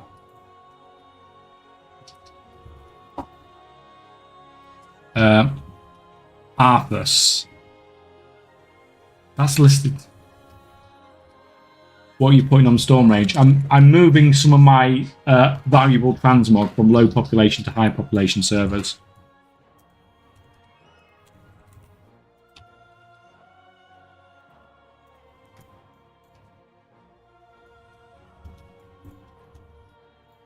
How do you decide prices for stuff you own most of the market? I tend, if I'm not going to get any more stock, like I'm not going to do with these because these are exceedingly rare, I will slowly push up the price over time. So I think these started at like 500k. I started these ones at, and then I pushed them up to 700k and sold some more. Now I've pushed them up to 1 million. And you can see the servers I've got them listed on. I'd avoid Storm Rage, to be fair, it's dead. Well, I'm sure it's less dead than the servers it's been on. I'm basically doing all the full and high population servers. Morning Huntsman, how is it going? Necrobind, Jackler.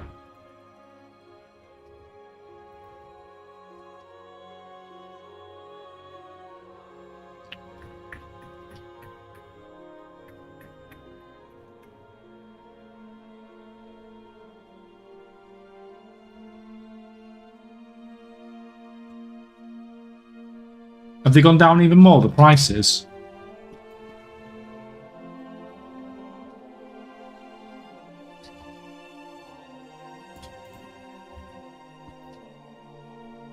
Sure, Storm Rage is classed as low population now, isn't it? Get rid of that, get rid of that.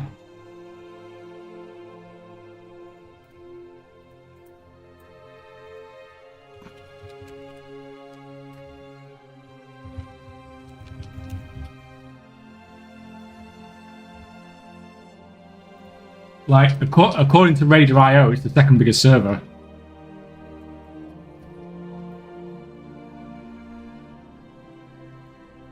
On the US. I think Marble Wow, you're thinking EU, aren't you?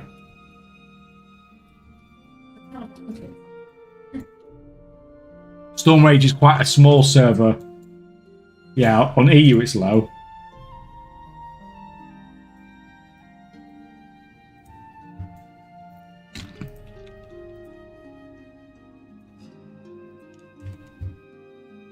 Right, where are we moving this stuff to then? So we need another Asralon.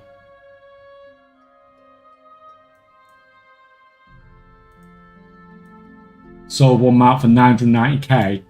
That's crazy. It's below 1 million now.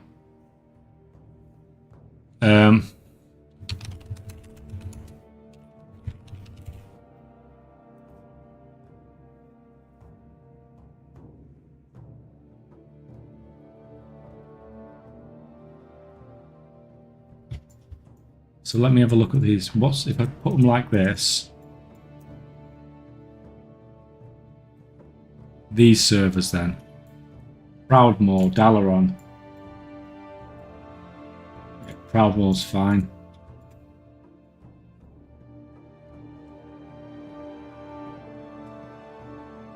Moonguard, we've got Moonguard on there.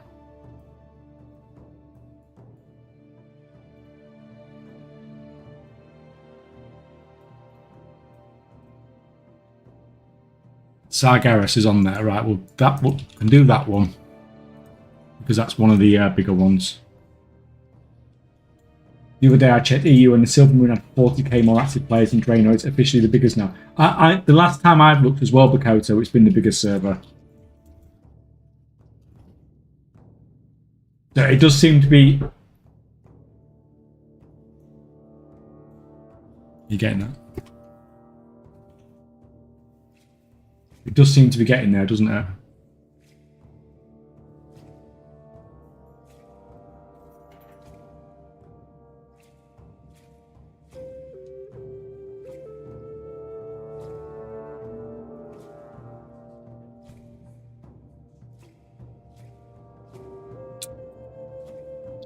Right, just a minute.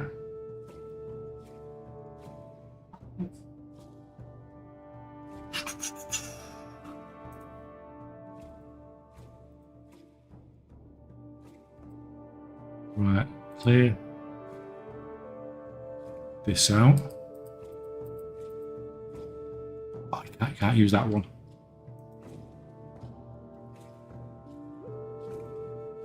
It's fine. It's good. Right.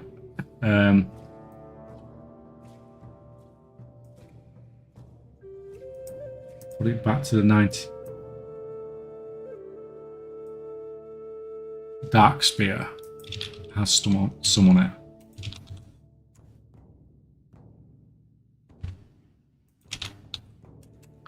Like, even though it doesn't feel like I'm earning a lot from doing this, it is going to earn a lot of gold doing this. Because it's just going to get this stuff sold. I mean, going back to see when the most recent one was sold. No, I don't need to.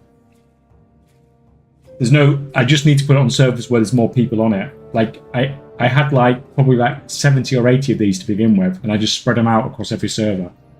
And then the ones on the high population servers have sold, but not the ones on the low population servers. So to get them sold, I'm moving them from the low populations to the high ones, where it's already sold previously. I'm not that bothered about it take like exactly when it's going to get sold. I just know it will sell faster. Because it's not just the one I'm looking for as well. These ones have got, each of them's got multiple on.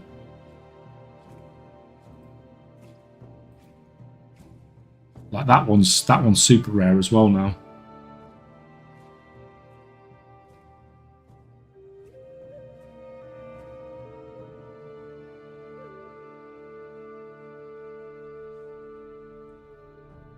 Is that it? Is that everyone? What about that one? No, that's a expensive one as well.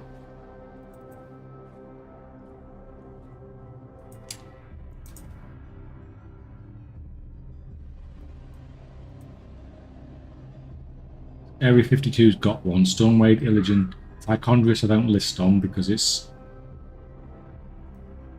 Oh no, Tichondrius, that's not oceanic, is it?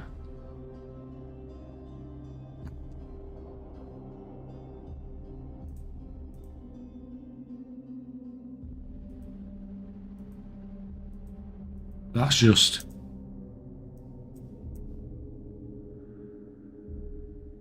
No, that is just a normal right. That's fine. Where's that hiding?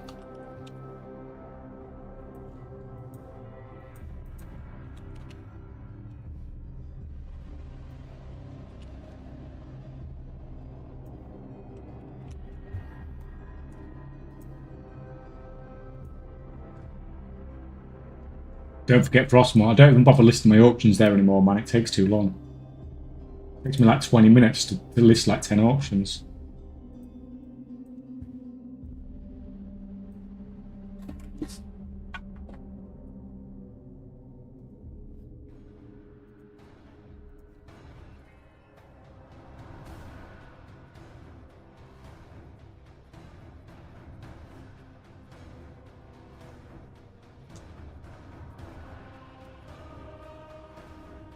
Yes, this guy would have started with a full set of the rare ones, and he's only got 2 left, so he's sold the majority of them over the years. So we can take all these. Just one, and that's like what? It's like 3 million gold's worth of stuff there. I've just moved across. But will actually sell now. Eventually. Right, so what else have we done? We did... That one we'll keep it on there because it's on a high population server, it's a gold rune.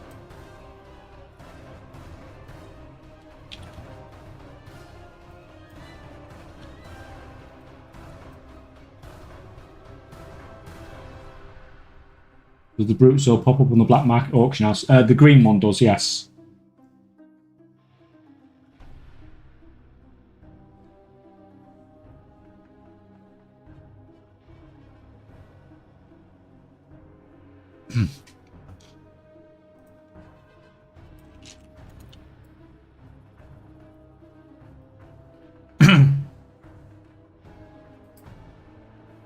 So you can have that one.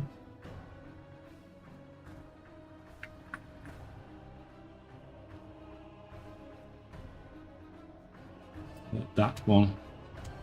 This might be a job that I have to do this week anyway, and just get this done because there's a lot of stuff I need to. Have you not got Necromancer's one? No, you haven't. Well, that's no good. That's not what I was expecting.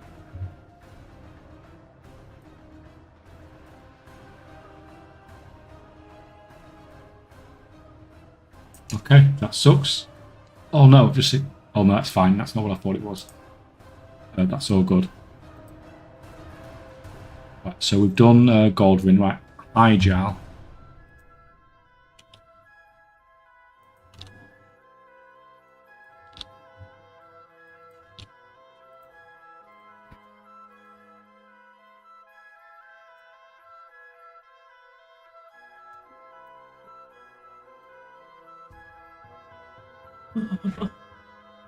What?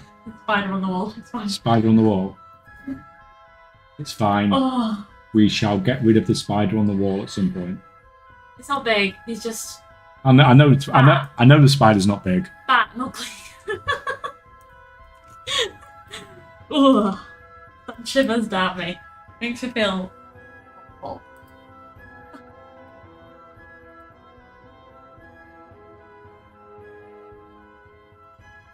The one thing I hate about doing this, sorting out this stuff, is that I've done it so many times before where I've accidentally used an item. It's like, oh, that was a 500,000 gold item I just accidentally used for transmog.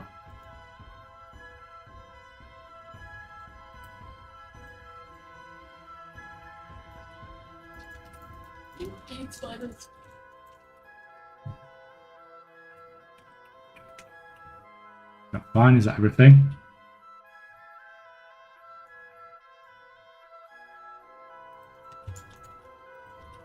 Right, let's find another. Yeah, done that.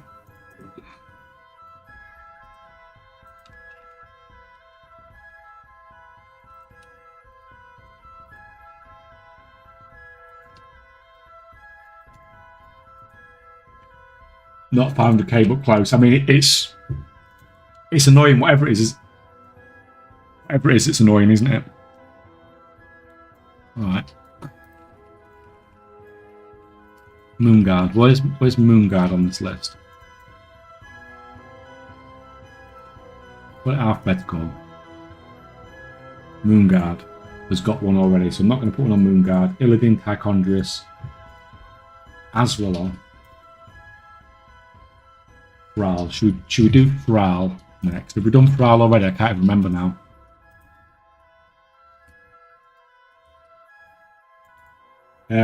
Okay, can a viewer win multiple times for 10 million gold raffle? We do it every month. So we draw 10 names out and it's 10 different winners for 1 million gold. You can't win it twice in the same month, but you can win multiple months, if you get me. So you can win 1 million next month, 1 million the month after, 1 million the month after. If your name comes out twice in the same month, I'll pick somebody else because I want as many people as possible to have a chance of winning. But I'm not going to ban people from, entering another month. Right, did we? Holy crap. What the hell is going on here? Right.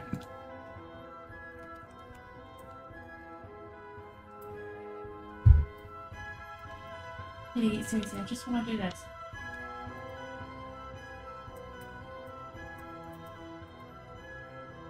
Right. If I do that, do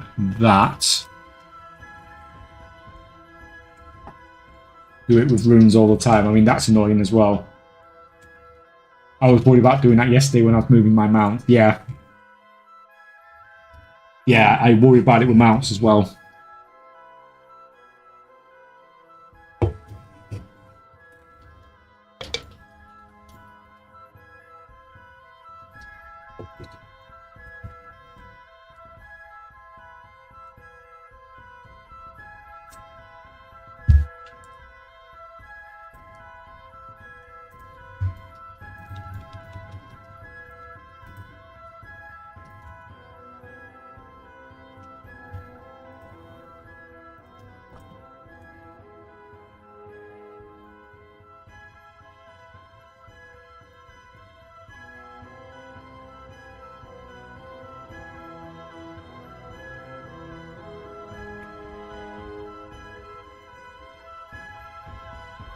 Use it by accident. Whoops, there goes 1 mil. Yeah.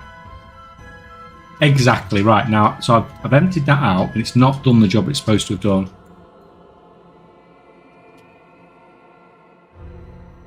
And I don't know why, but let's just make a little bit of space. At least if I don't have like 20 of the same thing and right, so now, well, actually I don't even need to use the thing, do I? Because I can just use you. Right, which of these can you...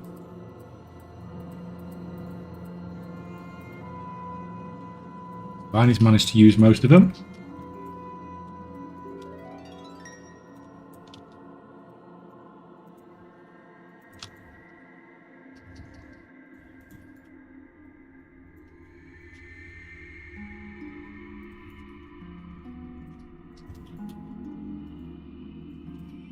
What I could actually do with doing as well is just checking out. At least that mistake can only be once per item. Yeah, but it's still an expensive mistake, man. Go here, because I don't know what I've got sat on this character either, while I'm at it.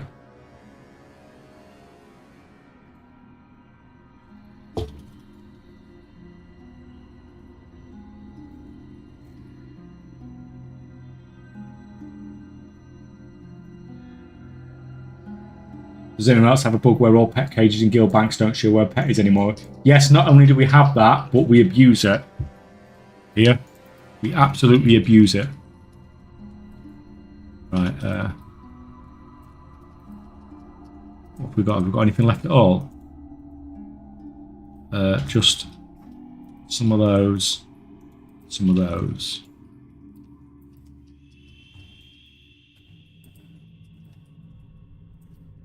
Okay, that's fine. That will do me.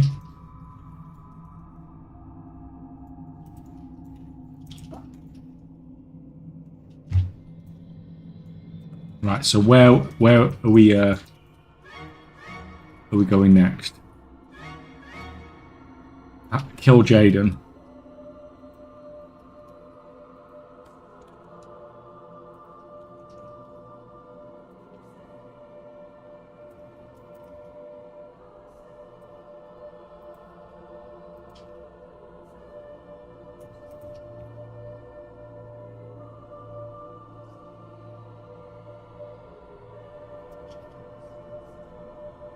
Yeah, so I've got a lot to do with this, so I might have to finish some of this off tomorrow, being as I want to get it out the way, because when the PTR drops, which obviously we expect a PTR anytime now as well.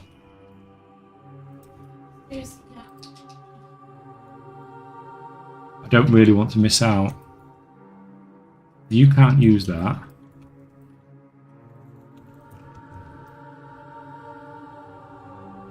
So you can get rid of that for a start.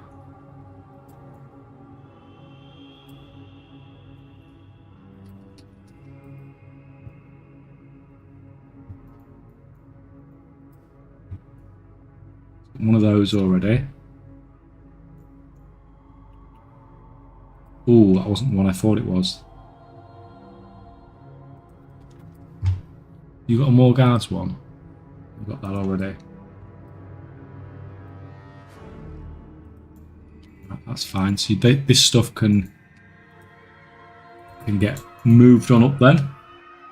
Soljin. Soljin looking like. Zul'jin's not had one since December 2022, so it's 2.5 years since one of the highest population servers on the US has had one of these. They did rename 11.1 to 11.2 in Battle.net already, but no download yet.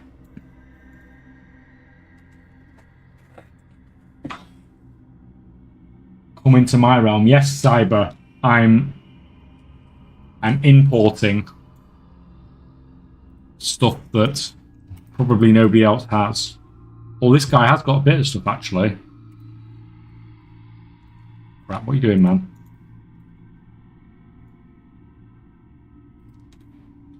So, I mean, that's the main one. What about all this other stuff? Can you take any of this?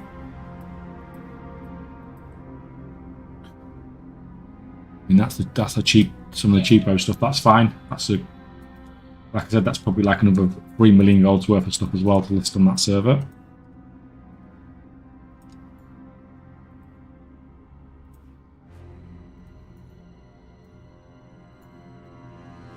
Lightbringer.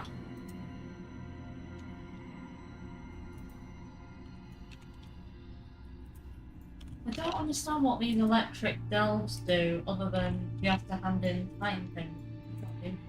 It gives you a belt. That the belt. Feel free to leave behind some piles of gold. I've got a feeling, man, I'm coming there to take the piles of gold away. I'm afraid to say.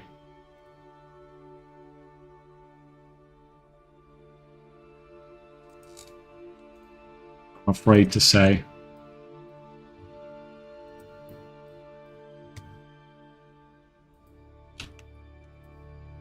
Right, get rid of that.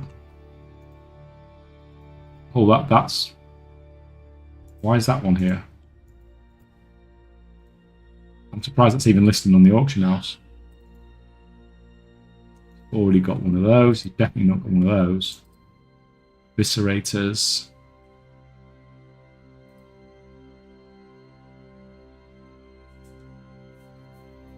See any more on there? That one. That one.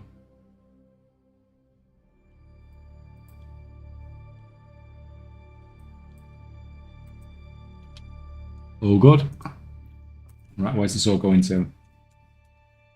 There you go. Marble Wow's answered you. It's a level 691 belt. Do you offer your operations groups in your Patreon? No, I don't, Elo, because they're useless. They're just... They literally have, they're only set up to sell what I sell. So they're not going to be any good for anybody else. Like, this stuff I'm selling at the moment, nobody else will have it. It's not really set up for current expansion stuff or in any meaningful way.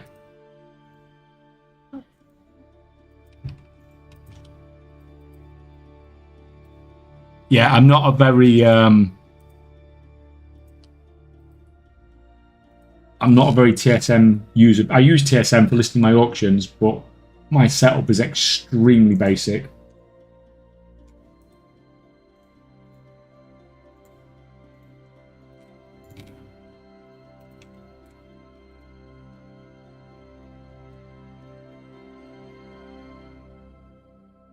Oh, this is Mal'Ganis. I didn't check before I came, did I? If he actually even needed this stuff.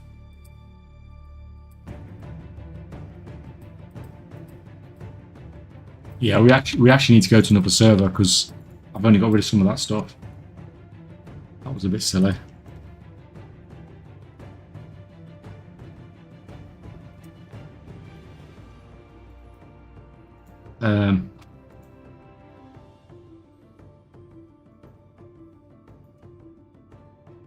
Agramar.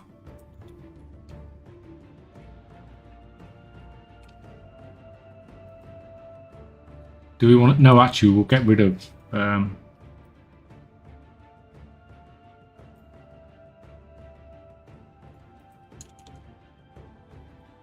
Get rid of it first, and then we'll come and move it over in a minute.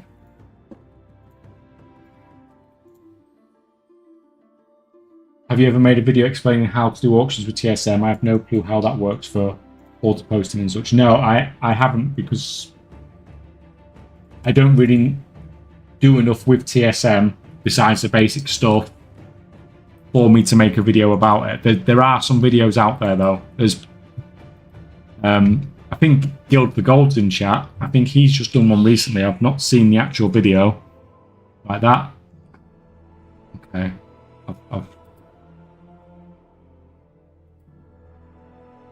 Right, I need to come back on this guy in a minute. Right. Going on.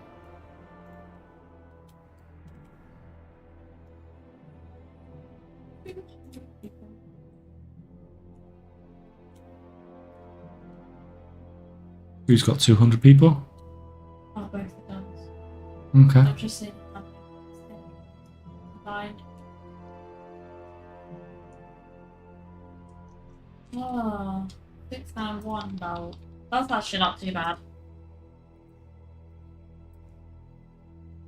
Yeah, it's just taking me a bit to realise how to get the belt. Like, there wasn't... Not easy to follow or understand what's going on. Right, so you've got a few bits from there.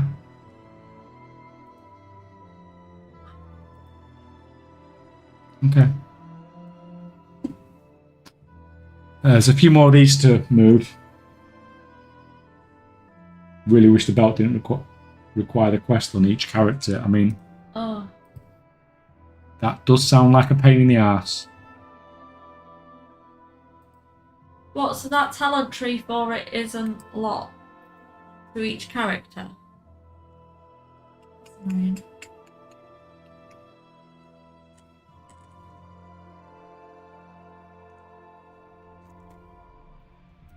I'll be back later. Right.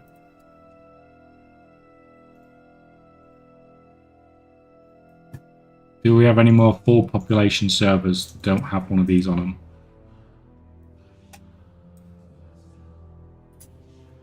Dalaran, did we do Dalaran? I can't remember now.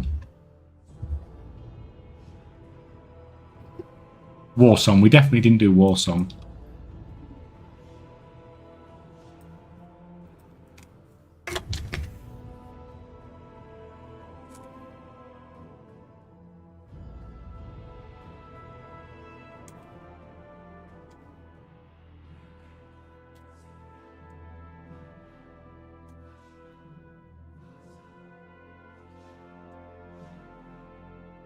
The quest is to do like an overcharged delve and 4 pylons is the one you got to do. I could do it on tier 1. I mean, it does make things a little bit easier, doesn't it? Oh, excuse me.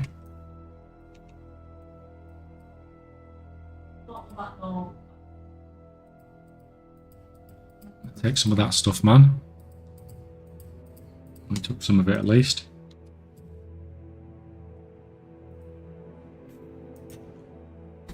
Right.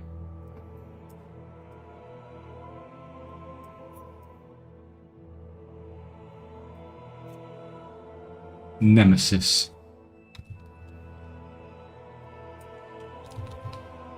Yeah, this is not the usual thing I use Undermine Exchange for, but it seems to do the job.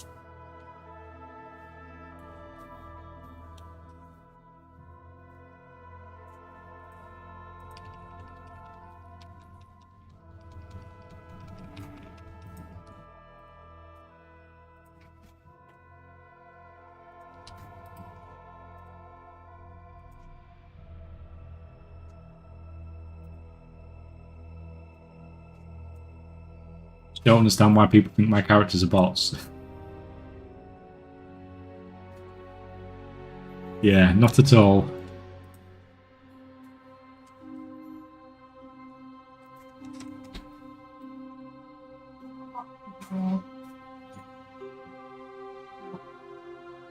Controls the market so much you can use Undermine Exchange as your own private auction house tracker. Yeah, it's funny, isn't it? I can't do it on most items, but I don't need to track what sort of stuff my servers are on because I can just use...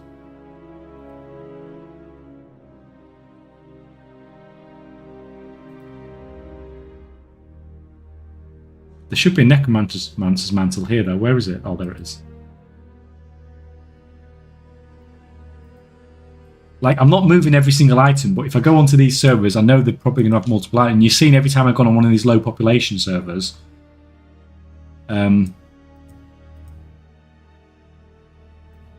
there's multiple items that haven't been sold, or a lot of items. And then when I go onto the other servers, there's not.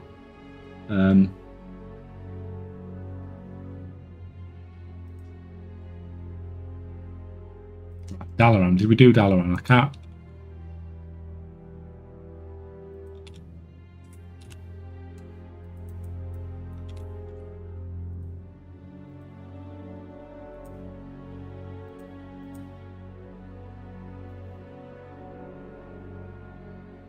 People call you a bot when you use craft scan's whisper function, yeah. Especially if you leave it a default message as well.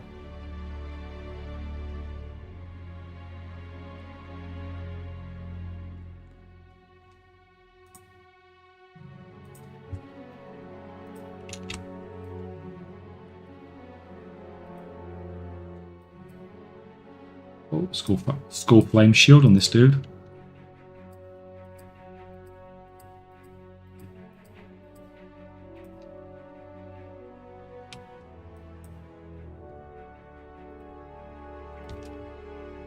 Was there one more left to do? I think. Whisper Wind.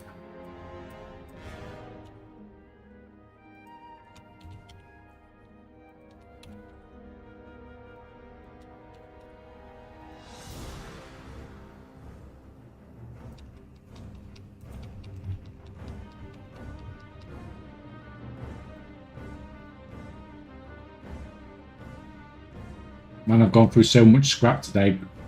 Got over 100 ground gears. Saw they were up for over 50k a few weeks ago. Are you gambling again?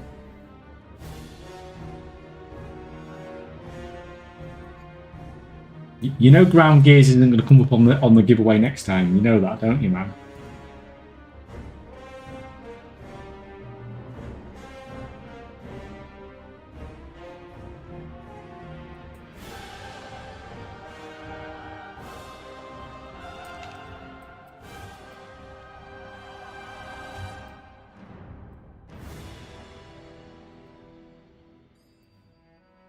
Oh crap, can't get rid of the constructs one again.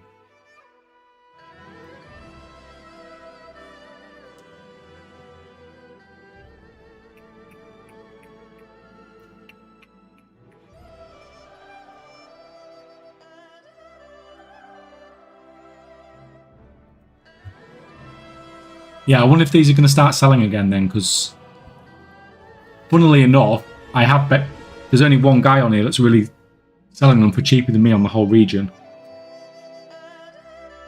It's making me wonder if I should start putting my prices up.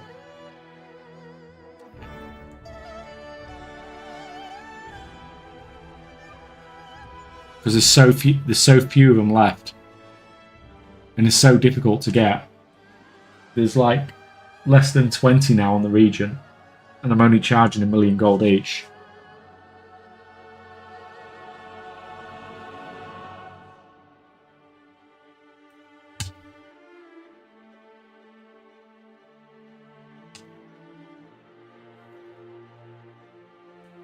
Okay, Kaychak, do you know if it's good to disenchant PvP items, the purple ones? 6%? Yeah, it's no better than just disenchanting a Dark Moon deck. It'll maybe give you... A Dark Moon deck would cost you like 60 gold or something, 60, 70 gold, if you buy the cards.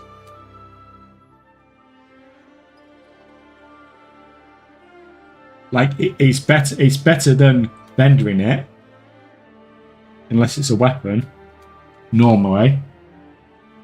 Assuming you have a good disenchanting skill. If your disenchanting skill's crap, then it's not even worth the effort.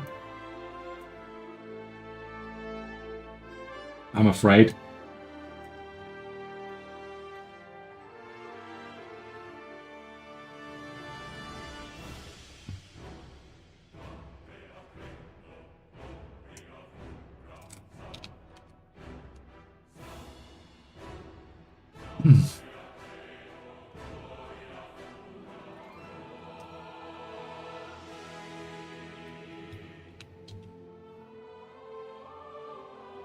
From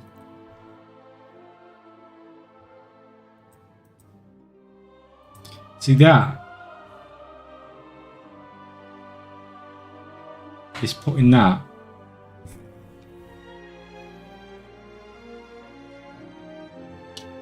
higher than I thought it would be. Oddly enough. See, this is what?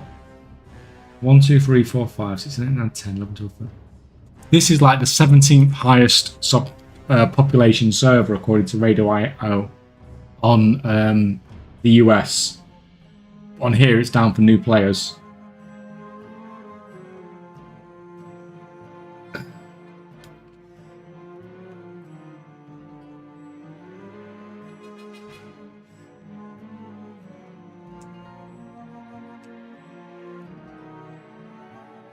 And Bleeding Hollow's down for the down as a high population. That's the 22nd highest population.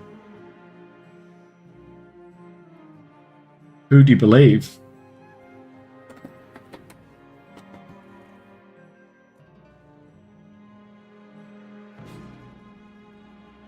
And then Fire Tree's at like 25, and that's a high population as well.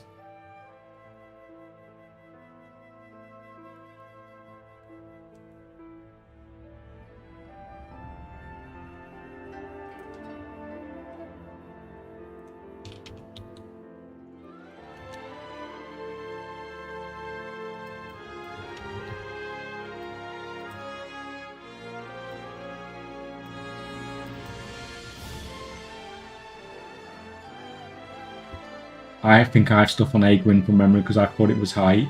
I mean, like, I've been working my way down the list, so...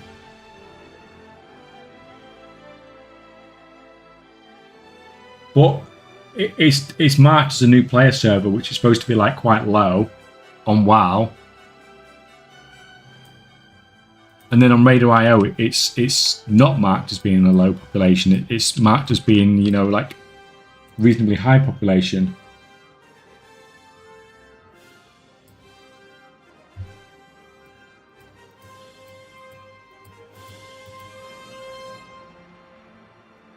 That's fine, I'll just dump stuff on this server instead.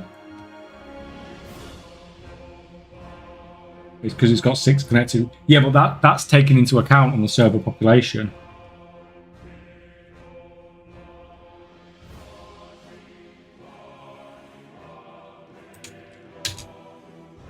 Like, if you have, like, 6 servers listed together, and that makes them a medium server, they'd all be low servers on their own, but it'll show as a medium on all of them. I have an air conditioning unit on and a fan, and now I just can't hear. Yeah, but man, at least you're not melting.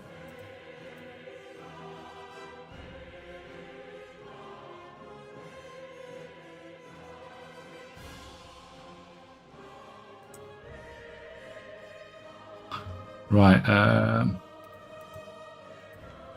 that was the last one, wasn't it?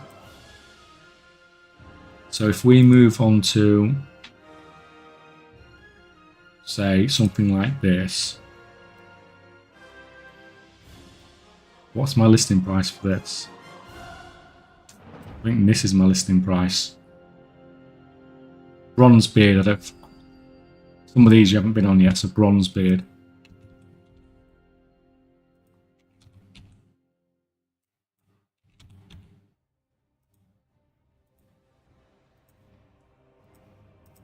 This probably would have been easier just to go through all the low population servers, to be honest, rather than messing around like this.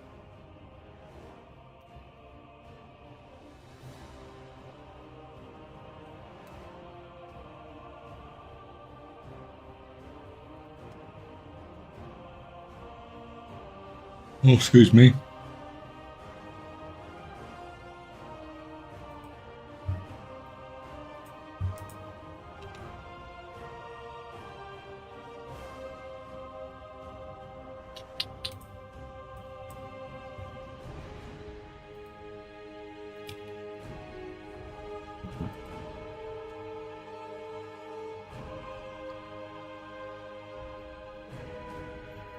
Where's the one I'm after? If I click that. Oh, it does help a little bit, doesn't it? Actually, that helps quite a lot.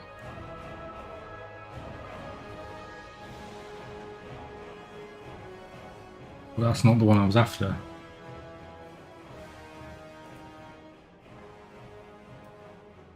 That should be Soul Feeder.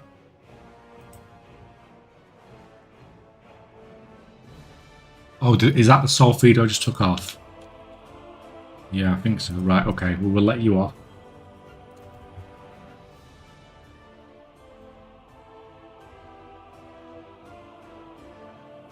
Right, we go back on Brown now.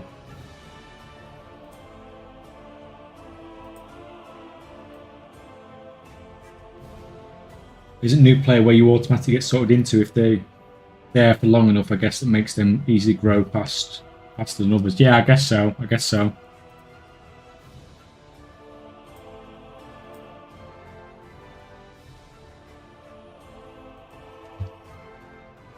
Right now,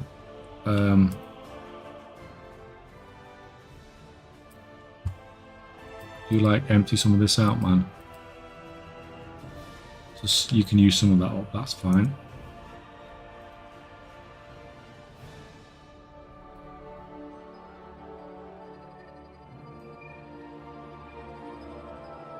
Raymain.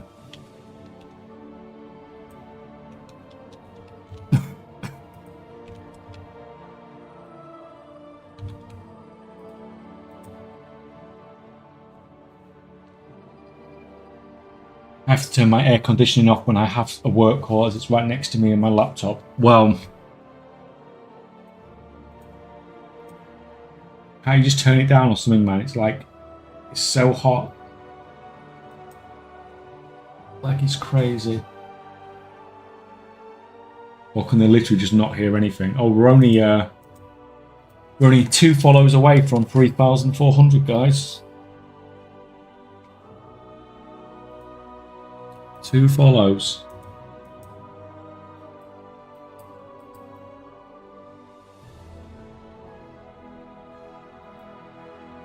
Oh, let's press this.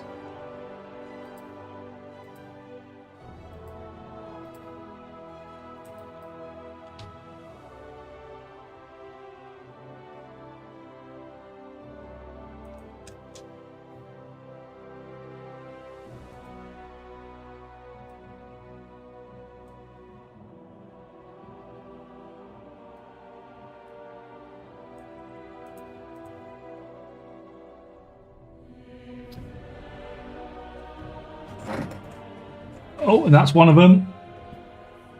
Thank you, man. One more. 3,400. Where am I dumping this? Do we dump it on Hellscream? Because I don't think we've been on there yet.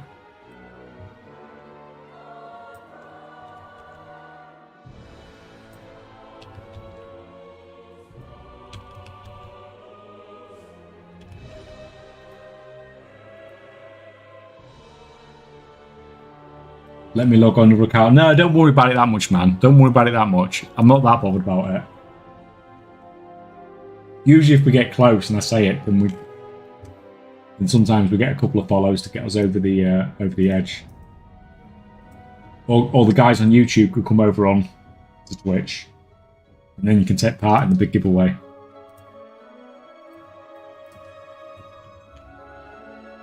Freedom for dog walkers. Thank you, man. Thank you, man.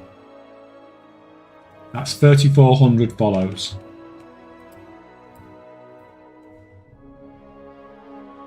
Let's click that because it makes it very easy mode.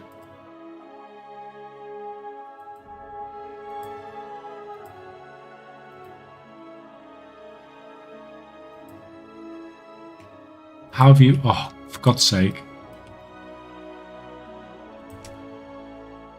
Messed that up. Right, I need to come back to Hellscream. No, Hellscream's where I'm taking them out, I'm not putting them in. Oh, God, I'm losing where I am, guys. I'm losing the plot.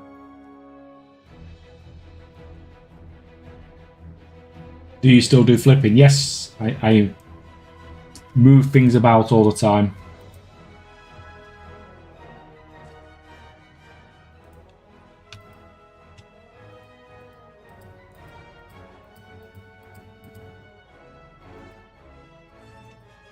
That's fine. So Hellscream didn't actually need that one. So who does need it?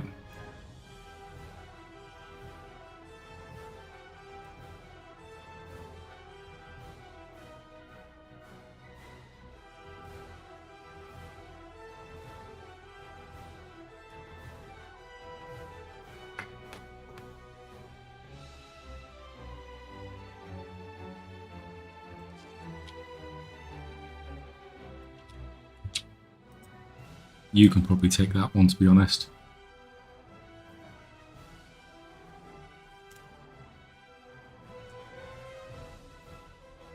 Yesterday was a great day for me flipping wise, but today it's been crickets. Not even one sale on 12 different servers. What is it you're flipping?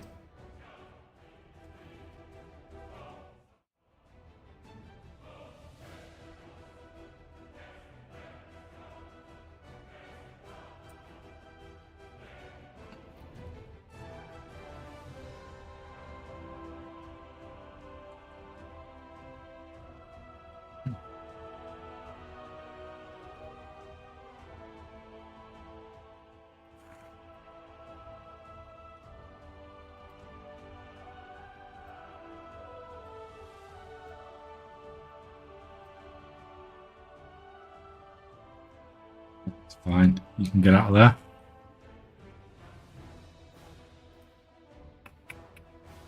But who else?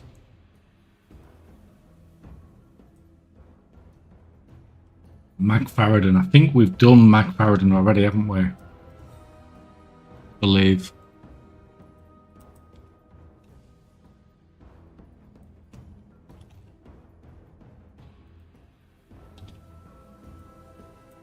We'll check.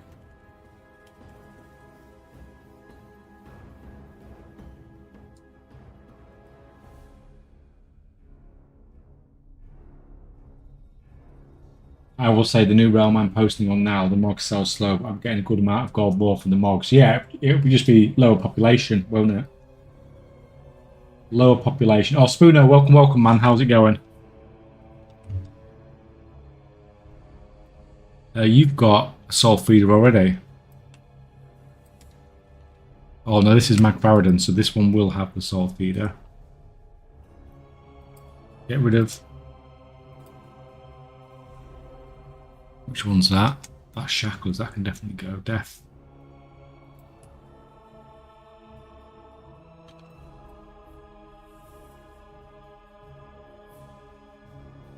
Crusader enchant.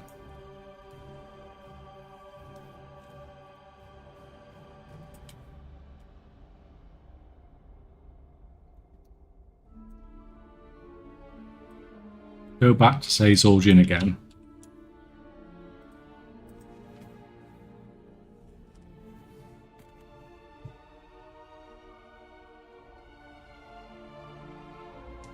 Good man, how are you? I'm good besides the heat, man. Heat's a bit annoying though, isn't it? It's just boring now. Been playing free since season 2 of Dragonflight. Congrats, man. Right, this guy's gonna have to actually run.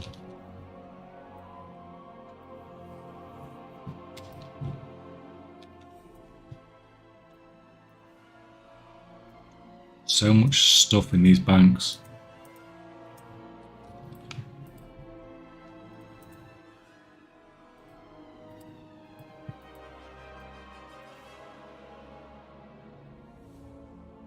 Rogues, I mean that's pretty cool. That's got rid of most of the stuff.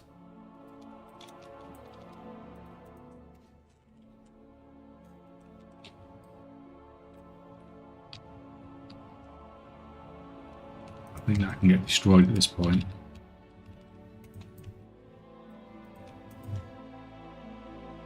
Hoarder. That's one guild bank on one server, man. I've got 175 guild banks just on each individual server. Full of crap.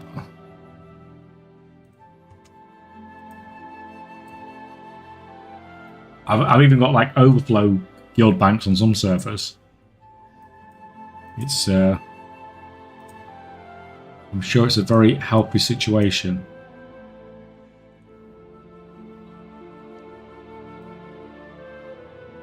See, these I've got loads of. This one's a little bit more common. These are 600,000 gold each. But there's still some servers where these aren't getting listed on. So, Dark Spear. Did we do Dark Spear? I think we did it, didn't we? I don't.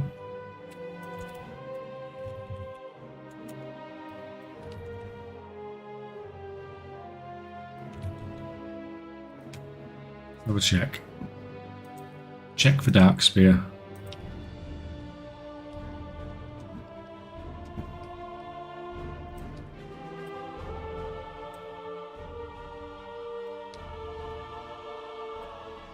Blizz database devs love you, I'm sure. Yeah, that's why they put out a bug in the guild bank system that deletes half the stuff in people's guild banks, so that when people have got like nearly 200 guild banks worth of stuff,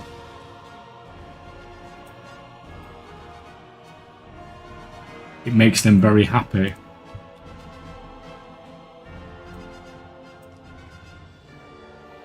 So we've done Darkspear. This other one,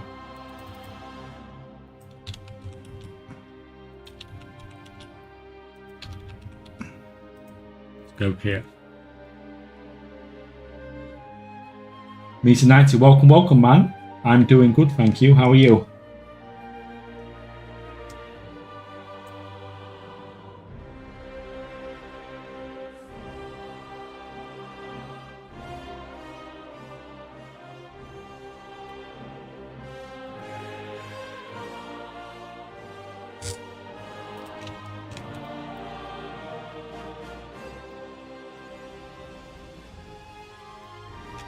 Crap.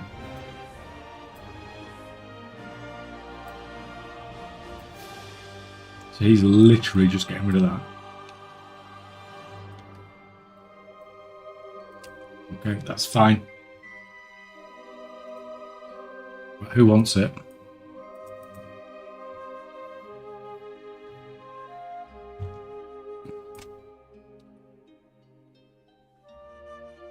Right, I think I am going to have to end in a minute, guys. And I'm going to have to finish this off tomorrow. Well, I've got loads of the shuffling around stuff to do.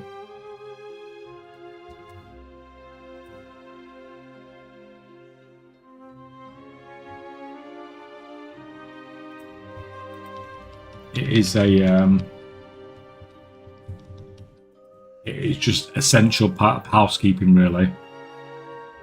Because like this, I can list these auctions all day, but that stuff is not going to sell in the long term. So I need to get it on those higher population servers.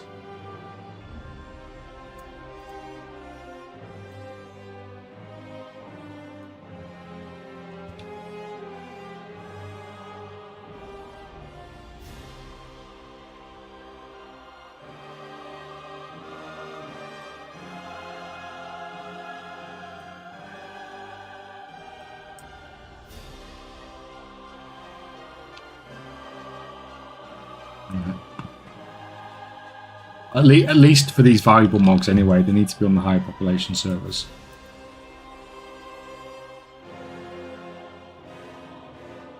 Can you tell me please if enchanting is good profit for making gold? Yes.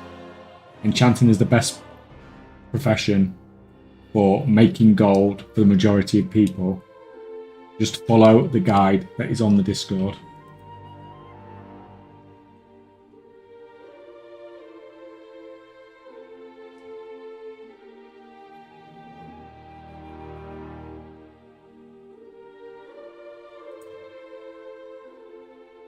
Enchanting and plus tailoring. I mean, that depends. If you want to do disenchanting, then that's okay. But mostly enchanting concentration.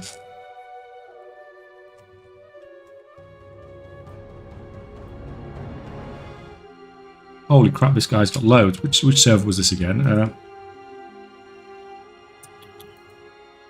Where's your guild message of the day?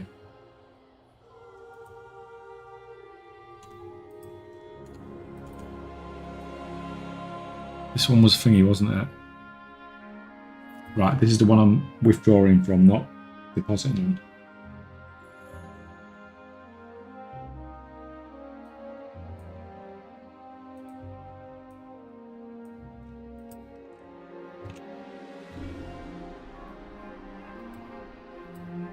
Guess we are just taking those couple of items, that's fine.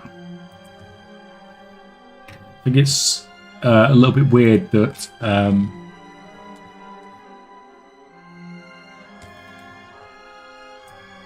that stuff's not sold on that server. Right.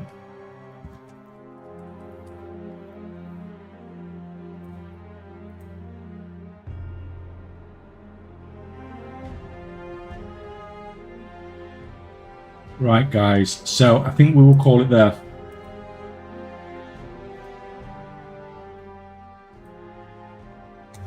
I appreciate everyone coming and hanging out. I'm going to probably spend the next day or two finishing all this stuff off because I want to get it done before the PTR comes out, and then I can concentrate on the PTR, I think.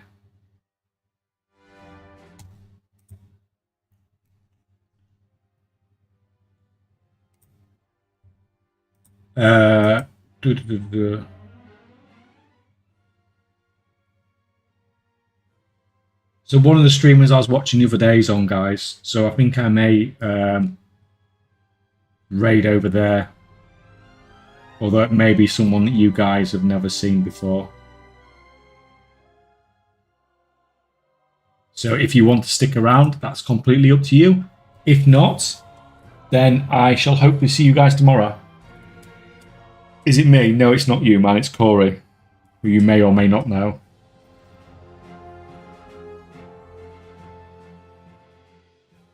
So yeah, if you